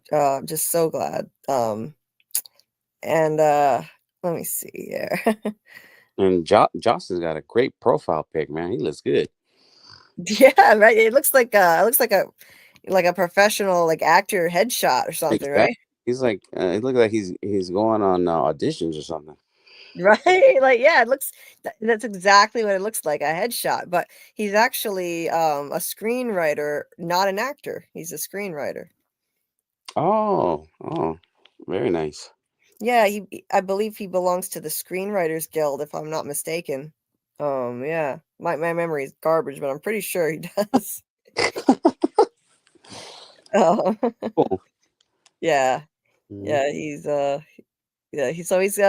the one who was responsible for arranging my very first interview on my channel because he knew how to get in contact with people's agents and with MGM and stuff through his connections. So that was so kind of him.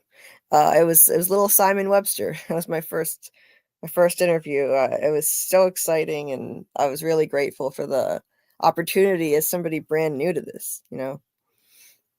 Right, and look at you now, straight pro. I wouldn't go that far. I don't know what I'm doing. I'm just messing around and having fun with this and talking to this awesome community. That's all. Uh,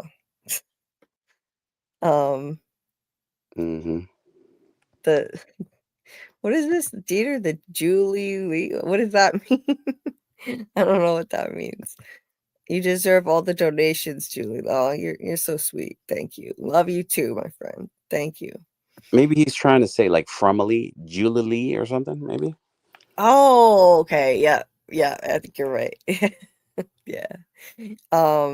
We kind of claimed the fromaholic term in this community here in my channel. I know we're not the only, huh? No, go ahead. Sorry. No, it's okay. I know we're not the only ones who've used it but it's our Fletch. Fletch is the one who came up with the idea, the fromaholic name. He mentioned it on what was it? What's the name of the podcast? It's one of the first one I ever listened to about From. Oh, it's escaping me now. But he mentioned it there. The What is From cast. That was it. And they liked it, so they wanted to use it too, but I like it. We kind of co-opted it. We can share it, whatever.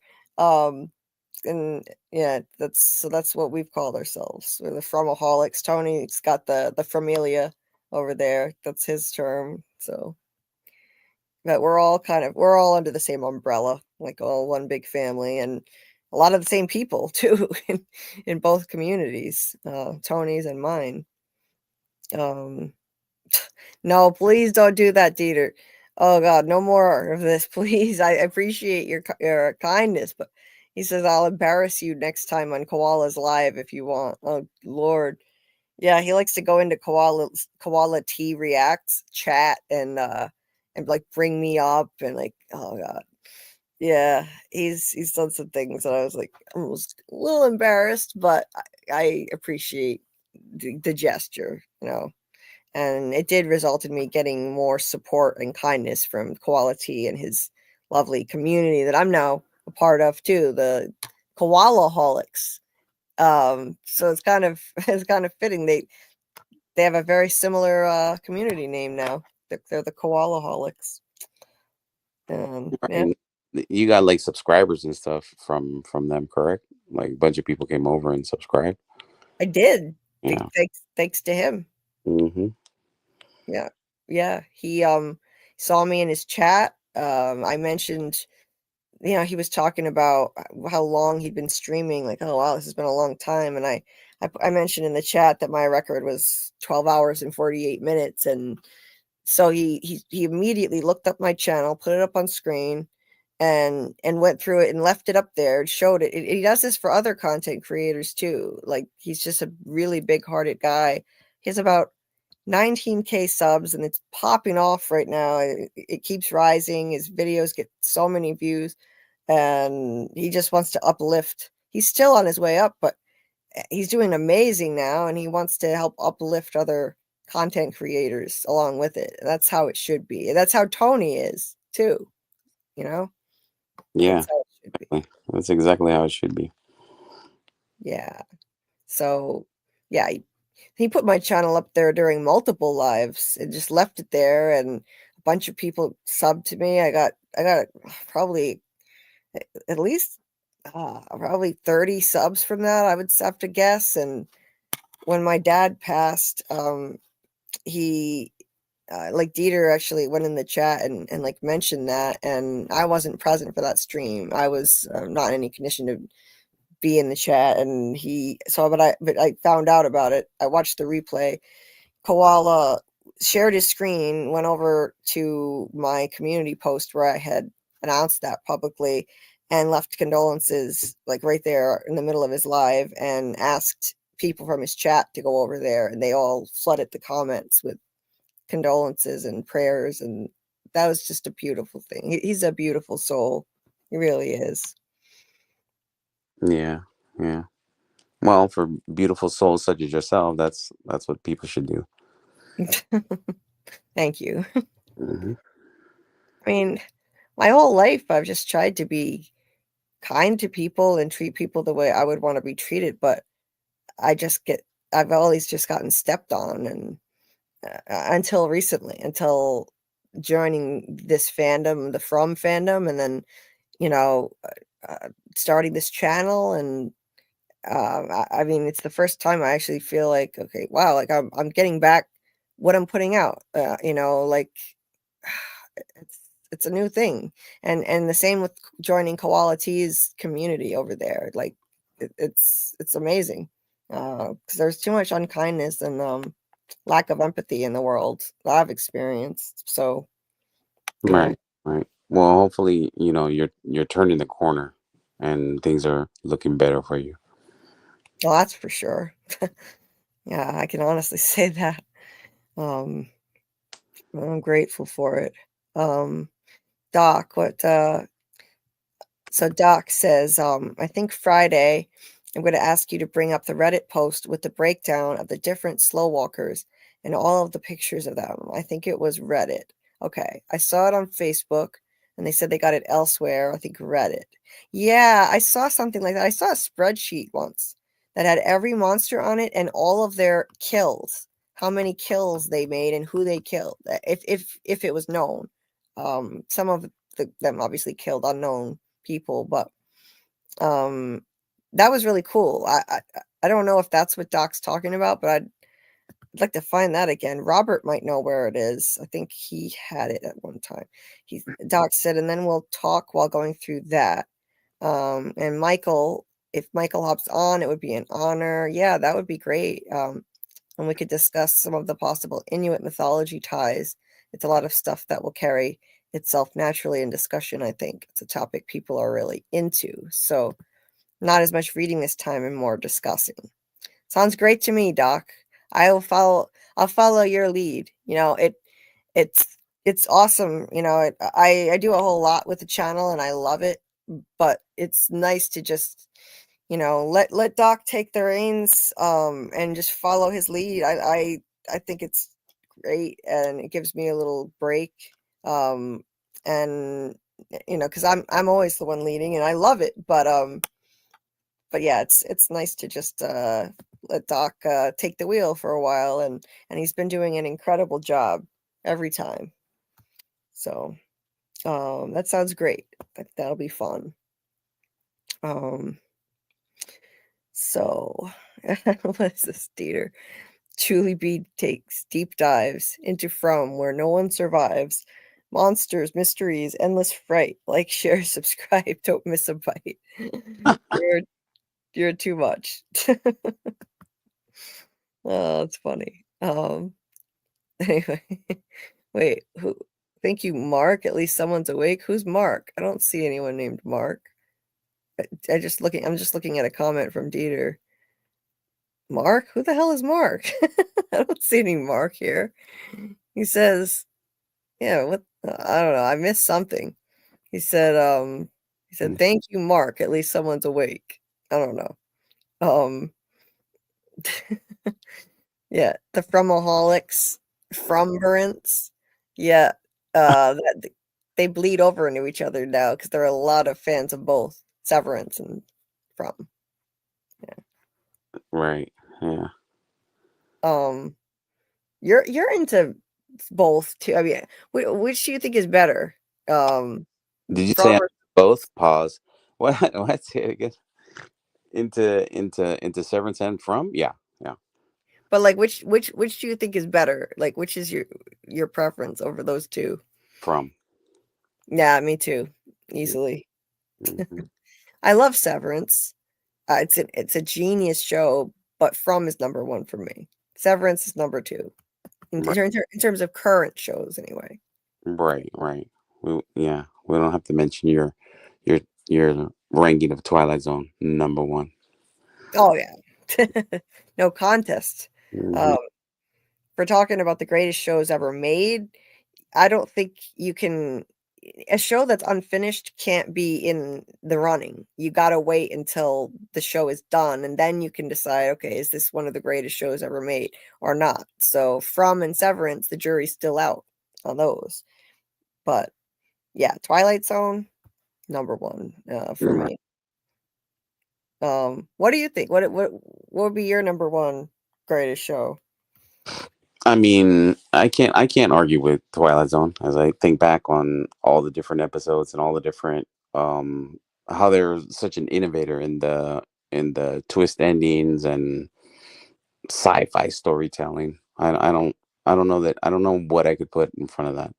Then you start to get into discussion about, we're watching Lost, right? And then you get Sopranos, The Wire, but then those are different kind of genres, right? Sopranos, gangster, Wires, police, Lost. It's a fantasy. So for me, after putting say Twilight Zone at the top, it gets a little murky. It gets a little, you start adding asterisks and prefacing your statements because they're different kind of shows. How can you compare Sopranos to Lost?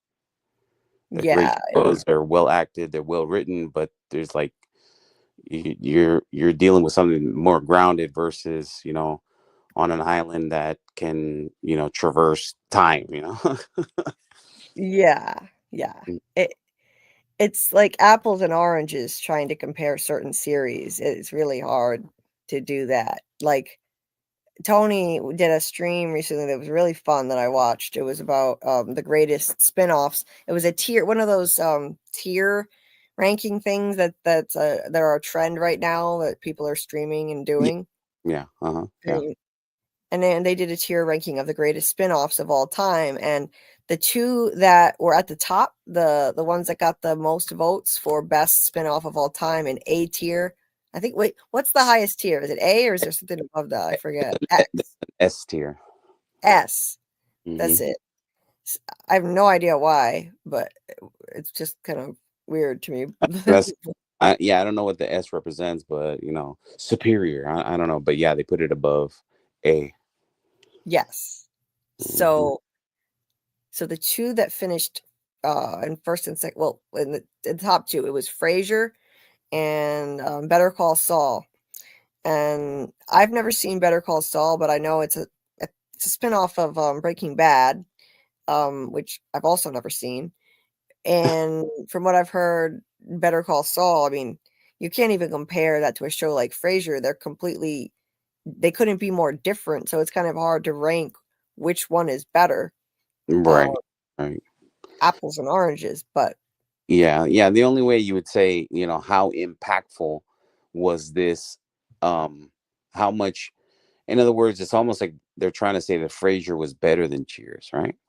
Yes. That would be a way. That would be the only way that you could compare it. I think in that you would say that Better Call Saul somehow surpassed Breaking Bad or was trying to, and that would be that would be the only way you could compare a Frasier and a Better Call Saul is how good they were as compared to their origin as to what they spun off of. Yeah, that makes sense. Yeah, absolutely. And Jesus, okay, my cat's like swearing at me to let her out of my room. I swear sometimes it sounds like the noises she makes are so expressive, and that was definitely like Yeah, that was a cat. I didn't even know that was a cat. that was Boo. Oh wow. She's like, let me the hell out of here. My door was shut too much.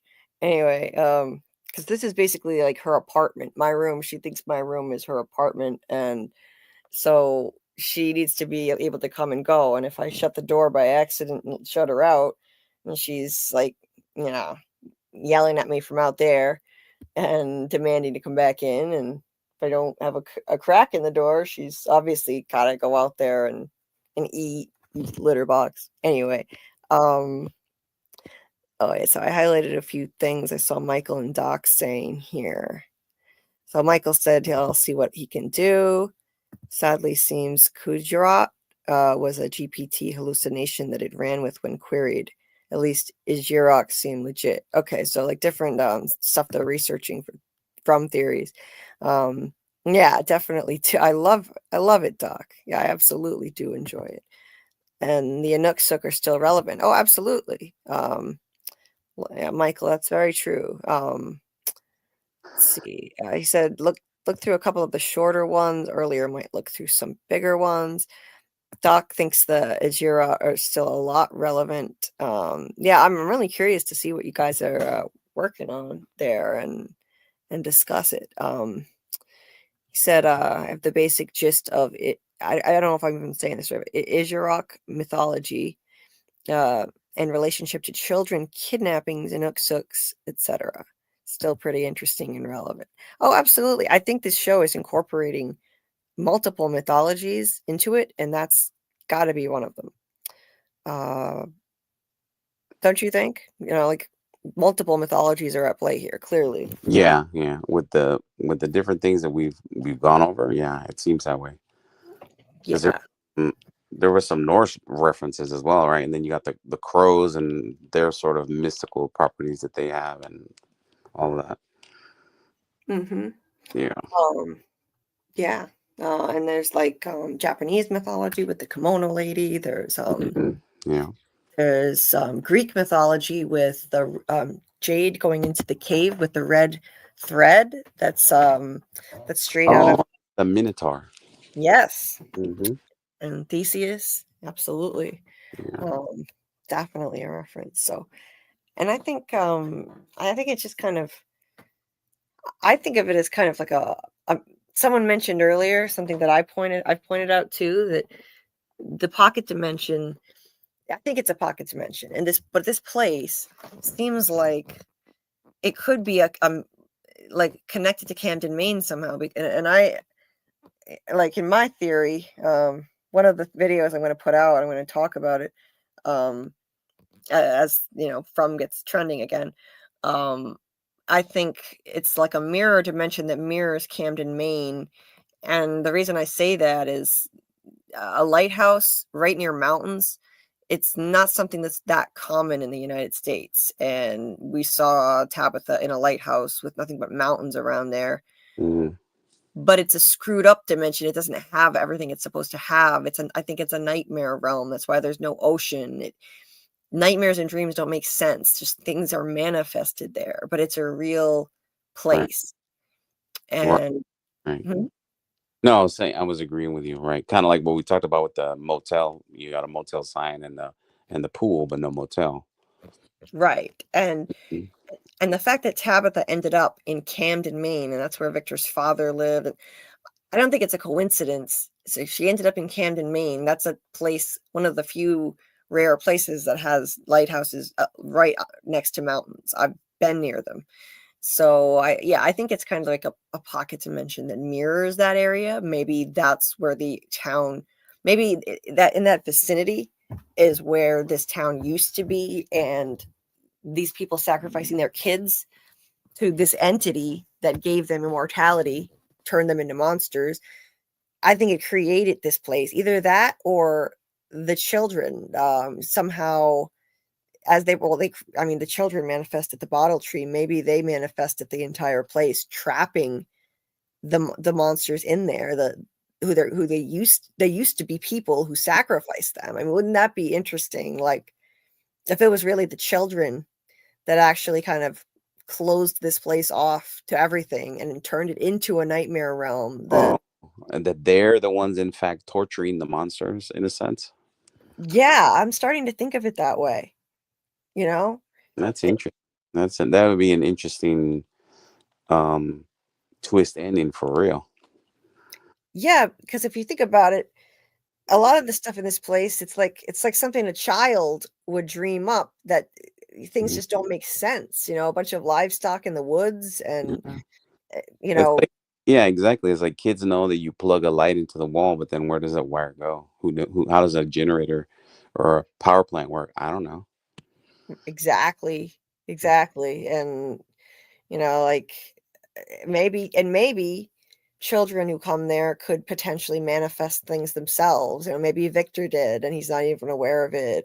Maybe Ethan has, like, so yeah, I just think I'm thinking more and more in those terms, and it just makes so much sense to me. And the reason people from all different, I think all different cultures are represented there. It's just because all different people are brought there, and their heritage is kind of absorbed into the place. So, like, people who come from all over, like their mythological influences are kind of absorbed into the place. So you got the lady who's wearing a kimono, and you know, references to Norse mythology, Greek mythology. Maybe ancestral sort of trauma that's passed on in your DNA, kind of thing. Yeah, that's what I'm thinking. It's really complex to try and explain, but I'm gonna make a whole video. I already have a video kind of already outlining this, that I now my cat's demanding to come back in. I have to shut the door too much. Oh, see that? So is that where you came up with that theory? It's Boo's apartment. It's the Ankui kid play. It's the what? The what? So Boo is the one keeping you there versus the other way around. You know, like what you were saying about that, about the kids. The kids are in fact keeping them there. It's Yeah. like who's really in charge? Is it Boo or is it you? It's definitely Boo. Dieter, that rhymes. Boo or you? Yeah, it's definitely Boo. Boo is in charge, 100%. This tiny little 6-pound cat is in charge. Easily. But that rhymes too. What Rose Jones? Boo is the boss, or kind of rhymes. Boss Boo. Mm-hmm. Yeah, because slant rhyme. Yeah. So yeah, I actually put out a theory on this already, but I want to expand on it. So including the part about the children. I put out a video during season 3, early in the life of my channel, Tabitha and the Mirror Dimension. What did I call it? Tabitha and the Mirror World. And it's actually, I think it's the highest views I've ever gotten on any video to date. I think it got like 9,000 views, which shocked the hell out of me. Oh. Yeah, and I was brand new to making videos. I made that around episode 3. I was 4 weeks into making videos because I started the week before it began. So within a month, I got that video.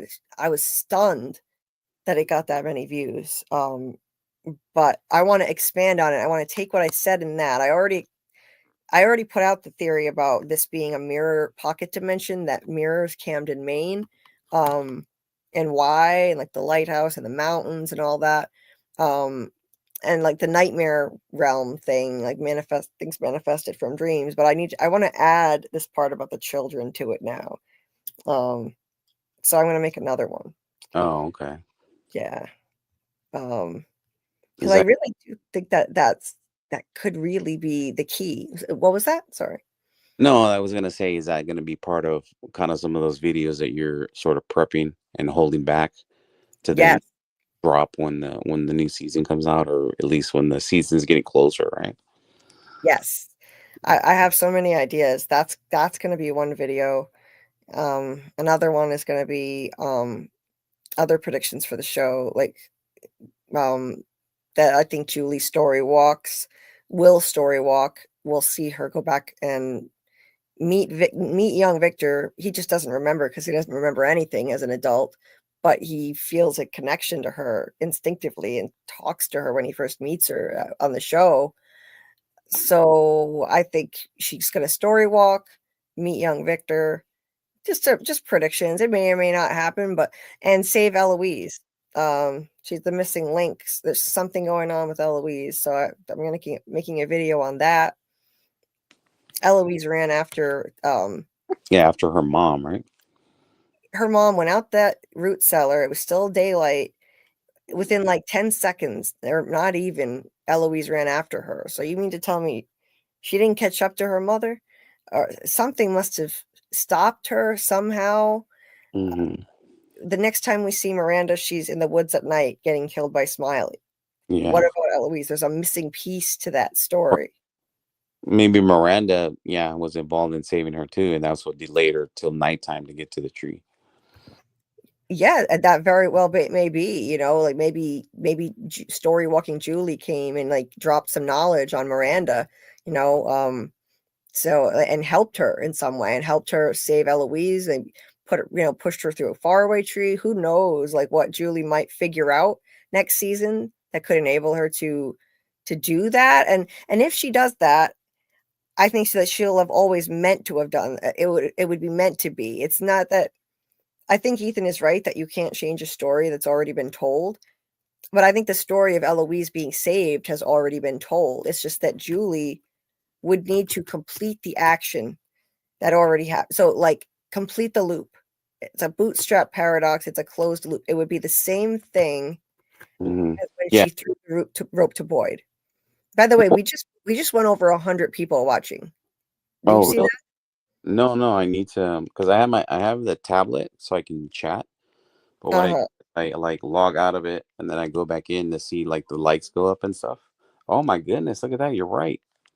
Yeah, just now it was at 101. Now it's sitting at 100 people. Oh my God. How does this happen? Please hit the like button. Yeah. Yes. What was that? No, I'm sorry. I stepped all over your ticket. Go ahead. Sorry. No, please hit the like button. It really helps. It helps people find the stream, pushes it out of the algorithm to more people. So yeah, that's much appreciated. It's free, doesn't cost you anything, and it really does help. Every like helps. And we do these lives every Wednesday.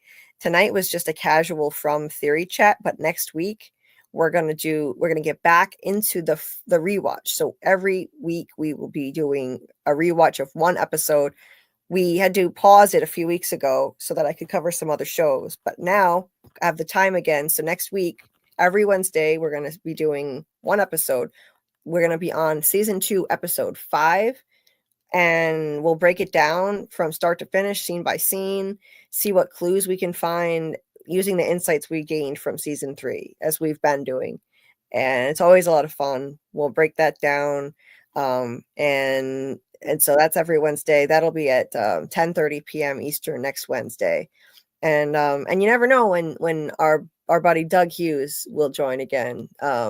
Could be that night, could be Friday, but hopefully he'll be free to join us again and regale us with more of his stories from his theater career and just his life in general. He's such an interesting person and so much fun to have here. He's hilarious. And we're honored to have Doug as part of our community. That he's just one of us now. He's just one of us. And I'm honored that he feels so comfortable being here and wants to hang out with us like this. Yeah. So, Dougie Doug is number one, you know? Oh yeah. Yeah. So well, when I do figure out what day he'll be on next, I'll make an announcement in Facebook community posts. I mean, not Facebook, YouTube community posts, and in my Discord. But I'm sure that'll be soon. And when we do those lives with Doug, we start at 10 p.m. Eastern normally. Tonight I didn't know he was going to be available to stay on like that, so we started late. But normally when he joins, we do our story time with Doug segment. We start at 10 p.m. Eastern. Sometimes he just joins to talk theories with us, though. We've done that before too. That's always fun. Friday night. What Panda? No, I said absolutely. It's always cool when he comes through. Yeah. Wasn't that cool? That was awesome. You speaking Spanish to him. Yeah. And then it reached the point where it was like where it was like that was the end of it, but that was really cool. Yeah, right. That was awesome. And you know, he does that program in Spain. He's done it several times. He loves doing that English immersion program and helping. And you don't have to know Spanish to do it, but he did pick up some Spanish over the years, helping Spanish people learn English. Doug is really cool. So they bring people to be around and just speak English, right? Just totally immerse the students with English. That's what it is. Okay. That's right. Yep. It's for like a whole week or something, or two. I forget, but we should go over there, Julie. You speak English, right? Yeah, I do. There you go. It does look beautiful there where they'd have that. It's gorgeous. He shared pictures on Instagram. But Doug is our friend, Dieter. He is our friend, and he's on Cameo. If anyone wants a personalized video from Doug, he makes amazing, funny cameos that he puts a lot of thought into. They're thoughtful. He doesn't just turn the camera on and read from a script. He puts a lot of effort in. He told me how he does it, and he goes the extra mile. He edits them. Sometimes he does like he's done like a stop motion one with Mini Man in yellow, and it's awesome. So if you want one, you can go to that link. It's also in the description of this video. If you're listening on the replay, you can find the link to that. You can find the link to Doug's play deadline, which fans of From would love. You can go on there, playscripts.com, and the description of the video, read a 32-page free sample. And if you like it, you can order an e-copy or a physical copy. Anyway, and Friday night, we're going to be doing our FROMacademy segment with Doc on the Nightmare Creatures. Our next Duster Live, for people who have not checked out Duster, highly recommend it. We'll be doing that on Mondays at 10:30 p.m. Eastern, and we will be covering episodes 3 and 4 because we're still playing catch up a little bit. So we'll be doing episodes 3 and 4. It's so much fun. If anyone out there doesn't know about it, hasn't seen it, it's a new J.J. Abrams crime thriller set in the 70s about a mob getaway driver who starts working with an FBI agent to try and investigate the mob boss, and starring Josh Holloway, just full of charisma as always. The cast is phenomenal. The music is phenomenal. The 70s vibe, like they nailed it. It's got comedy, it's got action. It's a really enjoyable watch, and we're going to be doing that every week. It's an 8-episode season. So after next week, we'll just be doing one per week. We'll be caught up. And if you haven't seen it, you can join my Discord, and we can always do a watch party and stream the episodes you missed if you don't have a way to watch HBO. Or I have other ways to help you out and see it if you want to check it out. So join the Discord. You can DM me. You can DM Dieter. And the Discord link is in the description of the video. We're also going to do watch parties when the episodes drop now, which is Thursday. On Thursdays at 9 p.m. Eastern. So that's officially tonight now. It's already Thursday. So tonight at 9 p.m. Eastern, if you want to watch the episode when it drops, I will stream it at 9 p.m. in that Discord. The watch parties are a lot of fun, so I'm looking forward to that, and also our other watch parties. I don't know what we're doing Saturday night yet, but we'll definitely watch something. We generally do watch parties from different movies on Saturday night, but like we did the Nightmare on Elm Street ones. Last week we watched Freddy versus Jason. Then we wind up watching other stuff. Usually it'll be like Chucky or Lost. Twilight Zone. Twilight Zone. I played some Twilight Zone. Mm-hmm. It's always fun. So yeah, that's and one other thing. 103 people. Unbelievable. Thank you so much for watching again. And so about my Handmaid's Tale video, I still didn't finish this damn thing. I still didn't finish it. But I keep saying, okay, it's gonna be today. I'm not even gonna jinx it and say that again. I'm gonna finish it as soon as possible. And hopefully today. I want to do this masterpiece of a show justice because I'm analyzing and breaking down the series finale of this incredible, absolute work of art, this entire show. It's a dark show, but it was beautifully done. It was so artistic. I've never seen anything quite like it.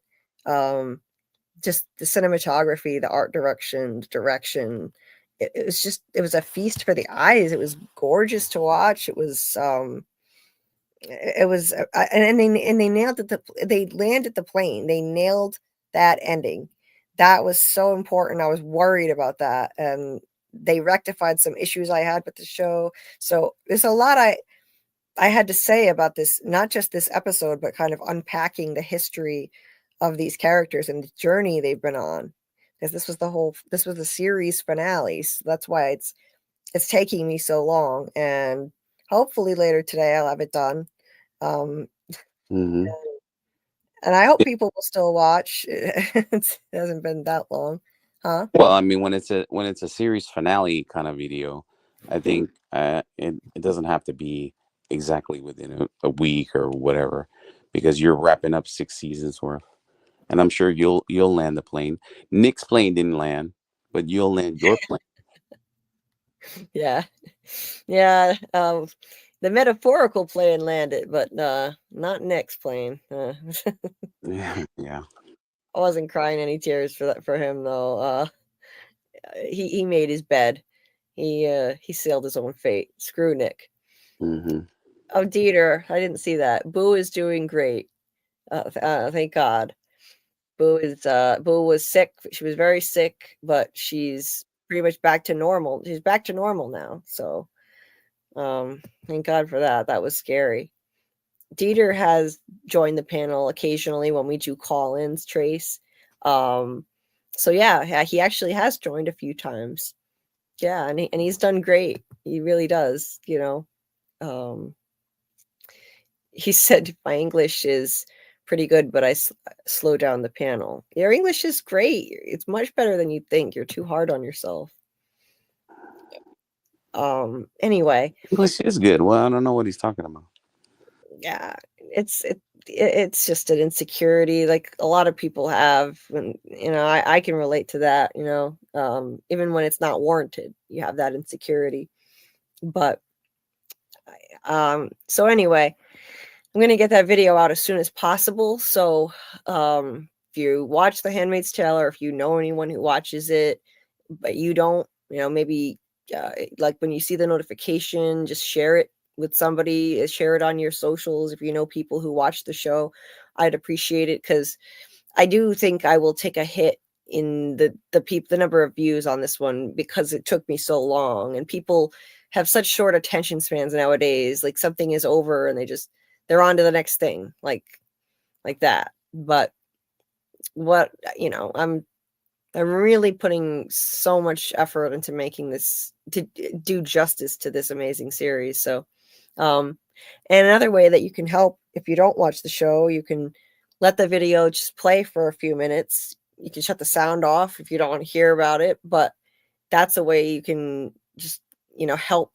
Every view really helps push the video out more people who do watch the show through the algorithm. And so every view helps, and hitting the like button, throwing a comment in the comment section, no matter what it is. It could be as short as just one emoji, and all of that triggers the algorithm. So I would really appreciate it. If anybody sees the notification, if you could take a couple of minutes to do that, I would appreciate it. And it doesn't even really take a couple minutes. You can have that playing in the background, mute it, and just do something else. And I think when I started asking people to do that, that's when my views turned a corner, and I really think it worked. Because I started out struggling to get views at the beginning, and people started to do that as I was asking them to, and all of a sudden the algorithm, well, not all of a sudden, the algorithm worked. It picked me up because of that, and my views doubled, or sometimes more than doubled, from the beginning where I was at. So really appreciate everybody that's helped me out with that, watched those videos or shared them or did any of those things to help push that out.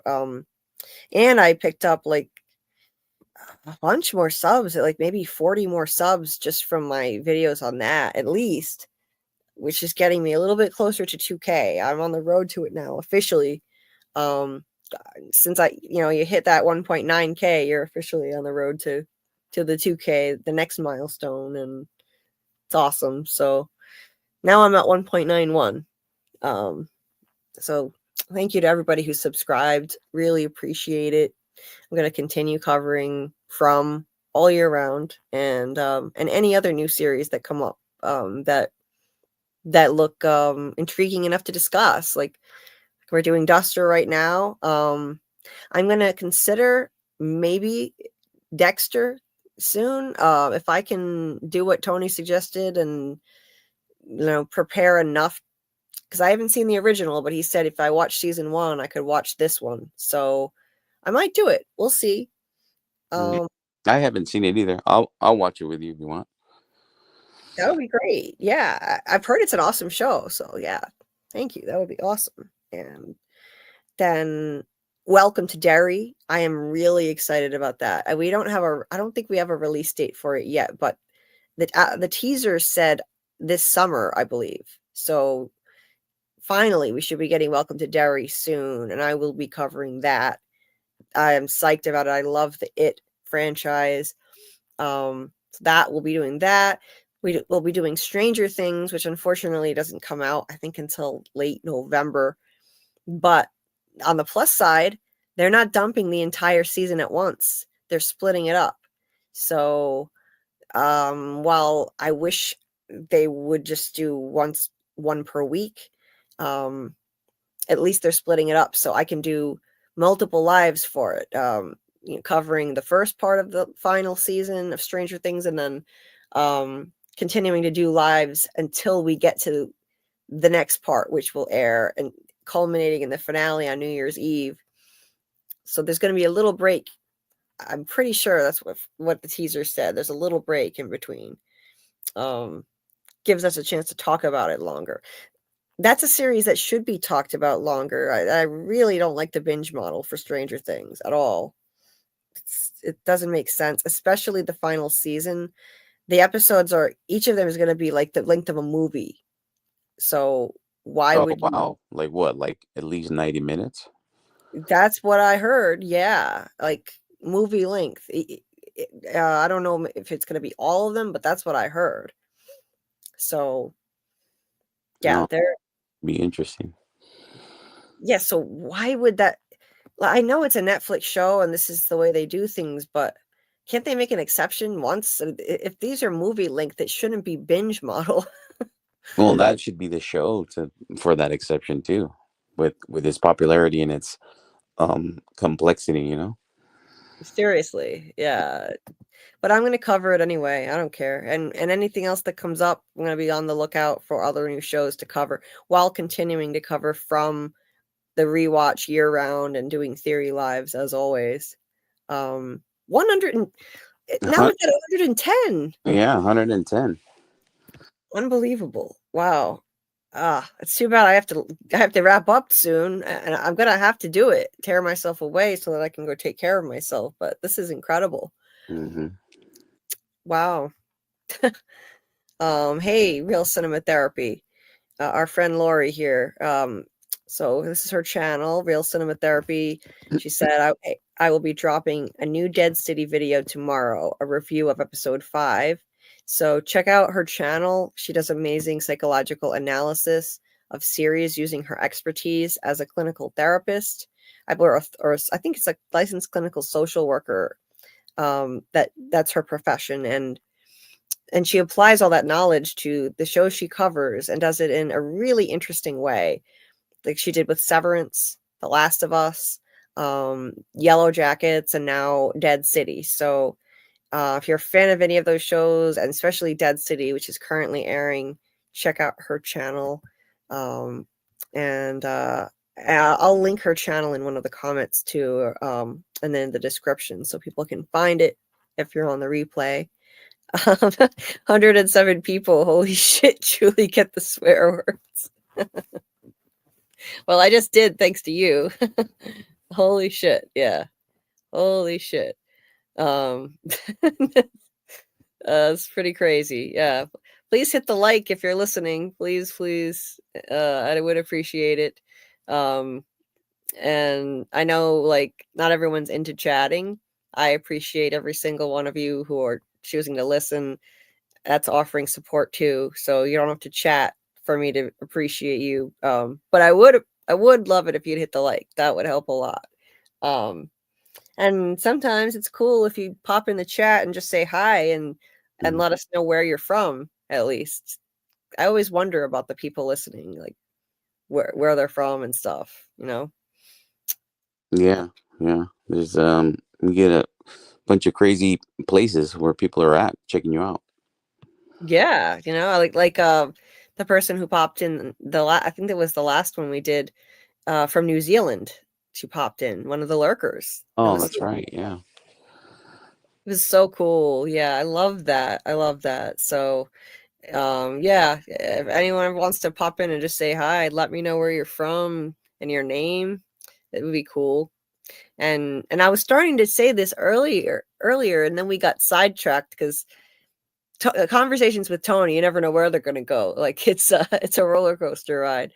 But I was starting to say this earlier, and then we got sidetracked. But yeah, I was talking about lurkers and how you started that way. You were one. Oh, yeah. From lurker to co-host. You know, Yeah. you too could contribute to this channel, you know? Yeah. Yeah. No, it's pretty amazing.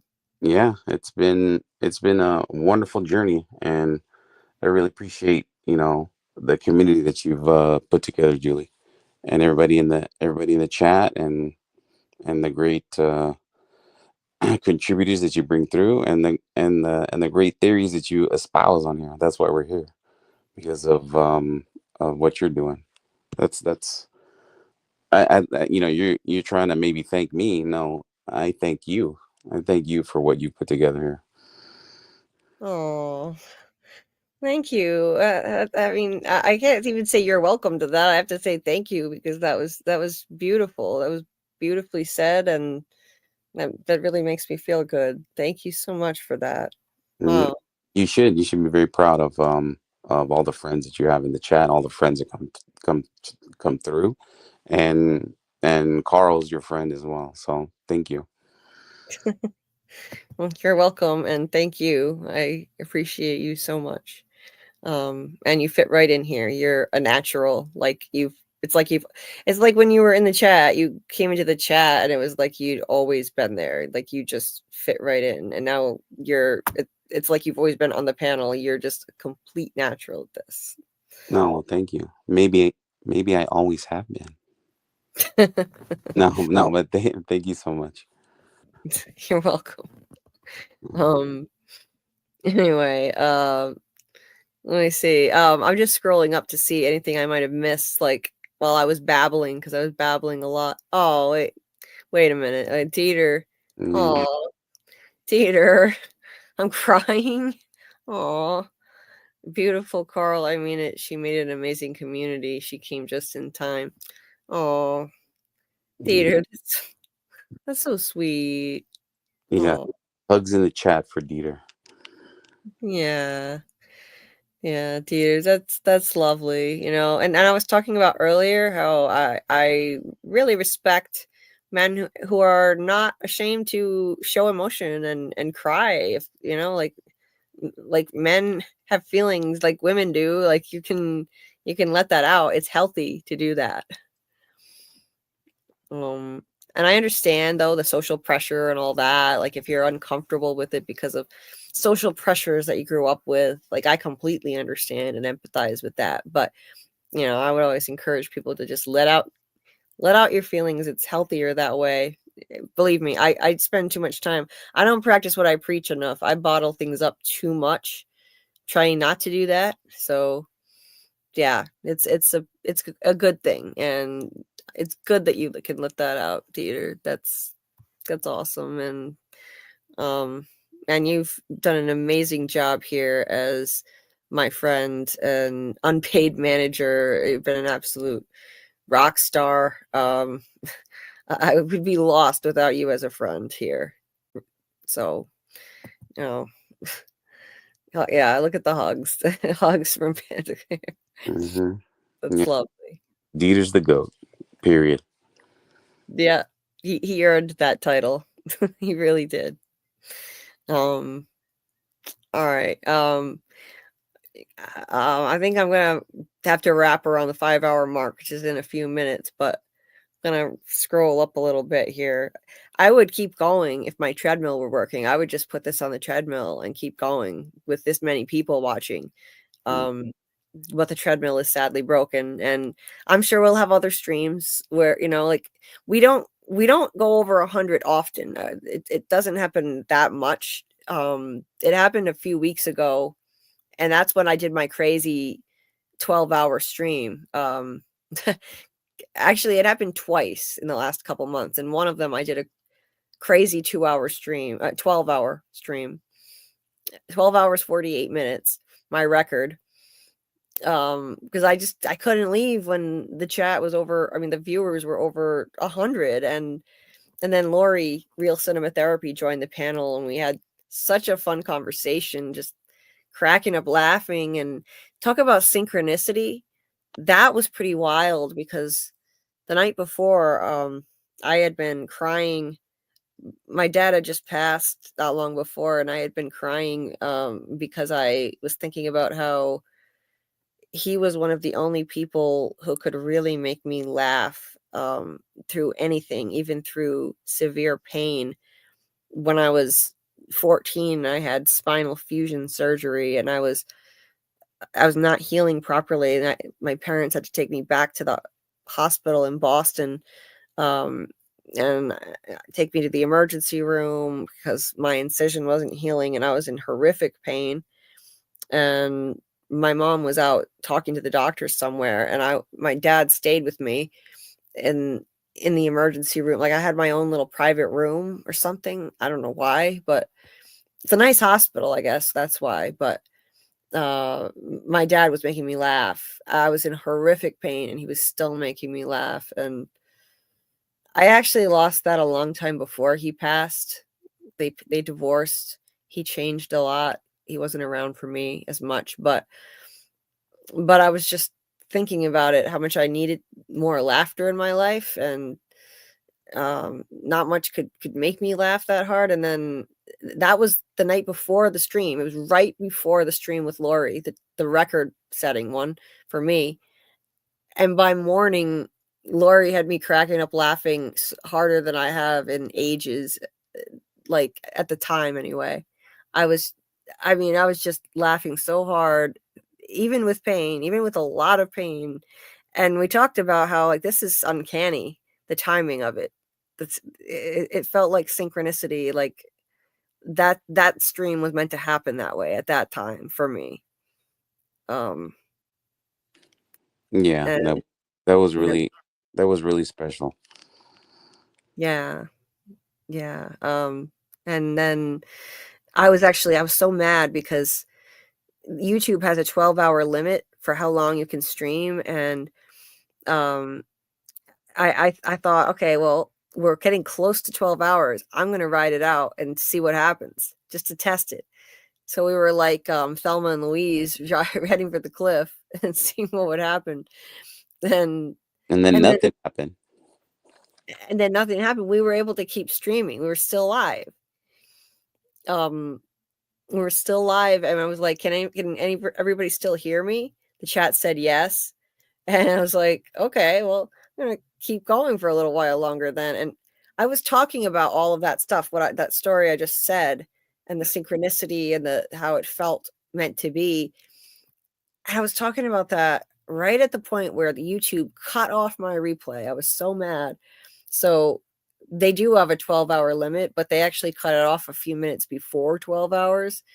So you finish your live, they let you go live, I guess, as long as you want. But then when you're done, within a few minutes, they chop off the replay. So my record setting for me, 12-hour and 48-minute live, I was so mad. I got my record and it got chopped down to 11 hours, 54 minutes. And I was right in the middle of making that point that was really important to me. So mad at YouTube for that. It was very meaningful. They cut me off at a meaningful moment, like a spiritual moment.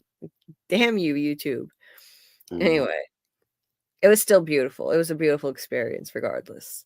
So anyway, that's the important thing. Yeah. We know what the true number was. Yeah, I made sure I let it be known. I was making sure of it by putting it in a comment and I pinned it. You can, when it's your channel, you can pin a comment to the top of the comment section. And I wrote like this, my real time was this, and I was talking about this. So I wrote out the point I was making in the comment and the real length, and I pinned it. So at least that's there. Right. Yeah, right on. Yeah, I remember being there. Yeah. It was awesome. And I was part of the reason I was able to do that. I think I used the treadmill during part of that live, but I don't, unfortunately, for the moment, I don't have that, so I can't keep on going without hurting myself and making my pain. It's already spiking. It's getting out of control. So yeah, so you got to wrap it up. Yeah.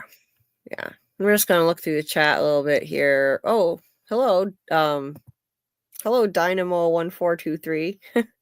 I was talking about the people who are just listening. Maybe this is one of them. Hello. It's always cool to see new names in the chat. Welcome.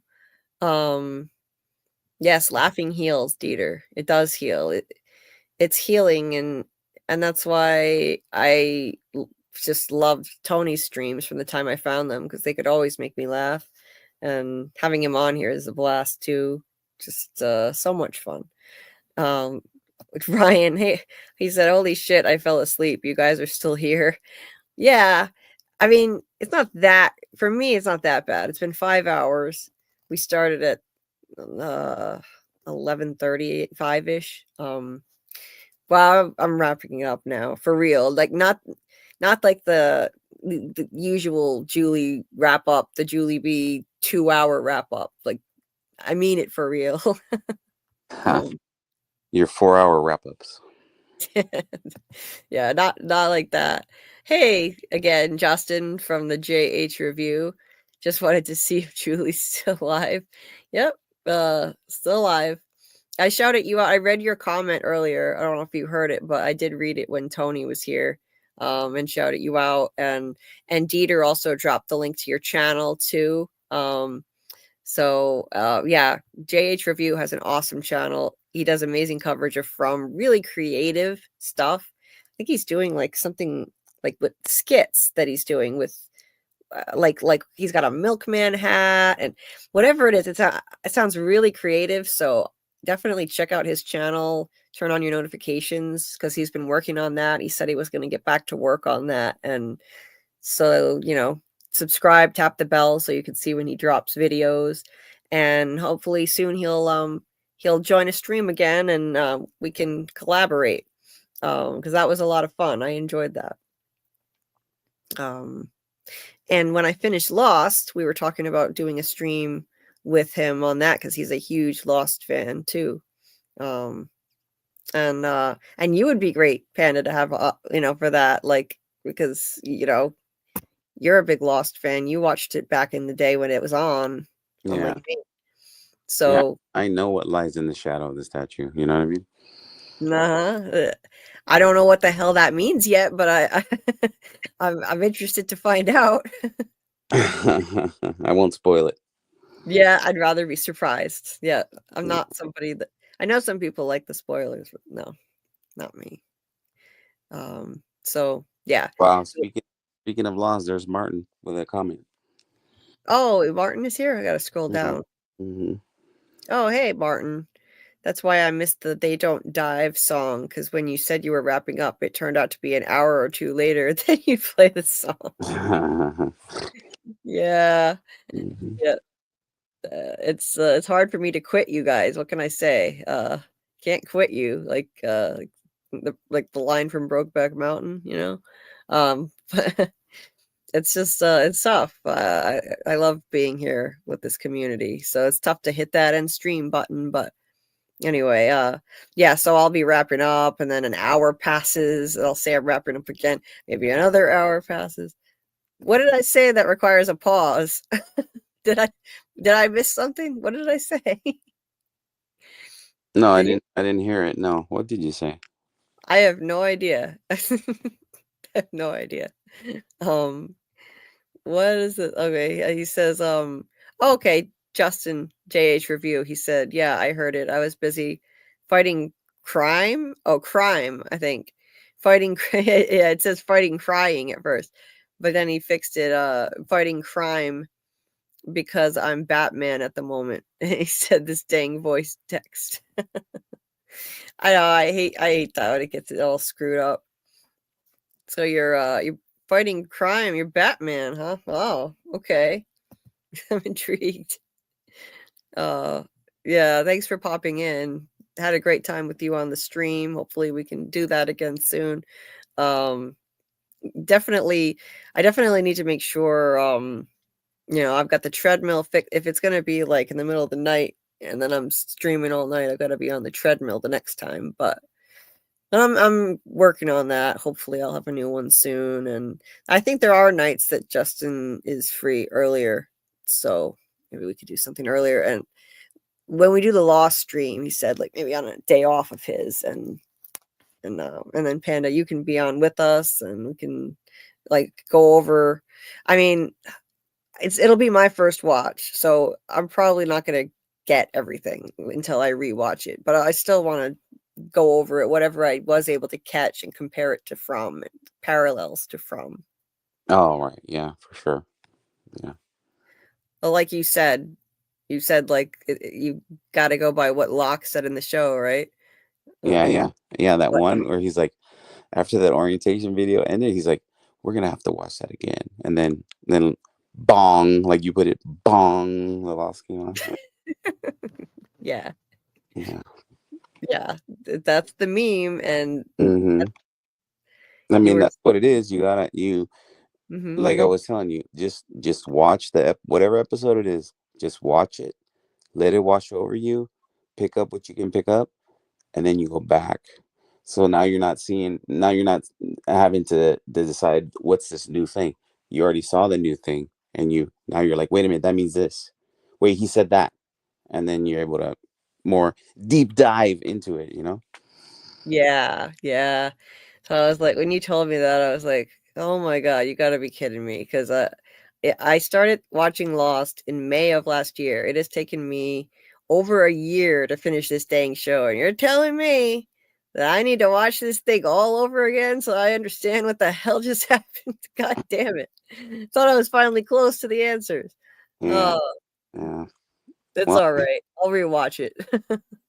Yeah, you gotta find out what's in the shadow. Oh God! So they're not going to reveal that? I have to rewatch the series to understand that line. No. That you'll figure out as this last season goes. You'll know exactly what that means. Oh, good. But I'm saying some of the other little details they get they get lost when you're when you only watch it one time. Lost, yeah. Bong. Yeah, they love to hit you with that. They end on some kind of crazy shit, and then they hit you right in the face with that bong. Lost. In the face. Pause. Pause. Yeah. Yeah. Yeah, they love to do that. They love to torture the fans, apparently. Like, not just cliffhangers at the end of the season. It's like almost every episode is something crazy at the end. Cliffhanger. Yeah. But yeah, there's lots of parallels. I know you've seen it with From and vice versa. It works both ways. Yeah, I'm already seeing parallels, even though it's my first run. It's my first go through with run through with this show. So all right, so it's wrap up time, Julie. What else you got? It's wrap up time. Yeah, I know. All right, let me look at these starred comments that I have here. Hold on. So Ryan here popped in and said, "What did I miss? I think Tony was talking about sheep when I started to drift off." That's fitting. Maybe you drifted off imagining you're counting sheep as Tony's talking about sheep. Yeah. Even though we weren't talking about counting the sheep, huh? No, something a lot more horrifying. Jesus. You don't want to know if you missed it. You don't want to know. Yeah, Dieter said Ryan, sex from sex and all. Rose toys. Yeah. It was a kind of a spicy stream tonight. You never know what you're gonna get with these, like what it could turn into. I wasn't expecting a spicy stream, but there we were. And it's fun, we have fun with it. We don't always have to follow a particular like just because I pick a theme for a live stream, it doesn't mean we have to stick to it to the letter. Like, oh no, we have to stay on topic. Like this is like we're gonna be tested on this. Like it's some kind of school project, or you know what I mean? Like I like to just have fun with it and let it flow. And if we go off topic and we're having a fun conversation, that's all that matters to me. I don't mind it, and most of the chat seems to enjoy it, and so yeah, so I just go with it. And Tony can come on here as far as I'm concerned anytime he wants to digress or go on a tangent. We always have a fun time with it, and somehow we made our way from the whole sex toy weirdness to a philosophical discussion of free will versus predestination. Don't ask me how, but we got there. There was a seg between the two. You have to go back and replay it to see. Yeah, you have to go into a deep dive to sort of see when the transition happened. Indeed, there are a lot of lives now that I do try to go back when it's done, each one, and I put in timestamps for the different scenes that we break down of an episode, if we're doing that, or different topics that we cover. And in this one, I don't know. I don't know how I'm going to do it. I'd have like a million timestamps because we went into all different territory. But I think I might just do it, and the timestamps would be funny as hell. Imagine what they're going to say. What we talked about at this timestamp for that one.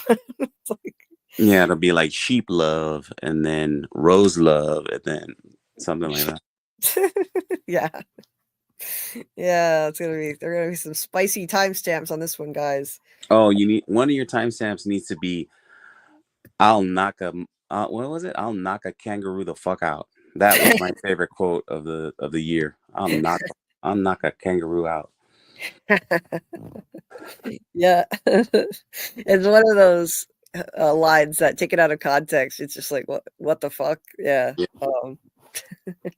Even in the context of it, yeah, it was still like hilarious. But yeah, that should be one of the timestamps for sure. Yeah, so the replay gang, I've got an awesome replay gang.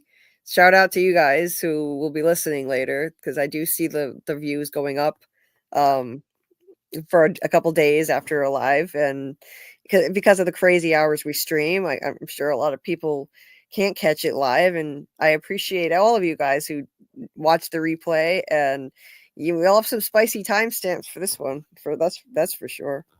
Ryan said, "I missed the sex talk. Why do I always miss the good stuff?" Oh, Ryan, Yeah. sorry. You can go back and watch the replay. It's still going to be there. This wasn't an official after dark stream like Tony's. Nothing went that crazy, so I'm not deleting it. It's going to stay. Tony's after dark streams go away like forever. What happens in an after dark stays in an after dark for him. That's it. Like, so that way people can feel free to just share whatever sexual stuff they want, and then it's like poof, it's gone. Yeah. That's to protect the innocent and the guilty. Yeah. So this one will not be disappearing. We didn't go that crazy with it. It was more tame. But Dieter said made a few new soundboard sounds, Kendrick, and oh, thank you. I was asking him to do that. When I was rapping the Say Drake, I hear you like him young. I wanted him to make a soundboard noise of that for my Discord. So thank you for that. Wow, that's fucking bananas. Yeah, that's another one that he already made. Fucking bananas. That's fucking bananas. Chaudhry, fucking bananas. And he did a few from Josh Holloway's lines in Lost and one from Duster. Thank you. I love his voice. Thank you. That's awesome. I love it. I appreciate it. Michael missed a stream last week that was really fun too. That was the one with the JH review, and he woke up around 5 a.m. just as it was ending. Yeah. Well, at least there's always the replay. But I know it's not the same. Like I like watching replays if I really enjoy the channel, but it's not the same when you're someone who likes to engage in the live chat and you can't participate. You feel like, oh man, I missed out. I'm left out of this. So I know it's not the same. Dieter with his million raps. Okay, I really am. I'm rapping. I'm just looking through the last of the starred things I did here. Brian said I was wondering why I was having such erotic dreams. You had the stream on. That would explain it. Yeah, things got a little wild with Tony there. He shared a lot. He's very open, I will say, which is good. Hey, nothing wrong with that. There's no shame in sex positivity. Anyway, what show are we even? Ryan said, what show are we talking about now? Well, it's technically this has been a From live, but we digressed into a lot of different territories other than From. But we did also talk a lot of From stuff too. So I'll put in timestamps for the people who don't really want to hear about the off-topic stuff. I'll put in timestamps so you can just skip to the From stuff if that's what you prefer too. He said, I think it's the algorithm because I'm seeing the number go up and down. Oh, wait, Martin said, is this an algorithm thing? Or is it because the YouTubers got people watching From and they've binged it already? Yeah, we're wondering why we have 114 people here. Maybe because there are new YouTubers suddenly like reacting to From out of nowhere. One of them I follow. I used to watch his reactions all the time. I just got out of the habit and didn't have time. His name is Sintel. He's been reacting to it and other new people too. So maybe it's boosting From in the algorithm because it's been happening now for the last I don't know, at least a month that the views have been going. I mean the views on the live stream have been going up a lot as the night goes on, and this is the third time it's gone over 100, which is pretty wild. So thank you everybody who's watching. Really appreciate it. It's hard to wrap up, right? You said wrap up time. We have 100. There were 117. It's tough, but it's been over 5 hours and I've got to do some self-care now, but give a shout out to my old Fromilia Facebook group, Siri From. I miss you guys. Oh, Ryan. I'm so sorry that happened to you. Like Ryan Ryan isn't part of it anymore, but yeah, shout out to Ryan's Fromilia Facebook group. That yeah, I was really sad for Ryan over that, but maybe he can find a different group to to get involved in and do that instead, because he's so good at that. Yeah, and there are lots of Facebook groups on From, and you could see about getting in there, and you have experience being an admin. Oh, but I think he has issues with Facebook in general. Damn, Facebook sucks, man.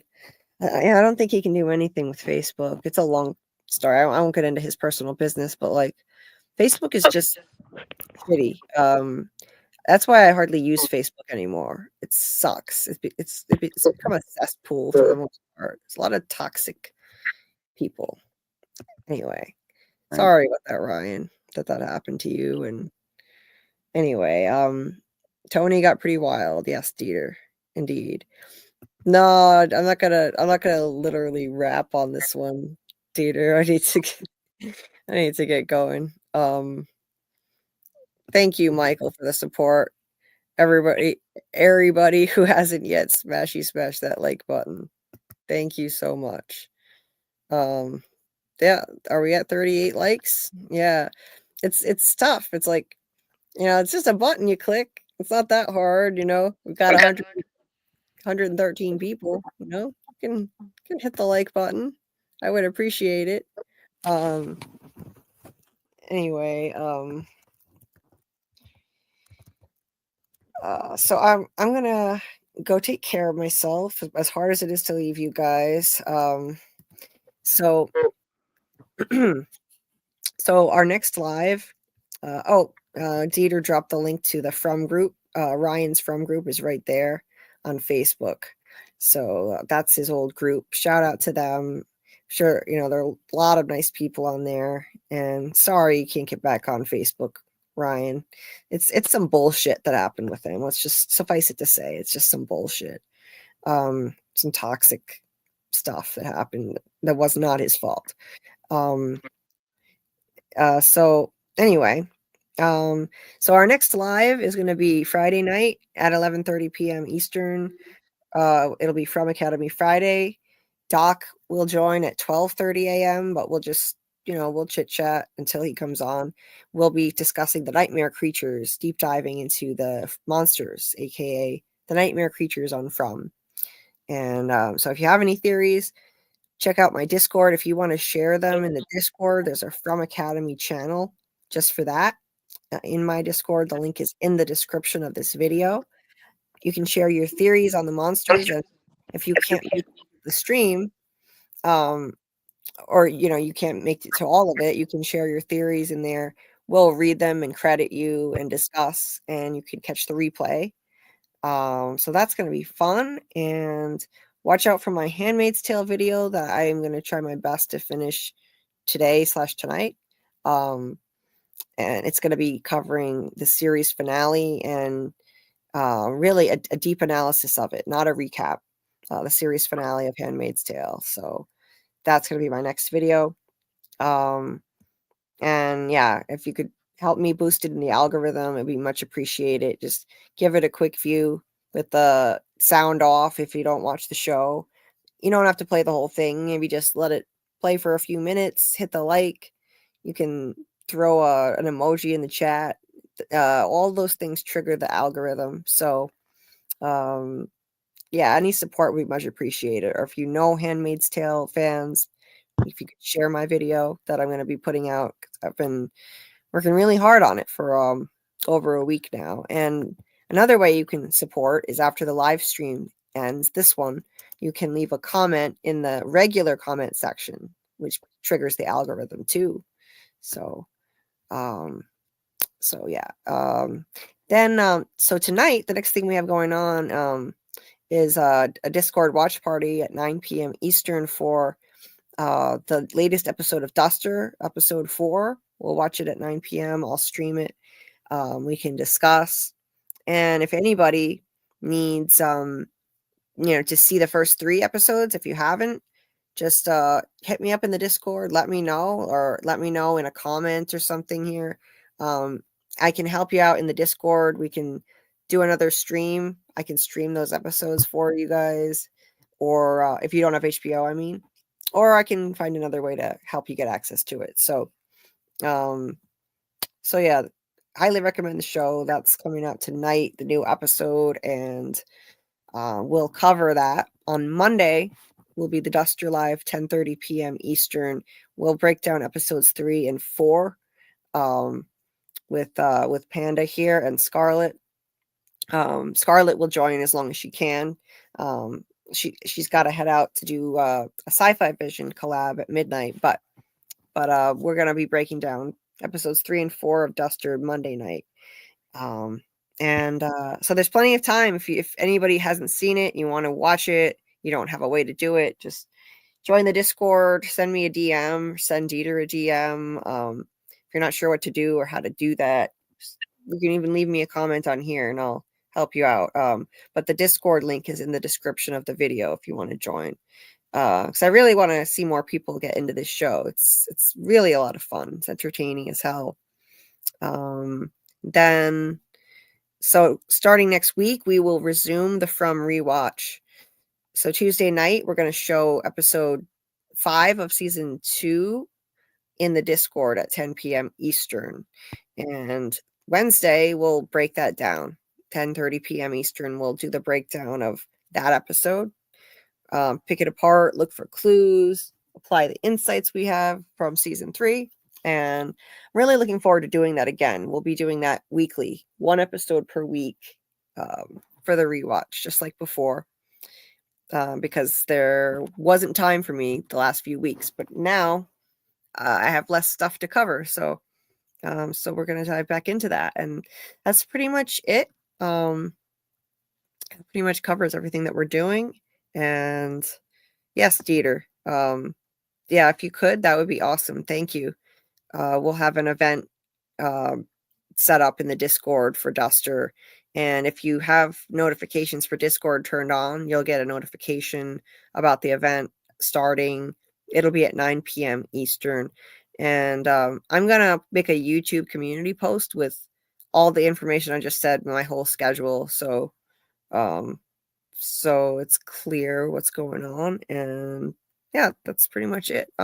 Michael, and check out Michael's playlist. He's made some really cool From inspired music based on the story and his theory crafting. So check that out on Suno. There's the link right there in the chat. And I think even if you're watching the replay, you can see the chat replay too. So I'd highly recommend, when I watch replays of lives, I always have the chat replay open too, because there's always really interesting stuff in there. So yeah, like, if you're listening on the replay, open up the chat replay and see the interesting points people in the chat are making and adding to the discussion, and links like this that people drop. So, all right. Please like the stream on the way out if you haven't yet. Would appreciate that. Dieter dropped a link to my Discord, but you can also find that in the description of the video too. All right. So yes, more From is coming. The From rewatch is coming. So, okay. So that's going to do it for me, guys. I need to get going, and hate to leave you, 105 of you, even though I know some are sleeping, but I must be quite a few awake. So shout out to all of you guys who are listening, but not chatting. I appreciate you all so much. Chatting or just listening. Thank you so much. That's the link to the Duster event. Dieter, you are so quick. Thank you. Lightning fast. There it is. There it is. Thank you very much. There's the event. That'll take you directly there. Michael said you can also look up his FROMville playlist right there on Suno if you look it up that way. FROMville, the musical interludes. Love that playlist title, by the way. Good night, Ryan. I'll check the time, Dieter. No worries. I'll check it. Okay. Thank you so much, Panda, for joining again. It's been awesome. What a fun live. I absolutely loved it. It was a blast. I hope you enjoyed it too. Oh, for sure. It was spicy, as they say. And we went from talking about sodas to talking about sheep. So it was all over the place. And we even talked about From, which was really cool. Yeah. Yeah, you never know where these conversations are going to go. We go off into some crazy tangents, some fun tangents, some serious tangents too, serious discussions, philosophical discussions, and sometimes all out in one, like we did tonight. We ran the gamut, from spicy, dirty to philosophical, in no time flat too. So, Right. it was fun. So yeah, we'll see you guys again Friday night for FROMacademy, 11:30 p.m. Eastern. Good night, Michael.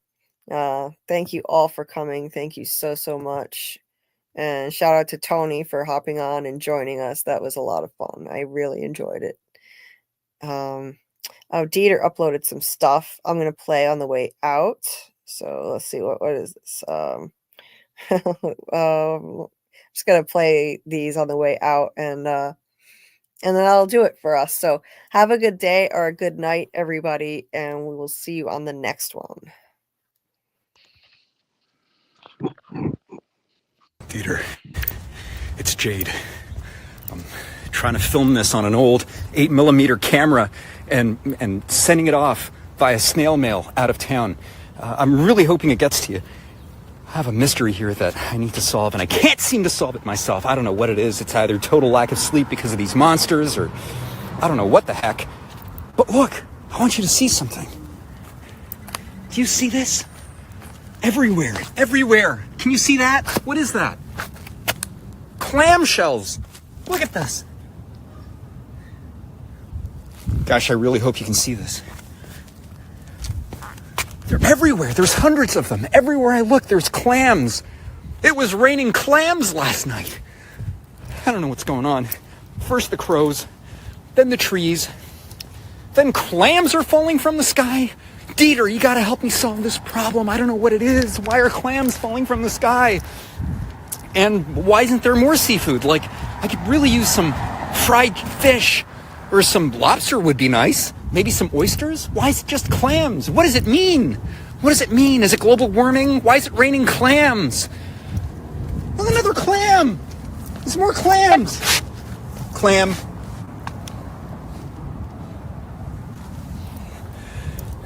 Can you please help me solve this mystery?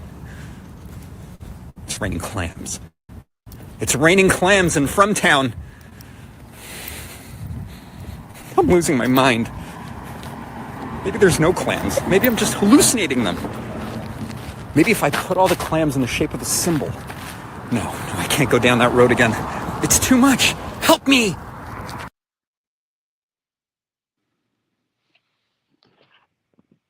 Hey, Kimberly. Man in Yellow here. So we're having some writer's block issues, are we? Okay, well, I'll offer up what advice I can. I will say at the outset, it's kind of hard to know what to say without having a clearer idea of exactly where you are in the process. You mentioned that these are rough drafts of children's stories that you're working on. So my first question is, how rough are we talking? Do you know, for example, what the story arc is for each of these stories? Do you know how it's going to end? Because if not, start there. The clearer idea you have of where the story is going to go, the easier time you're going to have writing it. My writing partner Marcia and I learned that the hard way with our second play.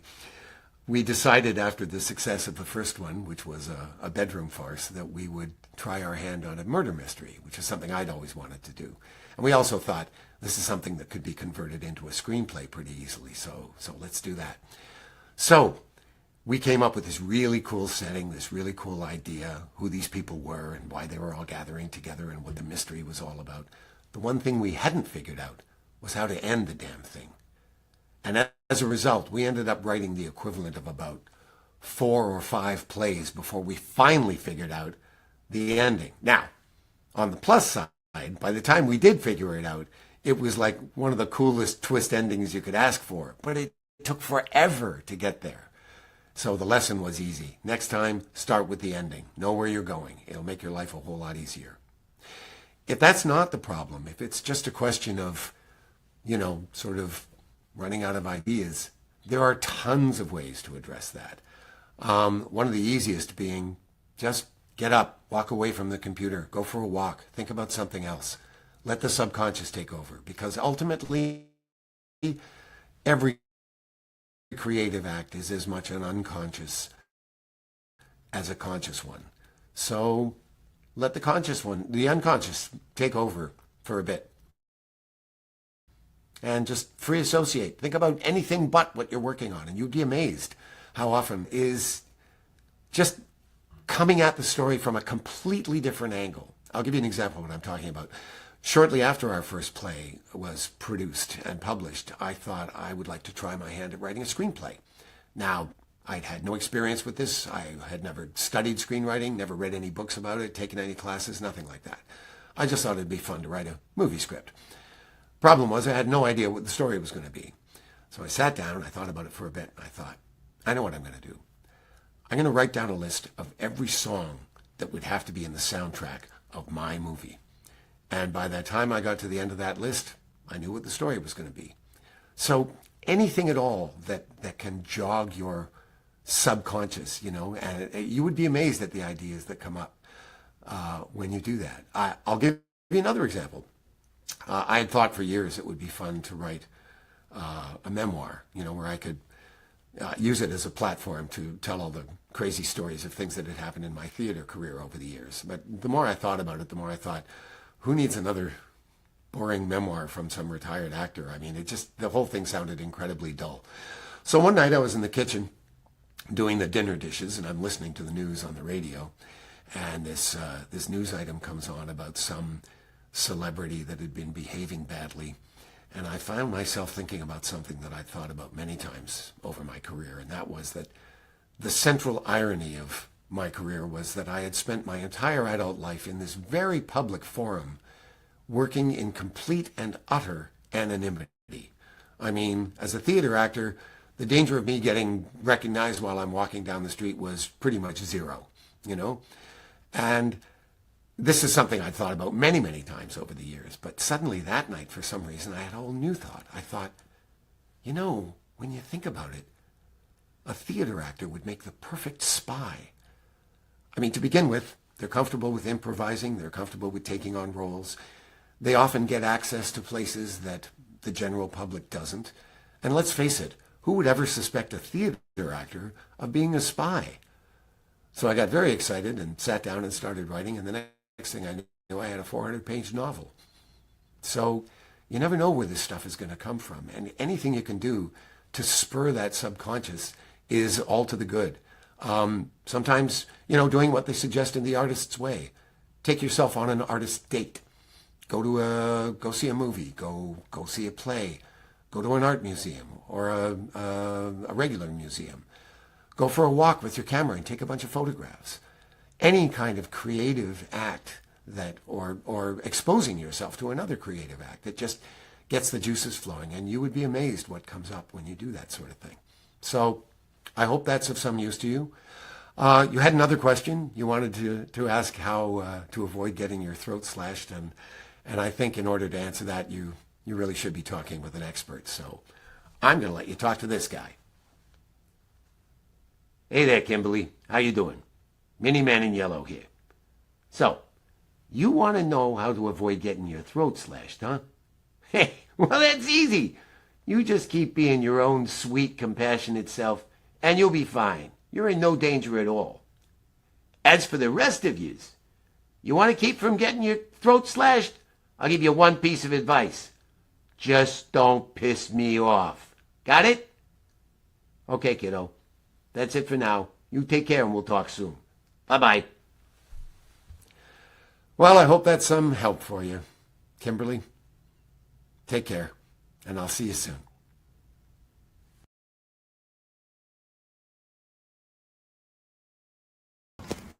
It's me. It's David Alpay. And this cameo, by the way, and I got to get this out of the way first before I completely fuck this up. This cameo is from Ryan and Samuel and Tabitha and Doc Kaiju, Kelly, and Dieter. Lovely, lovely Dieter. We love Dieter. I love Dieter. Dieter's the best. But not as good as you, because you're fucking amazing. Julie B, thank you for your podcast. Thank you for spreading the word about From and having such insightful commentary about the show. I swear to God, I think you probably think about the show on a level that exceeds anybody else talking about the show. You're so insightful, and I love it. I'm not even joking right now. I think it's really, really great because we work so hard to make the show. The writers, the directors, the actors, me specifically, work so damn hard. I just want the show to be as amazing as possible and layered and intricate, and you know, I want it to trigger thoughts. I want the audience to meet us halfway and to engage with us interactively as much as possible in a television show, right? So you're doing it, and I love it, and I'm so grateful. So fucking awesome. Dieter told me to make fun of your legs. I'm not going to do that because I'm not rude like Sean Majumdar. I would never tell you to chop off your legs and go on skis because A, that's totally impractical. It's not like there's snow everywhere in the world. I don't know where you live. Probably not, you know, the Arctic Circle. If anything, I would say roller skates. It's much more efficient. You get places a lot faster, and you can, like, if you were on the asphalt, like over here, you'd be fucked on skis. But skates, boom, roller skates. You're everywhere. You're up there before I can even say, hey, there goes JulieBDeepDives. Right? Listen, so sorry about the pain in your legs. That's terrible. I know what that can be like. But don't chop off your legs. No matter what your friends tell you, don't do it. It's not a good idea. The risk of infection is far too high. And then, you know, how sure can you be that the saw is going to be clean? You can wash it, but by the time you dry it and all that stuff, it's not a good idea. Don't do it. Save your legs. Justice for Julie B's legs is what I'm talking about. That's about it. I could keep babbling on, but this video has gone into the realm of the absurd in a way that even I wasn't anticipating, and I anticipate everything. So from my heart to you, I wish I was there to cuddle your legs and to make them feel better, but I am not. So that's a job for Dieter. You're going to have to get him to do it. He told me that he's buying the first plane ticket out to see you and your legs. So have a fabulous birthday. I literally forgot the reason for this video, but I'm remembering it now. Julie, happy birthday. You're turning 37. Congratulations. I remember 37 as if it was 8 years ago, because it was. Time flies, honey, but 37 is an excellent year. Make it a good one.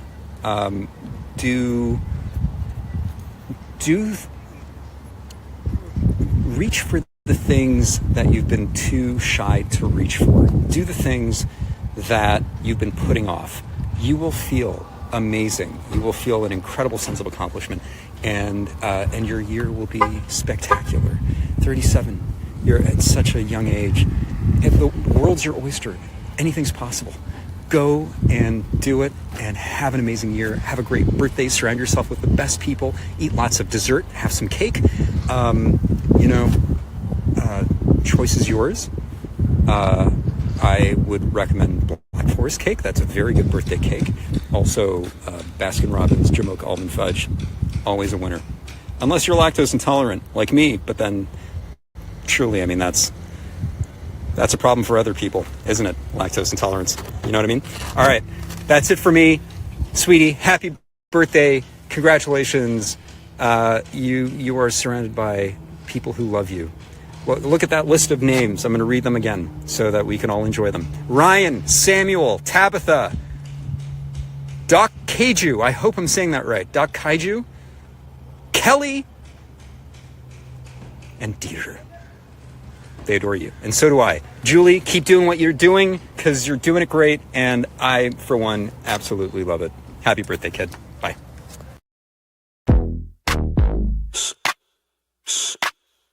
Yeah. That's a theory creaking open, baby. Yo, welcome to the screen where the plot gets bent. Julie B deep dives, not just for content. She don't react, she dissects those threads from the lens. Catching clues y'all missed when the credits end. What you know about freeze framing frames and while you blinking, she building an evidence drum. Got a notebook bigger than the lore itself. And a chat full of nerds with the mental health shelf. Yeah, she sees the glitch, peep the double cross. You just watching TV, she talk to the boss. Every theory and thesis, no throwaway guess. While y'all on season 1, she in season X. Said rewind and slow it, zoom in, enhance. Julie B caught the symbol in the window glance. While you tweeting what just happened like a clown, she already made a flow chart, color coded breakdown. They don't die like us. They don't vibe like us. They binge and they bounce. We revive that trust. They skip intros, we rev frame. You watch shows, we decode the game. They don't die like us. Nah, they don't die like us. She cracked Severance before y'all knew it was deep. Predicted the Last of Us deaths in her sleep. When the camera pans, she ain't blinking once. Catch a ghost in the glass, call it theory punch. Watch parties lit like apocalypse nights. Call-ins while they bringing alien rights. Hey, Julie, I think the trees are spies. Well, I have a spreadsheet that confirms that, guys. Zoom in, boom in, she moving through clues. Spinning Discord in the courtrooms, Lord of views. Got mods with receipts. Time stands with heat. Every rewatch turns into a Reddit elite. You stuck on the surface, we beneath with maps. Cross-referencing lore with the rector's caps. If your fave show got secrets, don't be dumb. Julie got the chalkboard out in From's where it's from. They don't dive like us. They don't vibe like us. They skim the edge. We inside that crust. They zone out, we zone in the pain. You say plot twist, we say nope, chain. They don't dive like us. Nah, they don't dive like us. What's that? That ain't a blooper, that's a plot thread. You thought it was a shadow? She thought it was a coded message from season 3. And she's probably right. Step this way if your mind's unbent. Step that way if your theories pay rent. Say Julie B, deep dive queen. Now zoom, scroll, theorize, pull. Ain't no rabbit hole safe once she got the claw.